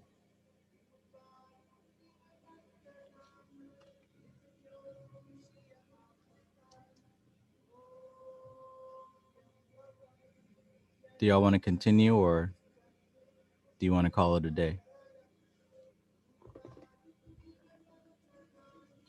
I'm listening on the machine, bro. So whatever you want to do. I ain't want to disturb Absolutely. you with all my sweaty talk. Mm-hmm.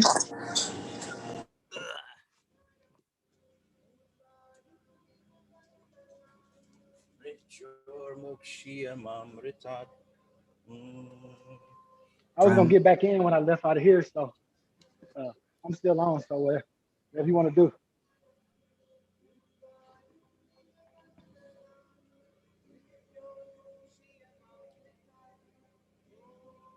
Hey, Night Creatrix, you still with us? I sure am. How are you with Tatwa Shooty so far? To be honest, I have paused on it. I have paused. Stuffed Dog had mentioned his excitement on it, or at least I got a notification that he posted, and that caused me to go back and tap into it some more last night. I really do enjoy that book, or this book.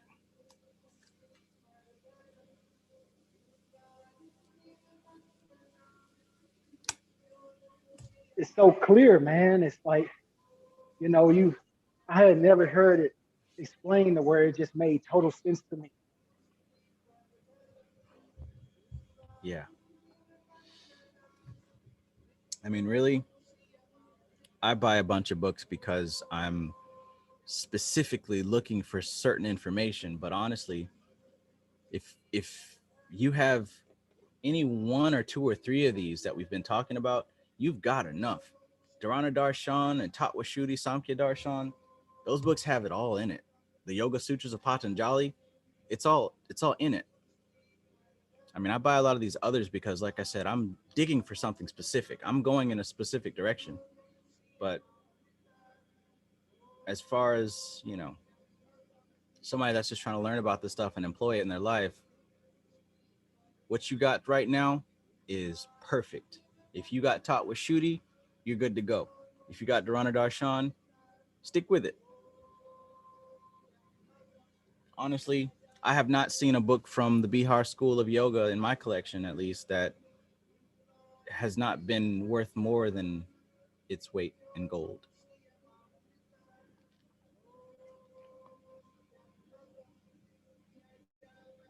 Especially the ones from Niranjan Ananda. The way that he writes is so clear. It's honestly, I got spoiled reading his books. You know what I'm saying? Like, for real. Spoiled. Because when you look at his stuff, it's so clean. So clean. It's easy to just run through the words and you understand it and highlight it all. Then you go to a different author and it is not that clear. Everything he talks about, you can tell he lives it because his writing style reflects his state of mind, which is very clear and easy to understand. Whereas when you go to other authors, you can kind of feel a bit more cloudiness, at least me. That's what I feel. But yeah, if you got any of these books, you have not wasted your money or time. Yeah, I see cloudiness with other authors, or they like hyper intellectualize it. Mm-hmm. Yeah, that part. And I noticed that last night. I was studying something else, and it was more of a struggle to get through it. And then I jumped over to Samkhya Darshan, and it was just cutting through it. And I was like, wow, I forgot. I got spoiled by these people. Yeah. So that's a side effect. If you read these Bihar School of Yoga books, it's a treat as far as being able to sit down and digest it, as opposed to something like mystical Kabbalah,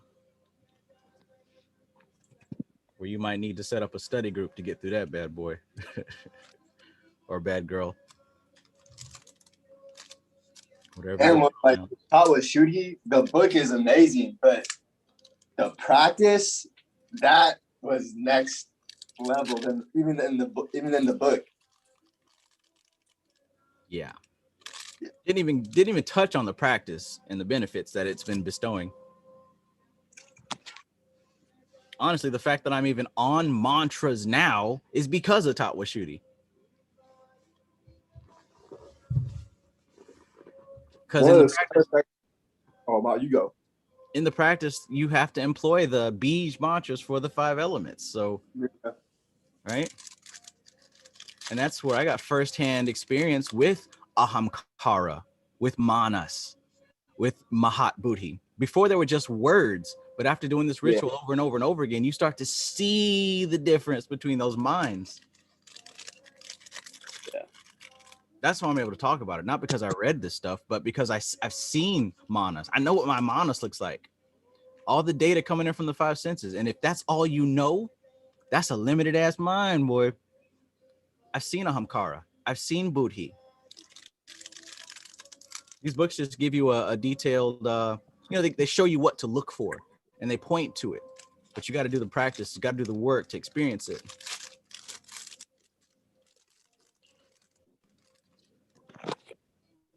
So I see stuff in like kind of like matrix code, but it's like taught with Shuddhi code, with the like the circle and the triangle and the crescent. Like I'll look at something, but then I'll like put that yantra to it, or I'll see it behind it. They live style. Just put on the glasses.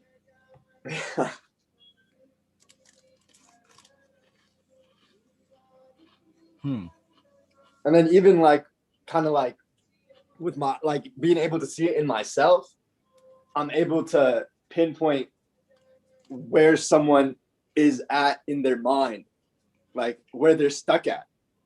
Mm-hmm. Or like what element they employ the most and shit like that. Yes. Yes, and that comes from seeing it in yourself first. Yeah. Like, I know people don't like to hear it, but you can see what level somebody's at, or at least get a glimpse of what level they're at. Like you said, where somebody's stuck based on how they're talking, what they're talking about, how they're expressing it. It's not about what big words you know. It's nothing like that, but it's your view on your experience that tells everything of where you are. Yeah. So I keep saying there's no enemies. There's no room for an enemy in this paradigm. There's no room for a they doing this to us or me. There's no room for that. It doesn't exist. That is a level of perception that is incomplete. That is, it's characteristic of a lack of data. Nothing against you as an individual. It just means that when you acquire better quality data, you understand that there is you and your experience. There isn't anybody else to be an enemy. These people ain't even themselves. You ain't even yourself. You're dealing with evolving and unfolding energy, propelled and observed by consciousness. And it expresses itself in many different forms, but there's no individual people, friend or foe. This is all energy unfolding and being witnessed by consciousness. And it may sound like big and woo and like strange, but think about it. Think about it. What I just described about mind and the different levels of mind.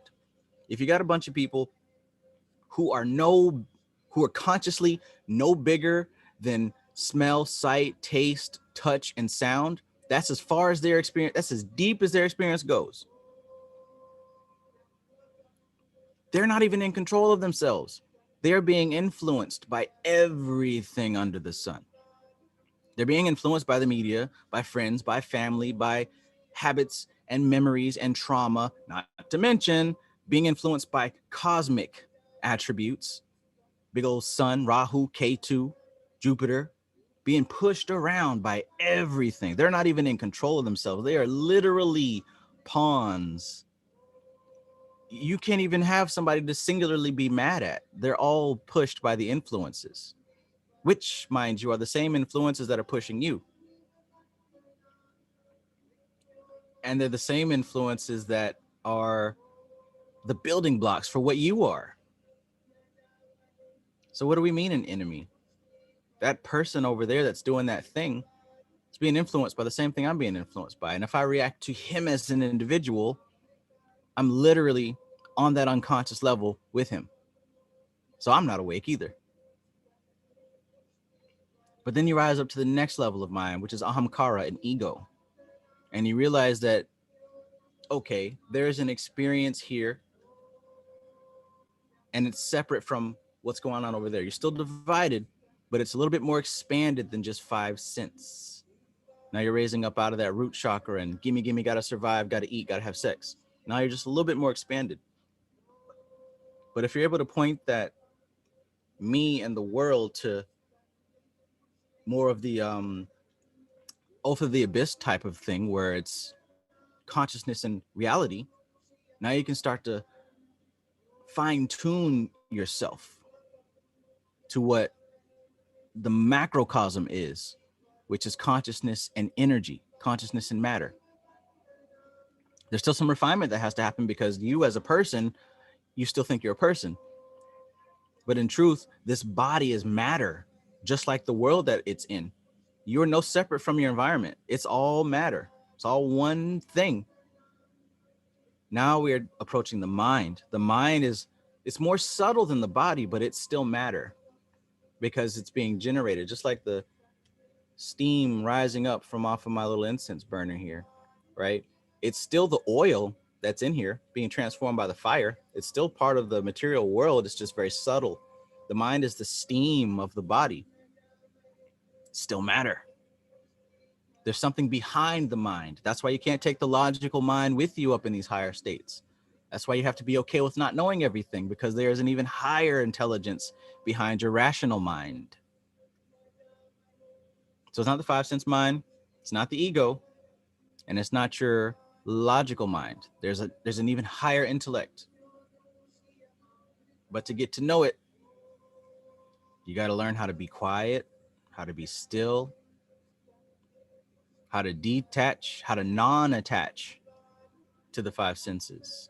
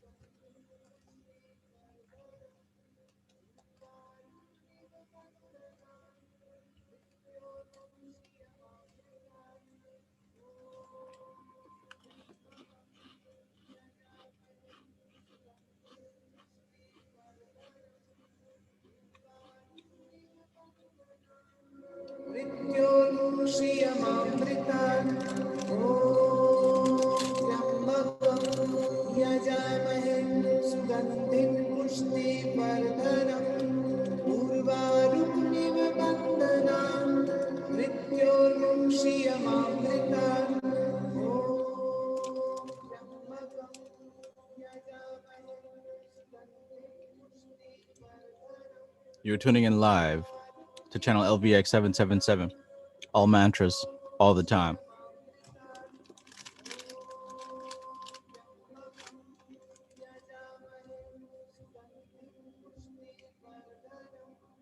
Uvarukamiva bandana.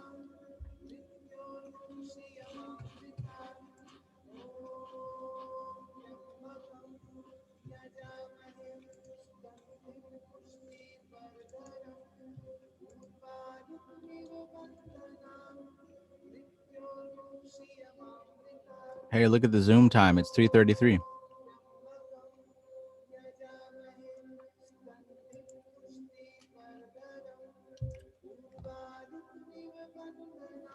The Zoom time. The time. Well, it might be different for you. I mean, over here it's 1:29. I mean, like the timer that says how long the Zoom thing's been going. 3 hours, 33 minutes, 33 seconds. I think maybe only you can see that. I can't see that. Yeah, okay.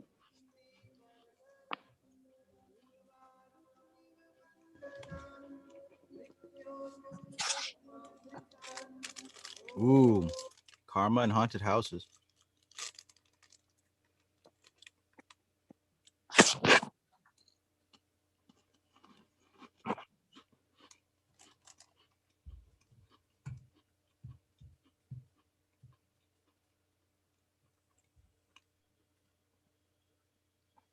The mind is the steam of the body.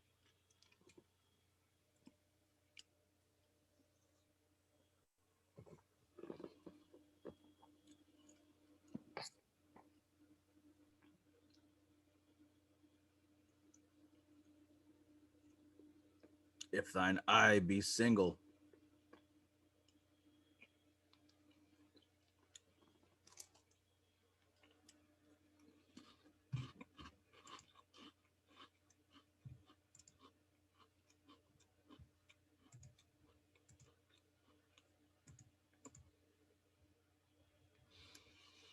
Om Pram Preem Prom Sa Shanishchiraya Namaha.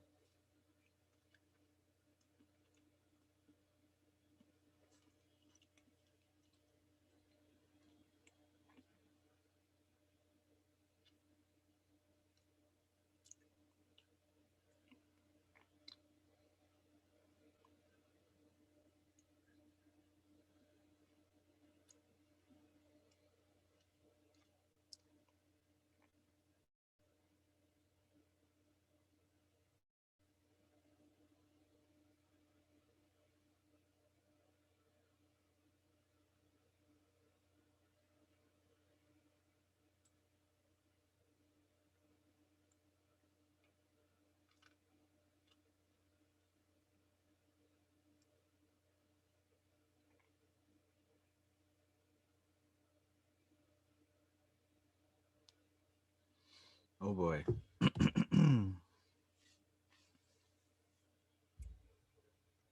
Shanishchiraya Namaha.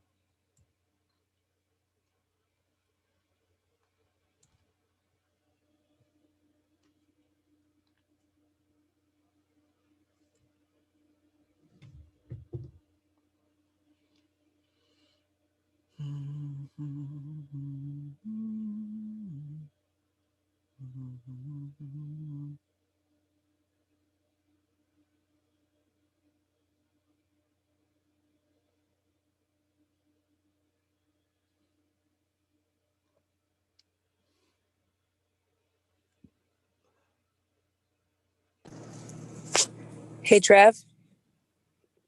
Hey, Hey, how are you? pretty well. I wanted to just say that I'm going to jump off here, but if you have time later, give me a ring or shoot me a message. I'm going to talk to you about something. If that's cool. Okay. Okay? All right. Yeah. I had a pleasant time as always, and I will talk to you later and everybody else. Be good. Be safe. Be happy. Peace. Thank you. You too. Peace. Peace.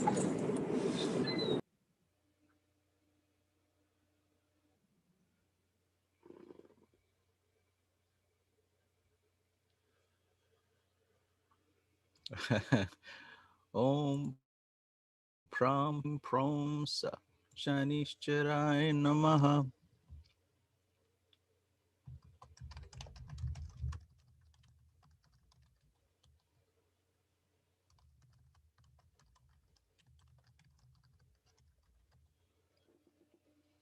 Shanishchiraya Namaha.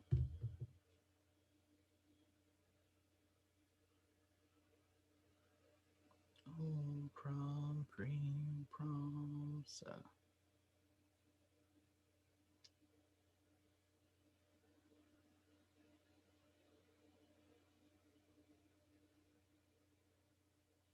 Shanishchiraya Namaha.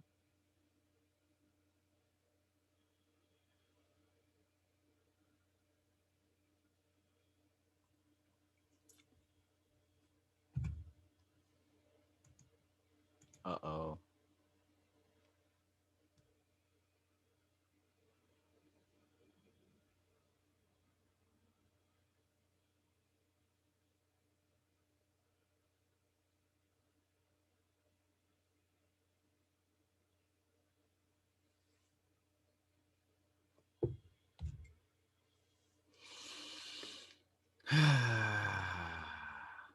I was sleepy when we started, but now I'm not sleepy anymore.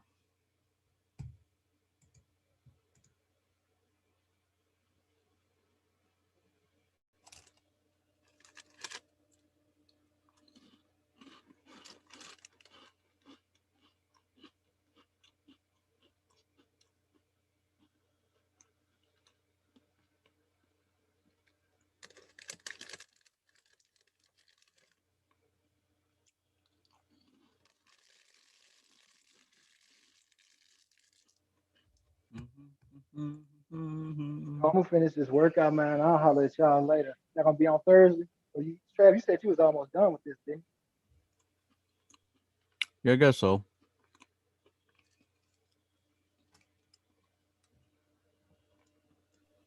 you? Okay then, man. Well, it's up on Thursday, man. I'll jump in and holler. I All right. appreciate y'all time, man. It was always an eye-opening experience. Yes. Enjoy your workout. Be safe. Be happy. Be well. Peace out, stuff. Man, same to y'all, man. Y'all take it easy. Peace. Peace.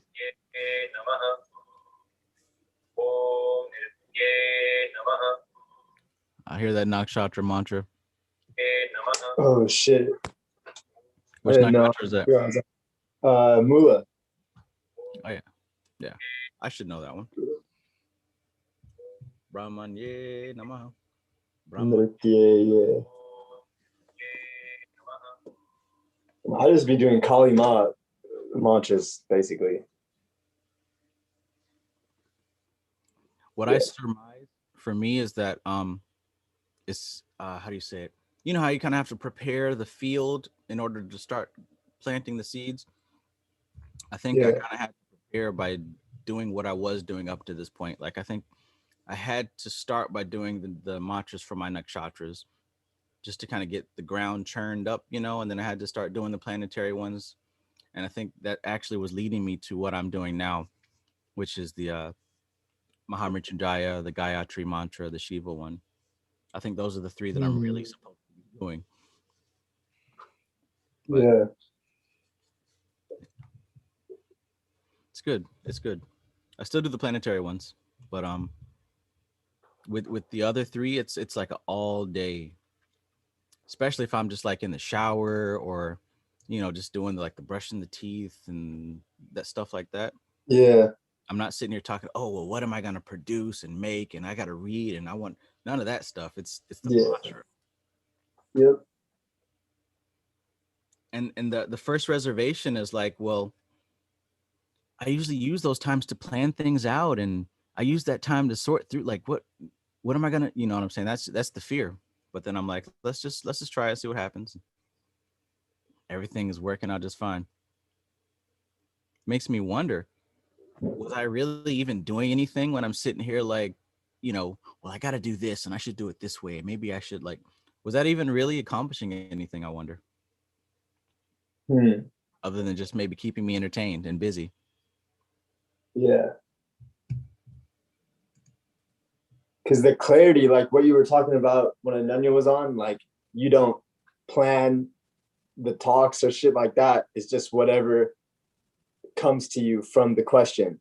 Like you're able to reflect that and give that person what they need. I think that comes from the shuddhi and all that, like cleansing the vessel so that you're able to reflect that. Yeah. I mean, even doing the mantras, like when you're in the bathroom, all that shit, like yeah, everything. Like in Islam, they teach you like before everything you do, you're supposed to say Bismillah, which is like in the name of Allah. And yeah. That sounds like a training of awareness. Yeah, I mean, because it's called like dhikr in Islam and like Sufism, but it's basically there's like a verse in the Quran that says to keep your lips moist with the remembrance of God.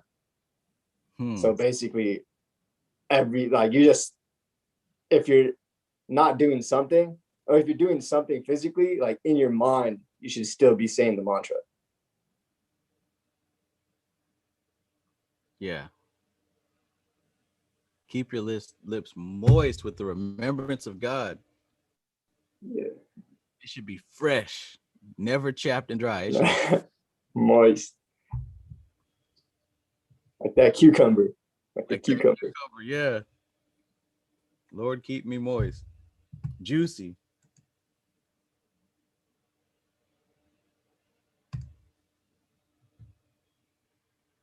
The lyrics of that mantra are so peculiar to me. Keep me juicy. Why does the Lord have to be fragrant? Why does he smell so good? Why is that so important to be added in the lyrics? But knowing that nothing is up to chance. I think it's like when you get to a state, there's actually a smell that comes with it. Like an actual fragrance. In the Upanishads, I think one of the things that it said, at least about the aspirant, is that once you do reach a certain level, your smell changes. Yeah. But I think you're talking about an internal smell, maybe. I mean, I've heard that. I've heard what you're saying too. Like in the Islamic context, is that like the prophet, like he didn't smell or anything like that. Like when his sweat would be like musk, which is like cologne.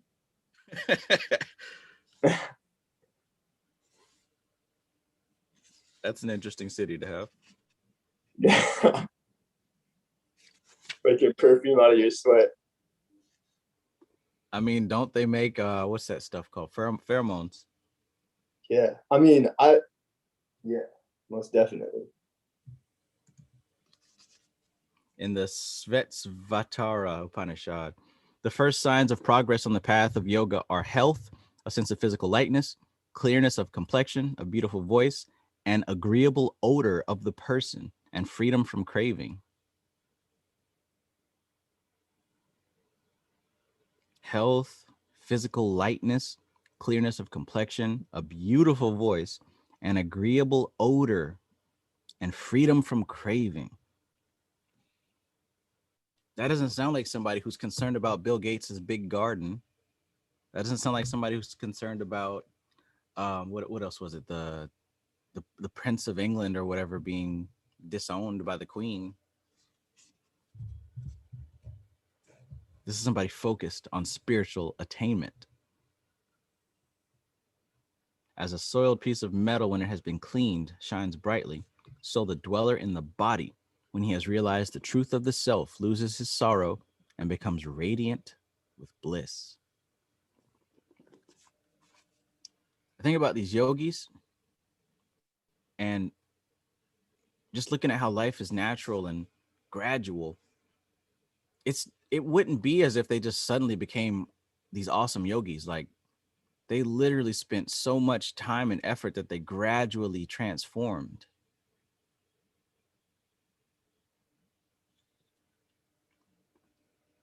And with them being in isolation and doing so, I can see that, when they go back into society, they're vastly different, even subtly, energetically.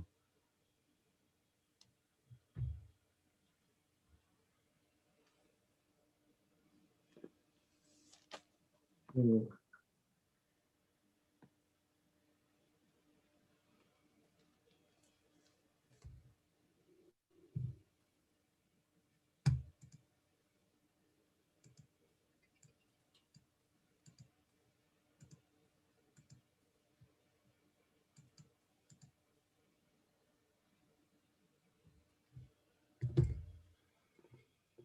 444.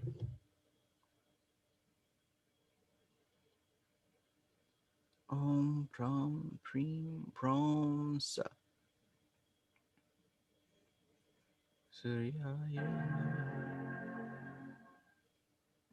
Welcome back.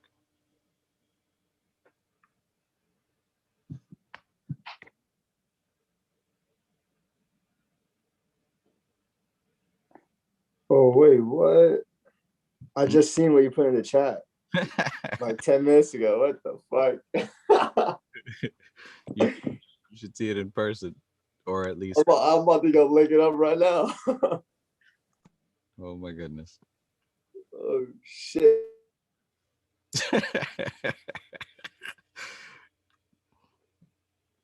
This is a funny world we live in, man. Is it called Incarnated Christ? Indeed.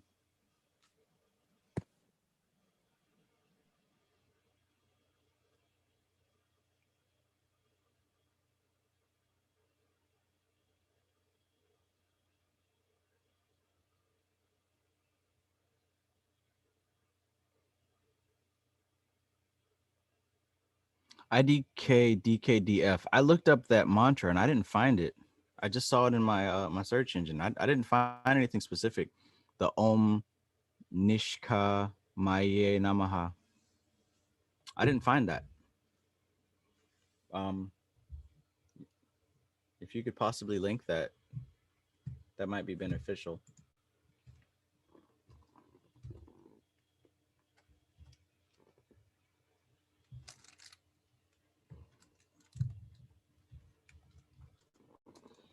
Om Pram Prim Pram Suryaya Namaha.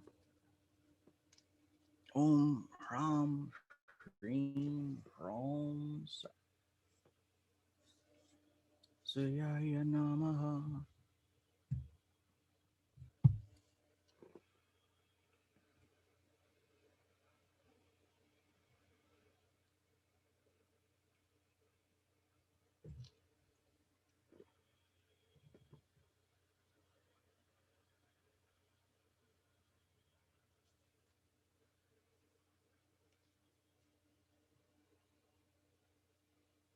Okay, my computer's back. Now I can see the chat. Chinese Jedi Namaha. Dark Angel says them Kali mantras is powerful. Wow. Heck yeah. Did you get that Kali mantra I posted on Thursday? That one right there is something else. Let me tell you.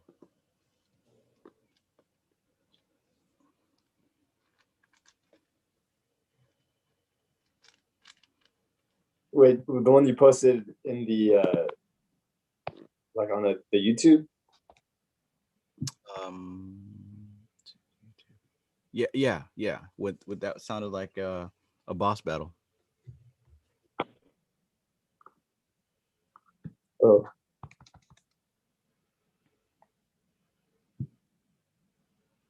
Oh, hold on. I'm about to watch this video.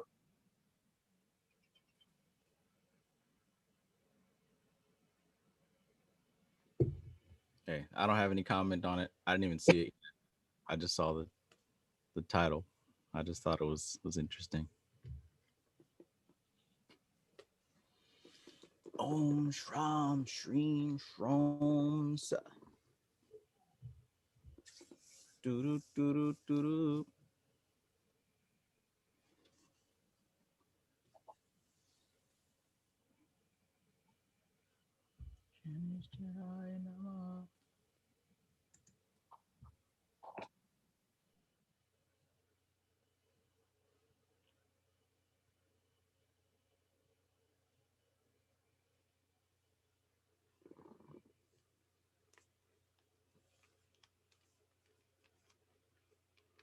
All right, so yeah, this is some.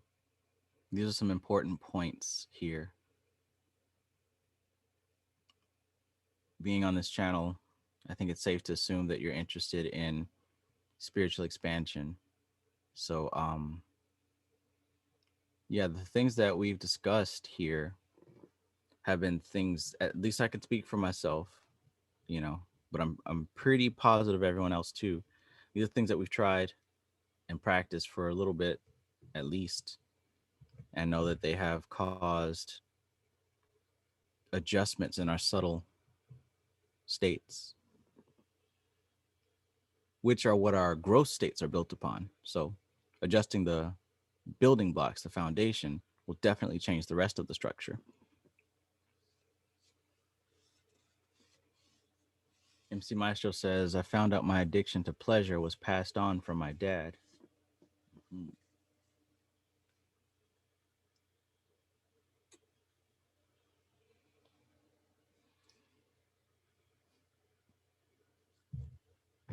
About the Kali mantra, Dark Angel says, you feel it coursing through your body. It makes me shake out of control. Like a twerking kind of shake, or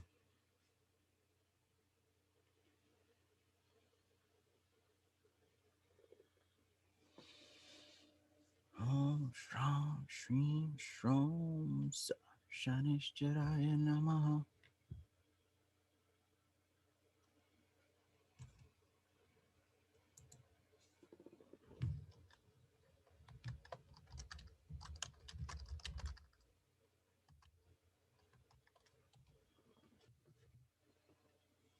Shanish Jedi Namaha.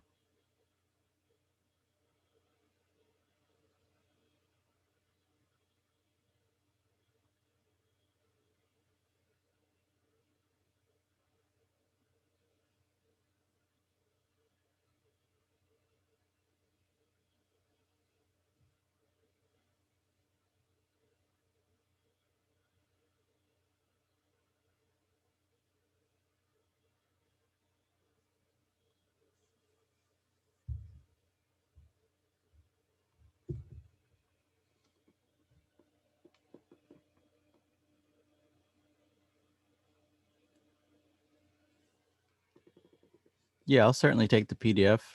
You know, especially if it's about the subject, because that's what I'm interested in right now.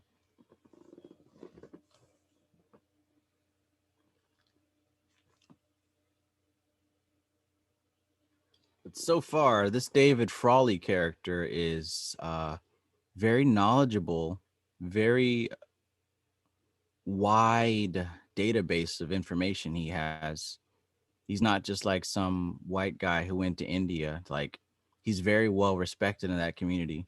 One of the last disciples of one of the Swami dudes over there actually trusted him with all of his documents, like just gave him everything he was inherited, because this guy is so genuine, sincere, and solid with his work. So he's actually, David Frawley actually has access to documents that aren't really published anywhere else. So as far as I've seen, he's one of the premier authorities on mantra yoga.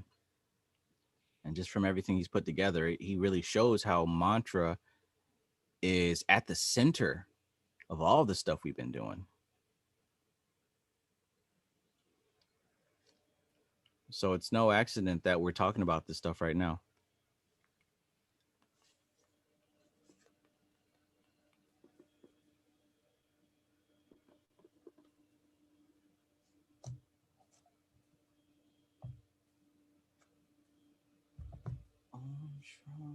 So yeah, this David Frawley, Robert Svoboda, these two guys are legit. Not just pretenders, they're legit. They spent time in the trenches, decades. They know their stuff. Yo, I'm gonna have to go to them. Like, I like apprentice type shit. Yeah. They're a little bit more accessible than Niranjan Ananda. I mean, if I ever go back, I mean, I know I am gonna go back to India. So I'm gonna visit Bihar School of Yoga when I do, because all my family is in Bihar. Man, what are the chances? Yeah. I'm gonna have to catch a ride with you, man. We're going to have to visit Ananya. Let's do I'm just gonna have to go knock on that door. it.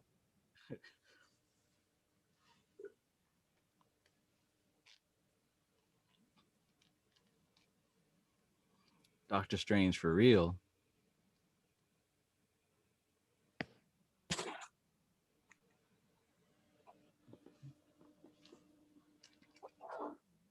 I'm about to I'm about to do some mantras. So I'll catch y'all Thursday. All right, bro. All right, peace. Peace. Be safe. Thanks.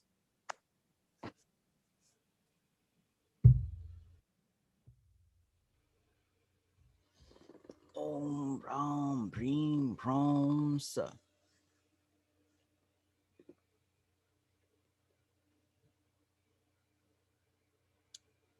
It's good. It's good. Life is good. I would rather not be anywhere else than where I am.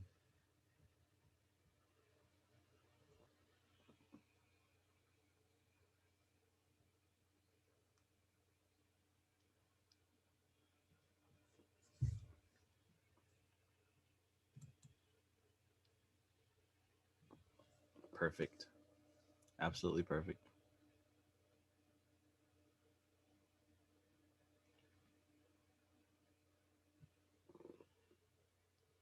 So yeah, I think wow, the time goes by so fast. It doesn't feel like I've been on here but for 30 minutes. And it's been 4 hours. It only feels like 30 minutes. This is wild. But I think it's, I knew this was going to be a short session. I think I kind of I called it last night cuz I thought I'd be sleepy. I'm actually not sleepy, but you know, maybe I need to get some Xbox time, take a quick break from all these studies. I don't know. But before I go, is there anyone that has some karmas that need to be cleared? Does anybody have any questions, comments, concerns, um, you know, anything related to this stuff while I'm still here? Because it is my pleasure to address such concerns. I don't always respond instantly on Instagram because, you know, I try not to stay glued to that app.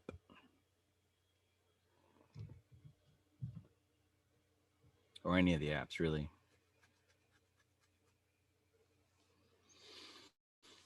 Still haven't forced myself onto TikTok yet, but that's coming. But yeah, if anybody has anything else, now's a great time. Otherwise, I'll be seeing you Thursday.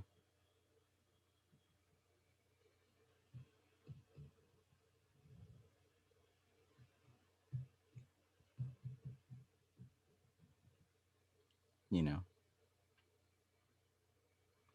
So these will have to be getting a little bit shorter, mainly because I've got to start working on something new. Something new. I think that I have finally balanced the karma that was required of me. That's why I had to do these long ass lives, but I think it's been neutralized now. So now I got to go work on something else. Um yeah.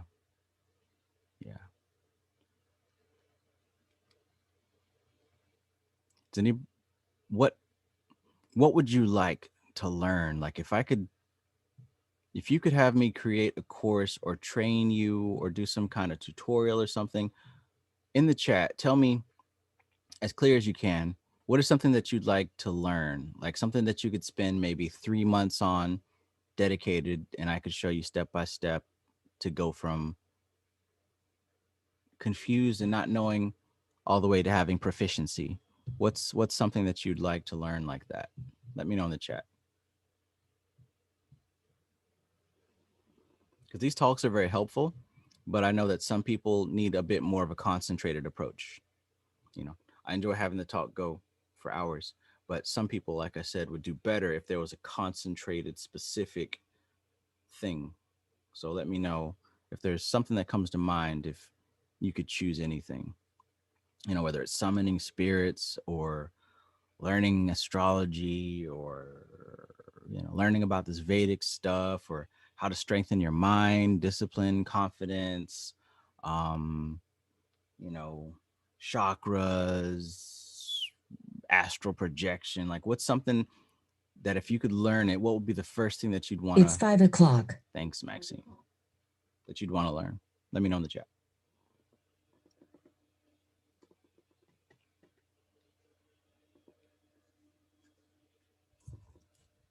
Oh, oh, oh, oh, oh, oh, oh, oh, oh, oh.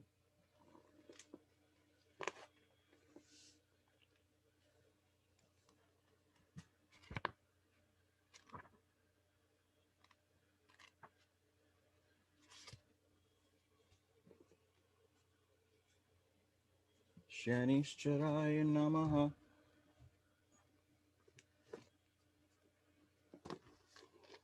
Whoop.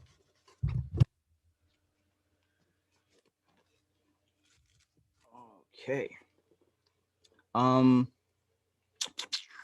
L. Jean Dennis asks, is doing mantras as effective when you're doing it in your mind instead of verbally? Good question. And it's addressed in almost all of these mantra books. So I'll start with this little chart here in this book here, Mantra Yoga and Primal Sound. He says speech has 4 levels in yogic thought, which are the 4 different states of the goddess or divine word. So check this out. Little diagram. The 4 levels of speech.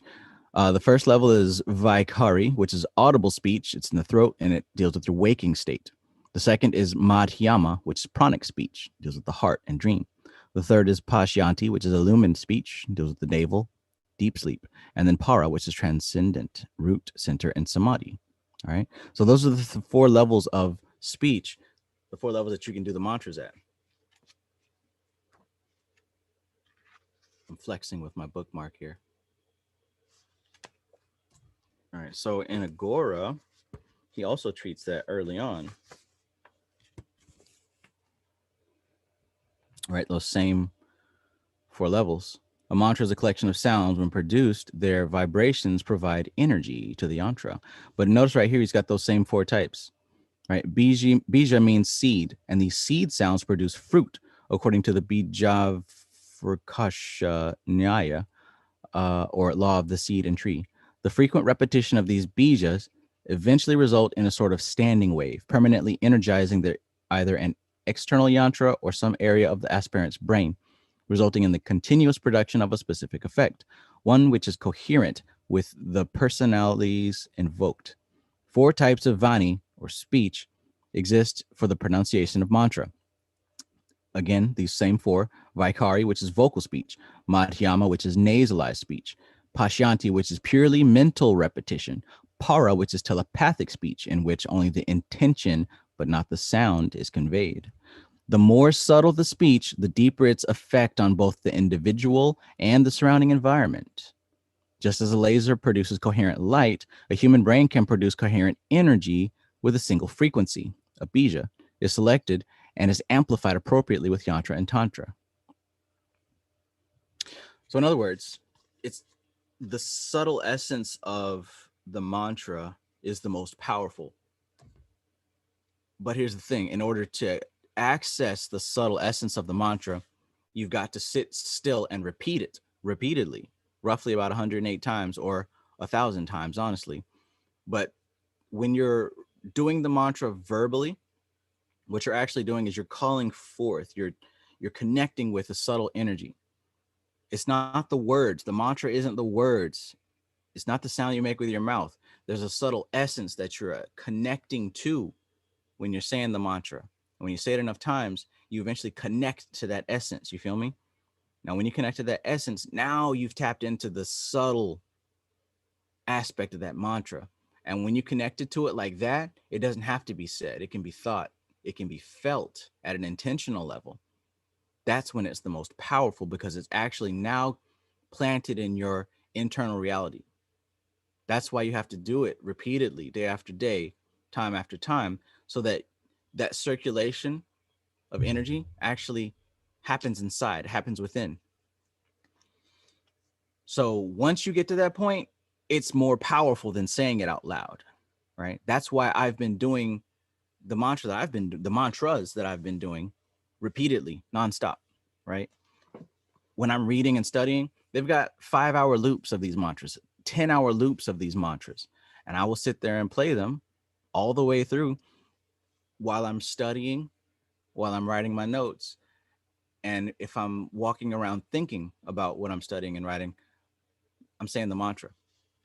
So it's always going on in my subconscious. Oh, not to mention while I'm asleep too, right? So doing that enough times, you will inevitably start to tap into the subtle essence of that mantra. And you'll know it's happening because it'll start popping up in the back of your head randomly. Kind of like how your favorite song will pop up randomly, or some song you heard on the radio. Well, now you're replacing that nonsense with actual power. So, yeah. To answer your question, it is stronger when it is done in your mind, but not just repeating it in your mind. When you've repeated it enough times that you now have earned access to the subtle essence of that mantra, then that subtle essence is echoed in your mind, because it's not the words, it's the energy that the words represent. Tell me if that makes sense, L. Gene Dennis.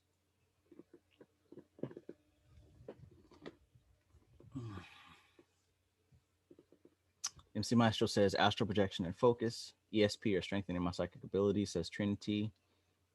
Straight Panther says NLP. Oh man, you know I got to save the NLP till later. That's gonna be my $3,000 course. Energy manipulation, more on daemons, sigil magic, Vedic astrology and deities, crystals and use in rituals. I'm gonna have to screenshot that. Astral projection and lucid dreaming. For me, astral projection was one of the first things I wanted to get a better grasp of with this taught with Shuddhi and Dharana Darshan. It's been nothing for me. Sounds I don't understand. I heard the Om. Dark Angel, yes, Om is great to start with. Do it with all sincerity. Don't do it because you want something out of it. Do it because it's right. And when you do it because it's right, it's going to lead you to other things. But try to do it as frequently and as often as you can. Justin Simmons says, can you hold them books up again, please? Okay. The Mantra Yoga and Primal Sound, the secrets of Beach Mantras. This is a good explanation on mantra written by a mantra expert, not some guy who heard about it on YouTube like me. This is written by a mantra expert, someone who spent time in India and actually got a hold of documents and training from a Swami who has never published his documents on mantra. So he goes into the actual Sanskrit alphabet and the different types of energies that each word represents. So if I were to say Om Bhur Bhuva Svaha Tat Savitur Vardenyam Bhargo Devasya Dhimahi Dhiho Yo Nah Prachodayat, he can break down what each one of those syllables mean, and you get a formulation of energy, right? Certain word means magnetic energy, certain word means fire energy, certain word means, safety and protection. Like each word represents a type of energy, and when you string it all together, you literally get a formula, and that's what the mantras are. So while literally it means, I cry out to the three planes of existence and I give thanks to the auspicious gods and carry me that might be what it literally translates to. But in all honesty, each one of those words, or sounds I should say, represent a type of energy. And when you recite them over and over, you build that energy. You build it around you. And when you do that enough times, you can tap into the seed that it has created. And you're able to unlock that seed within you. Now the mantra becomes a part of your vibration, because your body is made up of vibration. When you're able to connect the two and unlock the two, it becomes you. So this book goes into that in too much detail. You might get bored with it, but it's got everything you want to know about that. This other one is Agora, right? And this is written by another expert, right? Somebody who has spent time in the trenches, someone who's been there for a long time, not just a average Joe, somebody who's done the work and is doing the work still. You can find this guy on YouTube making videos about all this content. He spent time with a yogi, with an agori, and he learned as much as he could from this guy for a very long time. There's some amazing things in here.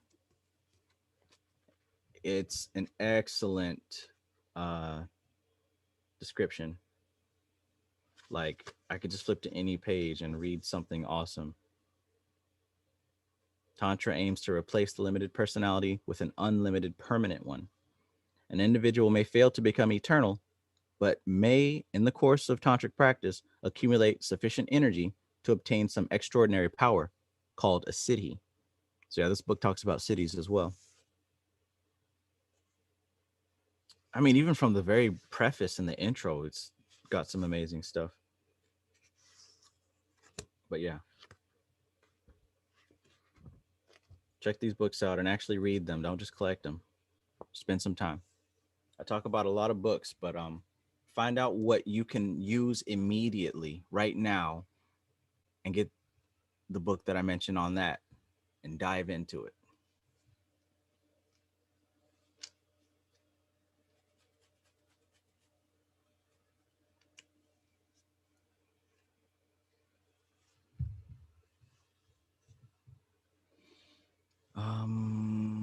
Dark Angel says, I heard TikTok sends your info to China. Be careful.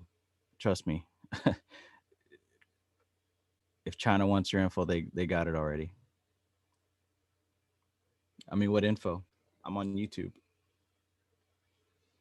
But I appreciate your concern. Jakari Bikaru says, I recommend watching Homas and Pujas on the Astro Ved channel on YouTube. They're very enlightening and liberating. I haven't seen that one yet. Astro Ved.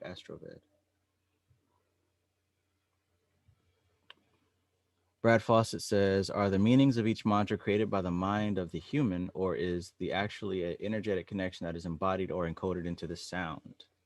We're going to go with that second option.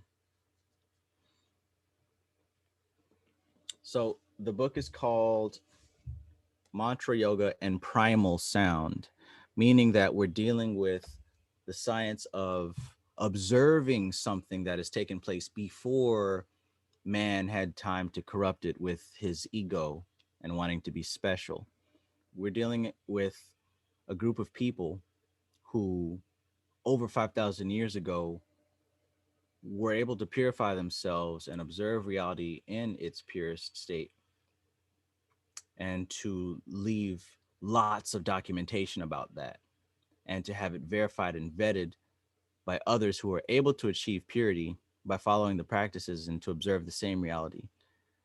And I put an emphasis on over 5,000 years, because this isn't something that just popped up, like the past 200, 300 years, 2,000 years, like the USA or Europe or Christianity. This is something that's been around so long that every preceding spiritual culture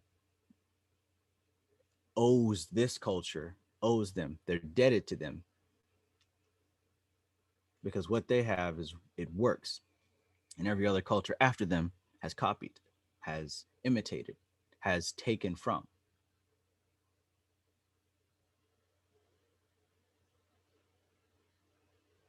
Wayne M says, that part you just read about energy, I've heard about it before, and its connection with immortality. Does it go into how to accumulate this energy, etc.? Yes, it does. And it goes into way more things that are super interesting. I slept on that book, ego stuff, right? Because I wanted to be the first, but Amar got it first. So I was like, oh, well, I'm not going to get it. But then I got it. And I'm like, I should have got this book. It's great.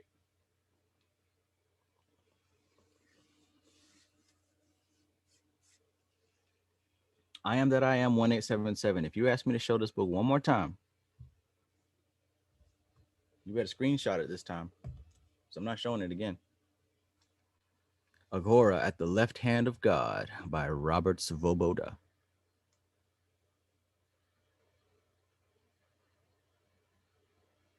Tatsavitur Vardenyam Pargo Devas Yadhimahi Dhiyo Yo Nah Prachodayat.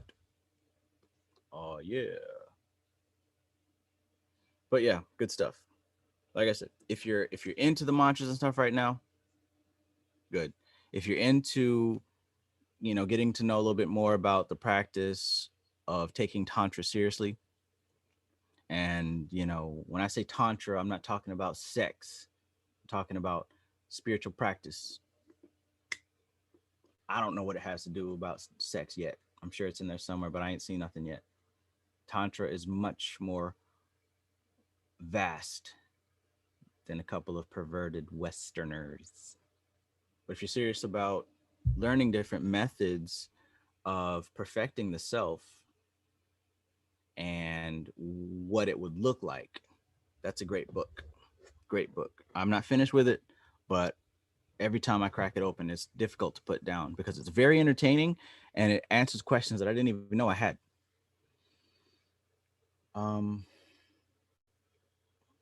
Let's see. You're welcome. I am 1877. You know I love you.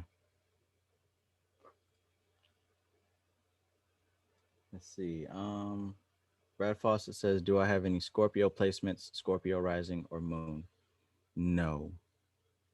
No, I don't. Nope. Sagittarius. The only thing I got in Scorpio is Uranus. Scorpio and Uranus. Yeah, that's all I got. It's in my 12th house. Scorpio in the 12th house. If that means anything to you. It don't mean anything to me right now. It might in a couple months. I am so swamped in data. It hasn't congealed into wisdom just yet, as far as the houses and placements and all that stuff. I got a lot of data, but it hasn't really congealed into understanding yet. Kristen helps with that. But this is one big machine that works together. So she'll only be able to help me as far as I'll be able to help myself. But yeah, I love learning. That's the best thing to do, especially learning information that is good and right and correct and exact. That's the thing about the Vedic information, whether it's the yoga or the Ayurveda or the astrology, is that it's so detailed in its precision that it doesn't leave any room for woo, doesn't leave any room for make believe. Like, it's a science. When you look at it, it's a science. It can be pinpointed to specifics. It's not based on what I believe, what I think it should be. No, it's crystal clear across the board, especially the descriptions of what this and that means. The mind, the aspects of mind, and how the vibration of the different planetary doshas affect the mind, because it's all interlinked. Everything is linked up in this reality. Because prakriti, matter, energy, is one thing. It is one thing, churning and swirling and moving. It's one thing. Nothing is separate from it. It's also intricately laced together. Nothing is separate. If I were to sneeze, that would affect all of you and everyone else. And likewise, whoever just farted affects all of us, right? Everything is so connected and perfect. Astrology gives us an opportunity to glance the DNA of the soul, just like genetics gives us an opportunity to glance the DNA of the body. And you got to have precise instruments to look at the DNA of the body. You also have to have somebody who comprehends and understands what they're looking at. Likewise with astrology, you have to have the proper technology, which is proper technology, right? And not just the equipment. You got to have a scientist who knows how to use the equipment, right? Experience and time invested. And yoga, the different types of yoga, and I'm not talking about downward dog, spandex wearing girls on Instagram. Yoga is the art and science of the mind, of understanding the mind, liberating the mind, and unifying with divine consciousness. That helps us to understand how to liberate consciousness from matter. Nothing else shows us how to do that. And it isn't a religion. You don't have to sign up for nothing. It's literally a set of techniques that can be used to form a strategy that are self-evident. You don't have to believe nothing on blind faith, but I tell you, if you sit down and you visualize specific things and focus on specific things, you will get a specific result. That's why it's a science, because it produces repeatable effects on anybody who takes it seriously. That's why I recommended Dharana Darshan, because it's a book chock full of experiments that you can do on your own. Tells you what to look for, how to do it. You know what I'm saying? It's got so many different exercises from start to finish, if you're an absolute basic beginner, all the way to pretty much reaching enlightenment. And if this is too thick and chunky for you, and you need something a little bit more bite-sized, maybe your attention span is still very American, you want to go with Taught with Shooty, right? Because this right here explains the five elements and the unfolding of consciousness and matter together in union, which is the ultimate reality. It shows you that, and it shows you the different aspects of mind, right? In a handy little chart, handy little diagram that you can reference and memorize and ultimately know where the tree of life got their juice from, and see how the mind works, the microcosm and the macrocosm, and how it's all linked together. And at the very end of the book, there's an ancient meditative practice that shows you how to cleanse and purify your different levels of existence. So you purify your body, you purify your astral body, you purify your mind, you purify the tools that you use in this experience. And that's the only way to really catch a hold of these subtle vibrations, is if you purify your tool down here. I didn't have to convert no faith. I didn't have to believe and swear before the crowd. I didn't have to do none of that. All I did was sit still and took these practices seriously. And I've been experiencing profound transformation in every level of my life. When I tell you I've never been this healthy before, this is the healthiest I have ever been since I have incarnated here. Hell, I feel like I'm aging backwards, just to give you the honest truth. I feel like I'm aging backwards.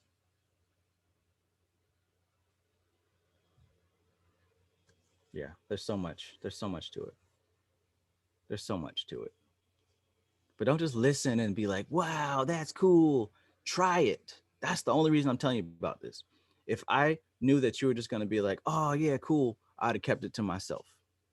But I know that there are many of you who are looking for something to liberate you from suffering.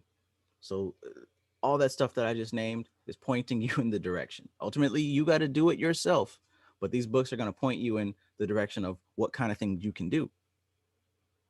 This is a living and intelligent system. And if you show effort and you actually try, it's going to give you more of what you're funking for. Giving you more of what you're funking for. But y'all are too young to know about that funkadelic. Except maybe Stray Panther. Giving you more of what you're funking for. And Isaac McCoy, I know you know about that. Om prom preem prom sa.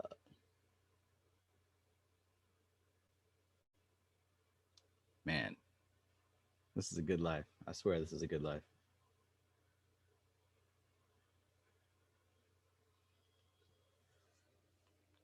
Shanishcharaya Namaha.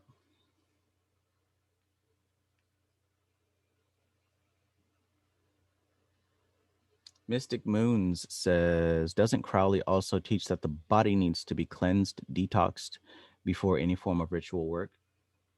Any occultist who's worth their salt, anyone who knows what they're talking about, is going to tell you that you've got to cleanse yourself first. I mean, that's the way it is even in exoteric religion, you know?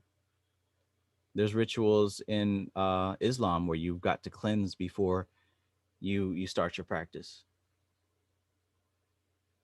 But yeah, feet don't fail me now. Okay, Nuru, you know about it too.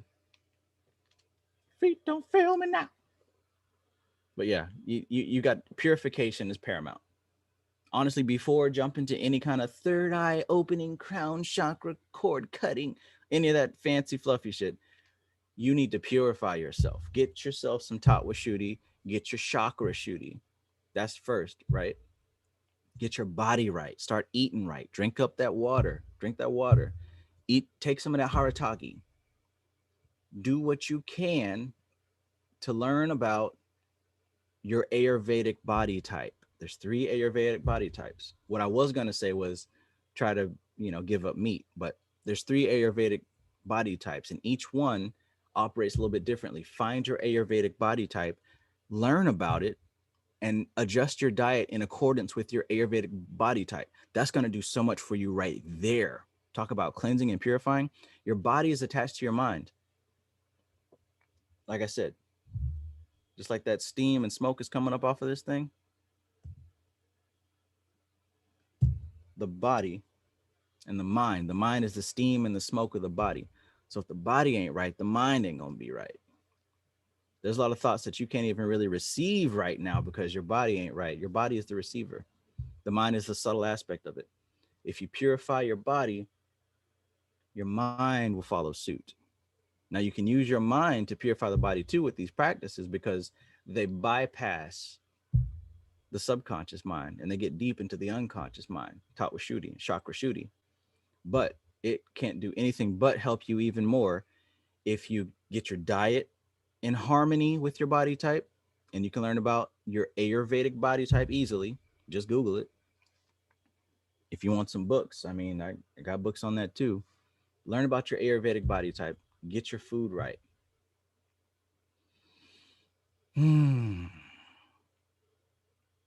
That's going to do so much for you. Get the mantras in rotation. Get your meditation in rotation. I go extra hard because, I have my reasons, but the average person, you know what I'm saying? Do an hour's worth of work a day. That's reasonable. That's reasonable. 15 minutes of mantra, 45 minutes of meditation, 30 minutes of mantra, 30 minutes of meditation. Get your hour's worth of work in. Just try it for a week. Just try it for a month. You will see a profound change. In the beginning of Dharana Darshan, on the first exercise, chakra Shuddhi, right? Shuddhi means cleansing. This is the real chakra cleanse. Fuck what you heard. This is the real chakra cleanse. Look what it says. Chakra Shuddhi means purification of the psychic centers. These practices are used in Kundalini Yoga for the location of the psychic centers. In Japa Yoga, these practices make up a special anusthana, which can bring great benefits to the serious practitioner who is able to devote 1 week or 1 month uninterruptedly to the practice. You see that? In Kundalini Yoga, it is said that before Kundalini awakens, the chakras must be purified, opened, and awakened, right? It must be purified first. You must be purified first. The first exercise here is all about purification, right? Shuddhi means purification and cleansing, right? That's chakra Shuddhi, Tattva Shuddhi, cleansing and purification of the body and the karmas that are attached, by the way. Because where do the karmas exist? In the body, not the consciousness. Karma is attached to your apparatus, not your consciousness. Oh my goodness. So much information, so much information.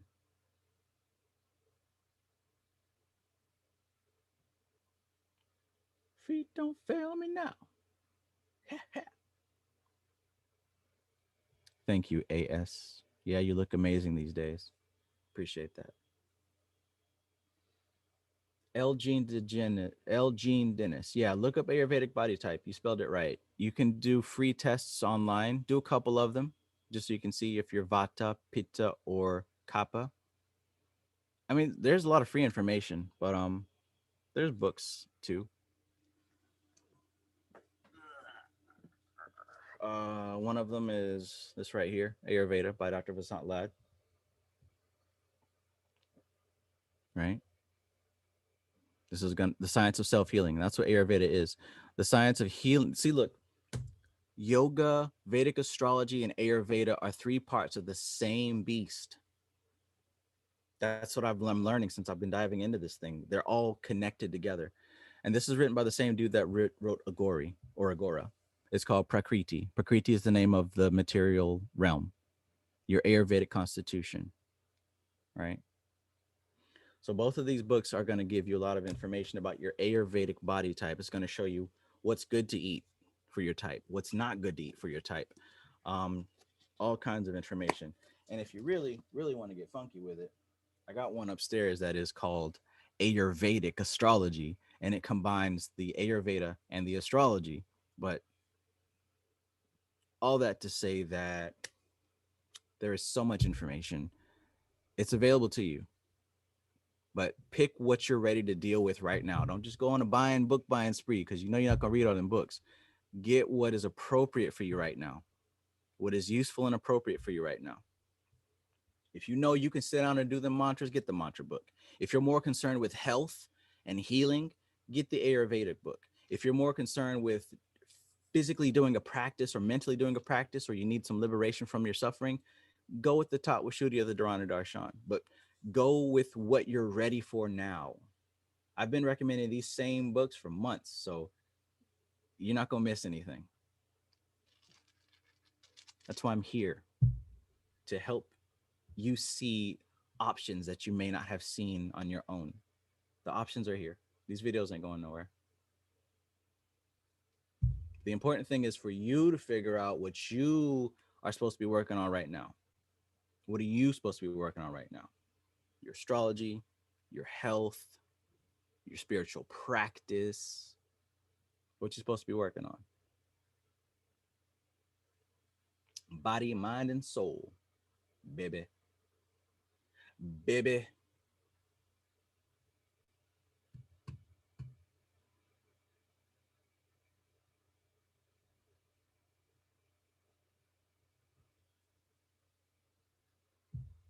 Oh, yeah. Oh, yeah.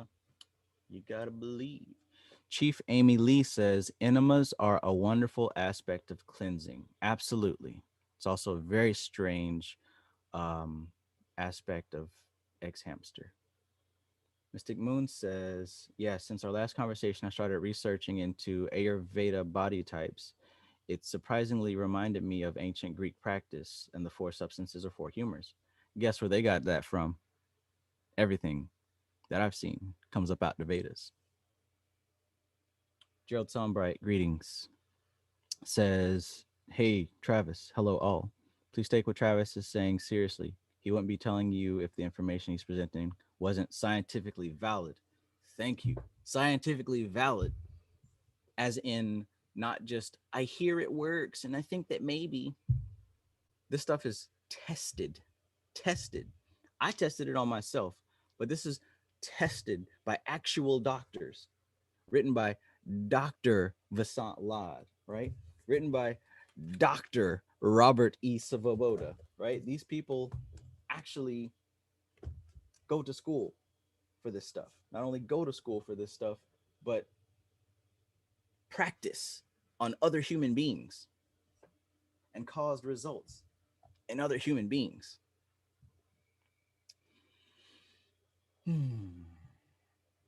It isn't something you got to believe, right? This is something that is the oldest science on the planet, people. This is the oldest recorded science on the planet. It ain't new wave. This has been here before anything else that you can name. I don't know anything about Kemet. I ain't seen no documentation, so I don't know anything about Kemet.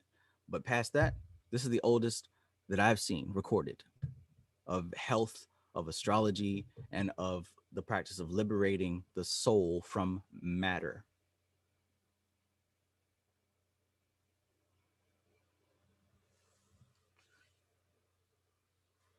The Charnwood Fox says, Travis, just to say I appreciate all you're doing to help us all on this journey. I appreciate you because you're helping me burn off my karma. I think I was a bad boy a few lifetimes ago. It was necessary. Got to be the villain sometimes. Hence the devil horns.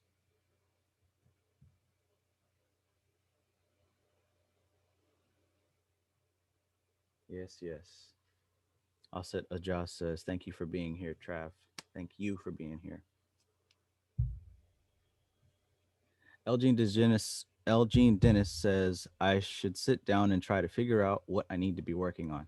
Absolutely. We all do. That's the first step. Figuring out where you are, right? Because even if you know where you want to go, you still got to figure out where you are before you can get there, right? You can look at a map and we see that Disney World is here, but if I don't know where I'm on that map, I can't get to Disney World. So yeah, you're absolutely right. Finding out where you are is paramount. Sunshine Chick says, hey chat, not a member yet? There are numerous membership levels. More info located in the membership tab. Yes.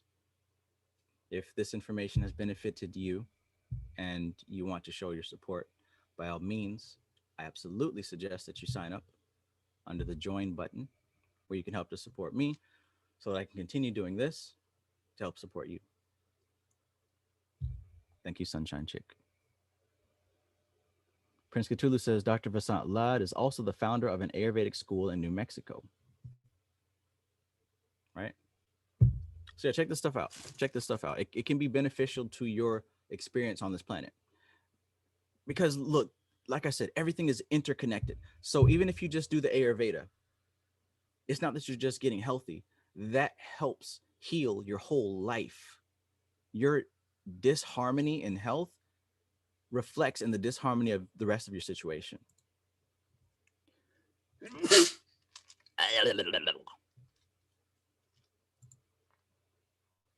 Right? The disharmony of the mind affects everything else. The disharmony of your spirit affects everything else. So to approach one of these aspects and begin the healing process, you begin to heal the whole thing. That's why these mantras are so wonderful, because they help to heal the whole thing.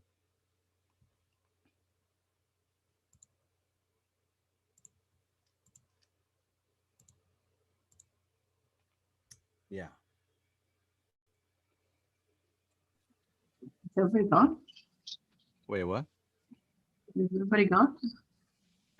Except you. Oh. I realized a passage from when you guys were talking about karma earlier, something that happened about a year or two ago. As I was in my car back at the old place I used to live, and his mom dropped off her son at the end of her driveway. To be picked up by the bus, and as the bus was coming, it was one of those single lane streets, so we had one lane going one way and one lane going the other. And then the bus was pulling up and it had a sign, and I was stopping, but there was a tractor trailer behind me that did not see and was continuously going. So I noticed that behind me, the truck was not stopping. And in those moments like that, it's just like I get so calm, or like near-death moments, I just get so calm and clear-sighted.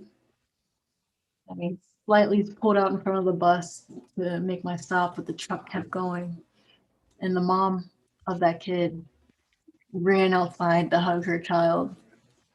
And from that point on, every day I saw her, she always stood outside with her kid from that point on. And it's just like I witnessed in that moment, like, wow. I wonder how much of a difference that made in that kid's mind of their parent just always being with them that day forward. I don't know. Yeah. I knew I wasn't gonna die, but the other parties felt like death was imminent. So it's just like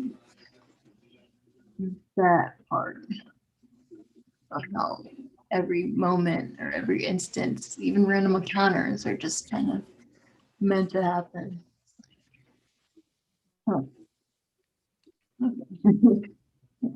Wow.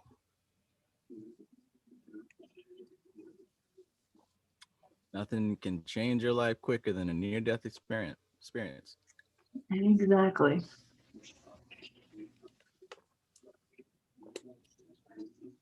Hmm.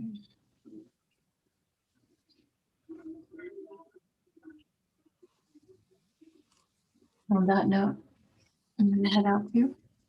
It's been nice. All right, take a glance at that top with Shooty. I sure will. You got it. Be safe. You too. Peace.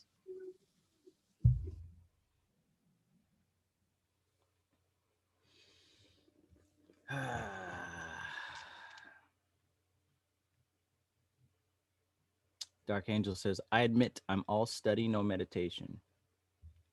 Well, when your karma says that you deserve the meditation, it will unlock for you. But until then, keep studying.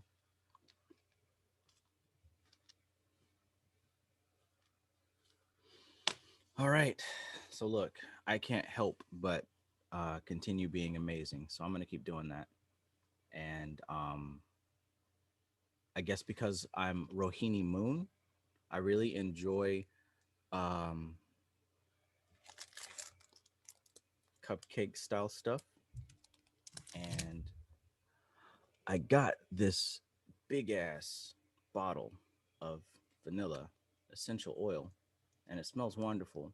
But it smelled so good that I ordered a big ass 8 pack of like freshly baked oils.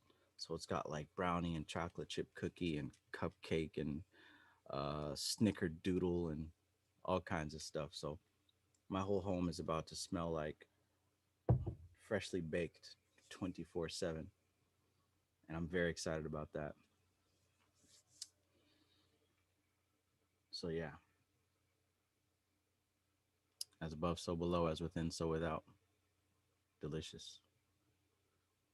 Let me eat this cupcake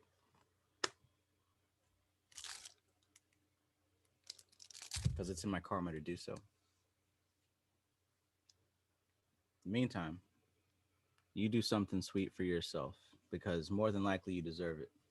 If you're here, tuned in, hearing this information under the sound of my voice, under the vibrations of the consciousness that flows through me, then you, my friend, are in a very good place in your life. You should celebrate, you should rejoice, but in moderation, because remember the principle of rhythm and attachment and all that stuff. Just be content that you're on the right track.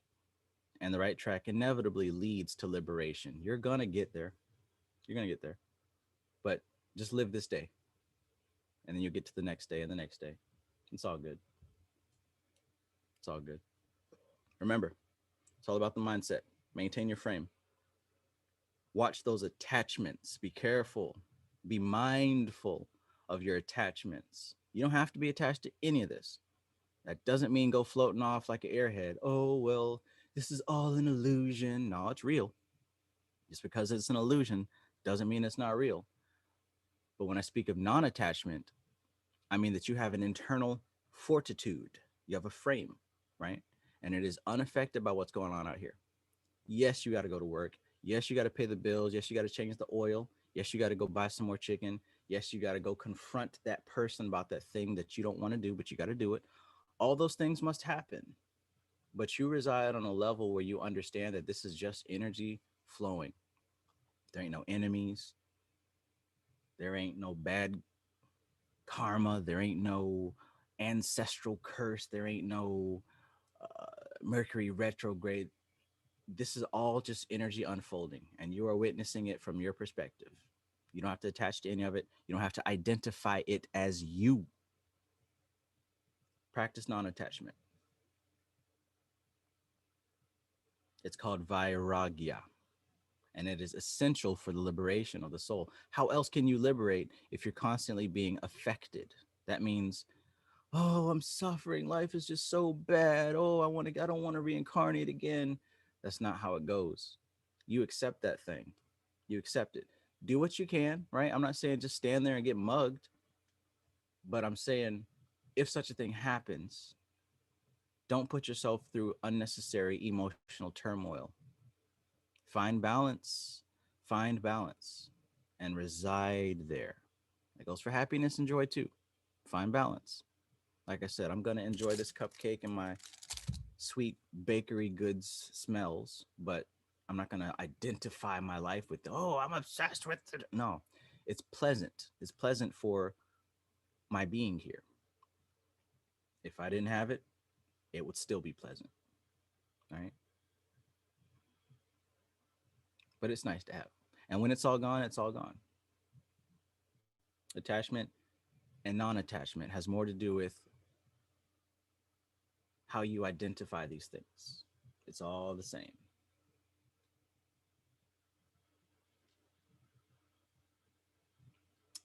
So yeah.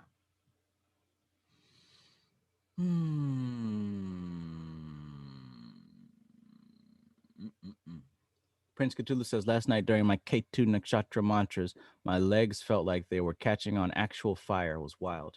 You know what I'm about to say, right? That was karma burning.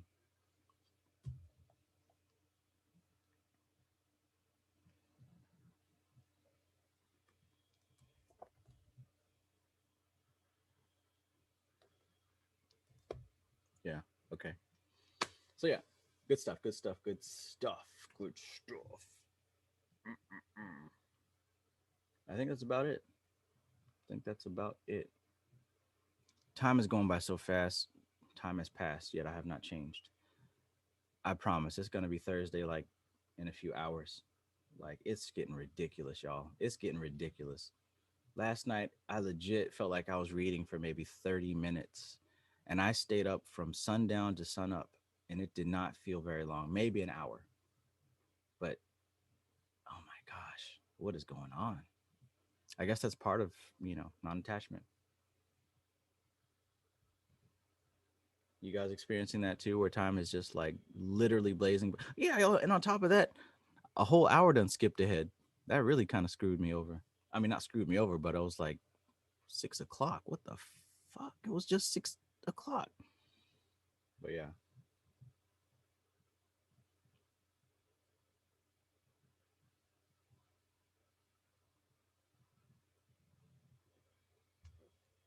Thanks, Chief Amy Lee.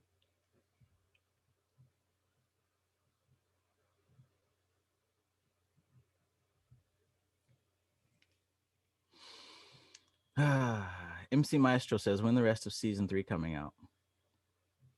It's alchemical, my friend. It's also symbolic. Did you notice season 3 with 3 episodes covering the 3 specific points?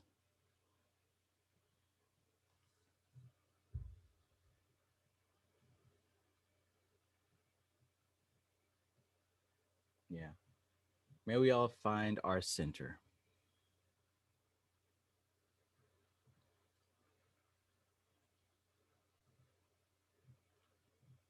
Yeah, Mystic Moon says it's when we develop obsessive attachments, they become addictions.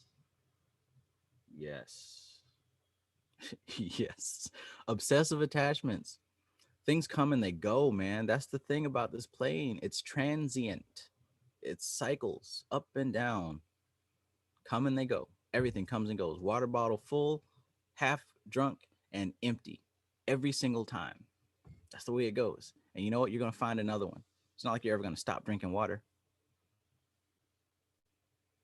And when you see that it's an infinite process, you begin to realize abundance. Your body needs water, therefore you will get water. You got it. You got it. There's no need to struggle or worry about water. Unless, of course, your karma dictated that you've incarnated in a place where water is scarce. In that case, forgive me for that statement. But anyways, you get the point. If you need it to survive, then you will have it. There's no use stressing over it. The Bible says something about, how God watches over all the creatures, and the sparrows and stuff don't worry about what they're going to eat or where they're going to put a nest. They just live because they know that God's taking care of it all. Same thing with you. We stress and we worry about stuff that we really aren't going to change by stressing and worrying about it. Right? There's a level of intelligent faith that we have to cultivate. Right? I'm not ever going to be concerned about money or safety or what somebody says they're going to do or whatever, competition. I'll never struggle with any of that stuff because it's irrelevant. I'm at a certain point in my stability where I know that what I need will always be provided to me. No excuse. No excuse. So I don't worry about getting rich. I know if that what I have to do is supposed to reach a lot of people, then naturally wealth is going to come with it. You see how that works? I'm not chasing wealth, I'm chasing my purpose. And I'm not worried about how long it's going to take because that's not what I'm here for. I'm here to focus on my goal, which is attaining the ultimate gnosis. It has always been to find the truth and the understanding of what God is in my relationship to it. Everything else just comes as a byproduct and it goes too. Doesn't affect me.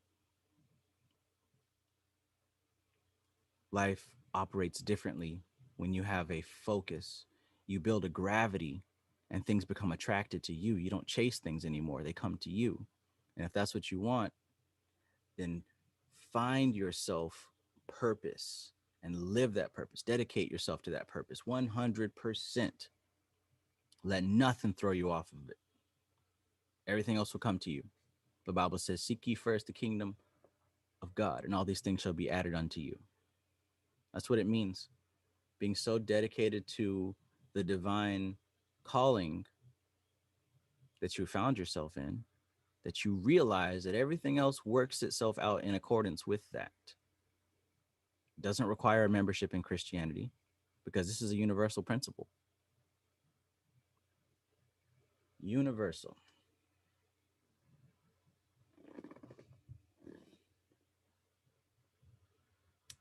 Yep.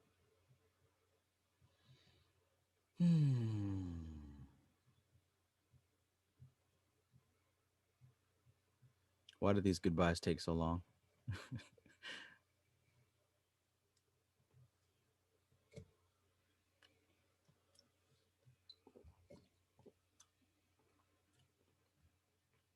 I don't know. When you leave here, go to Google, search up Ayurvedic body type quiz. Take like 2 or 3 of them. Answer them truthfully. Don't answer what you want. Answer how you've been throughout your life and see what your body type is. You're either going to be Vata, Pitta, or Kapha, which is air, space, fire, water, or earth, water, right? One's a little bit more thick, heavy set. One's more moderate, and one's thin, right? But it's deeper than that. It has more to do. It's your body as well as your emotions and your mind. Those are going to display which of the 3 you're primarily more of. That's why I say take maybe 2 or 3 of those quizzes. And each one of those 3 body types have foods that are good for you and foods that are detrimental to you. And when I say good for you, I mean they're harmonious with your energetic and physical makeup because you are a vibratory being, right? But yeah, you might find that some stuff that you've just naturally been attracted to, you're supposed to have because it generates certain energies in you that sustain you. And you're going to find that there's some stuff that you love that you're going to realize, oh, that's why I've been lactose intolerant. That's why I've been getting heartburn. That's why I've been getting diarrhea. That's why I've been getting mouth ulcers because you've been putting stuff in your body that while they are healthy for some individuals, they're not for you. I love spicy foods. I love the spiciest food possible, but I learned that I'm not supposed to have it for my body type. And when I stopped eating them, I noticed an instant improvement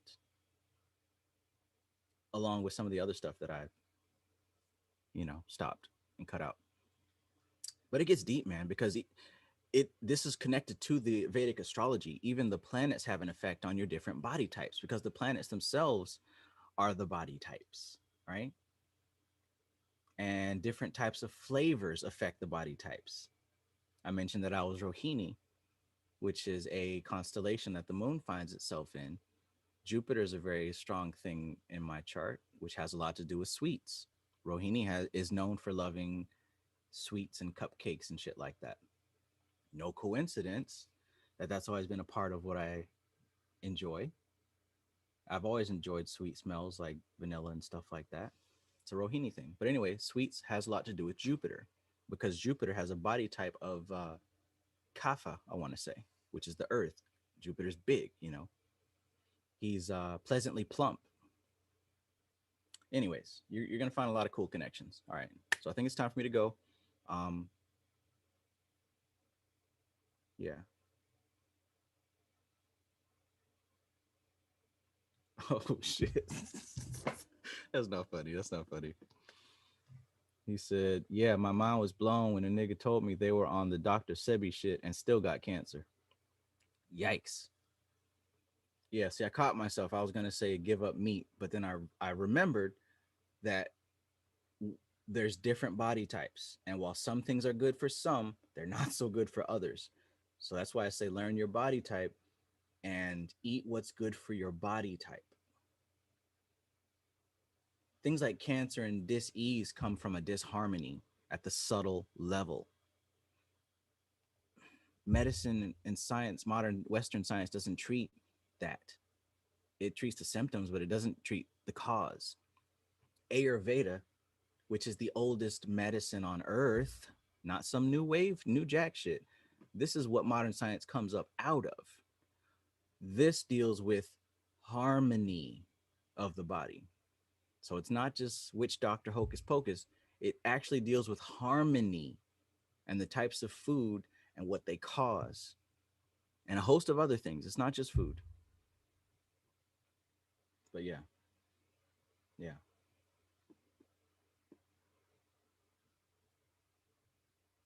Yeah. Yeah. I love these moments, man. I love these moments. Hanging out with you guys, talking about this stuff. It really feels like this is what I'm supposed to be doing, which is why it's so difficult for me to leave. But yeah. Those of you doing the work, good on you. You're doing awesome. Keep going because this is a rabbit hole that doesn't end, but it does get better. And for those few of you who've been watching and who haven't taken action yet, listen, what are you doing? Pick up something and get to work. That way you don't have to just hear us talk about it. You can experience it for yourself, right? These little magical stuff that you've been hearing people talk about is not far-fetched. Telepathy is real. Very real. Astral projection is very real. Being able to control and manipulate reality to work in your favor is extremely real. Yes, it is. Yes, it is. Yes, it is. Communication with people outside of cell phones from across countries, right? All this stuff is real, but it begins to happen easier when you have a clarity of how you perceive reality, right? You got to get out of that brainwash stuff, get out of that sensational stuff, right? No, vaccine scares and Bill Gates and whatever y'all are talking about. Leave all that shit to the folks who are trapped in their five senses. Let them have that because that's what they deserve. That's what their karma is giving them. You being here means that your karma is at such a point that you deserve better. So please, by all means, take advantage of this better information. Put it to work. Put it to work. Liberation is possible, but you got to go out and get it. All right. Yeah, that's another good one. Straight Panther put eat right for your body type. Mm-hmm.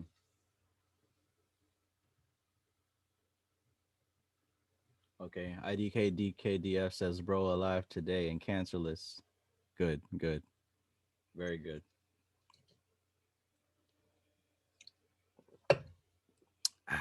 All right, y'all. Let me go. Because I think that yeah, I gotta pee. TMI. Ladies, I love you. Gentlemen, I love you too. Appreciate you guys being here. Thank you for this opportunity for me to serve you guys. I thank you. Appreciate all you guys. Shout out to all y'all. IDK, DK, IDK DKDF, Trinity, Stray Panther, Mystic Moons, Sunshine Chick, Prince Cthulhu, Ryan Melgren. Who else we got in the building? Chief Amy Lee. It's 6 o'clock. Thanks, Maxine. MC Maestro, can't forget you. You know, everybody, all y'all that come here time after time and who are serious. I appreciate y'all. Even y'all who are not serious, right? I appreciate y'all too. Because like I said, if your karma has afforded you to be at this point, that means you've done something right. So take advantage of the opportunity. Aset Aja, appreciate you. Elgene Dennis, God bless you. Everybody. This is TK Trav, aka Travis Mages, here with LVX777. I love you guys. Peace.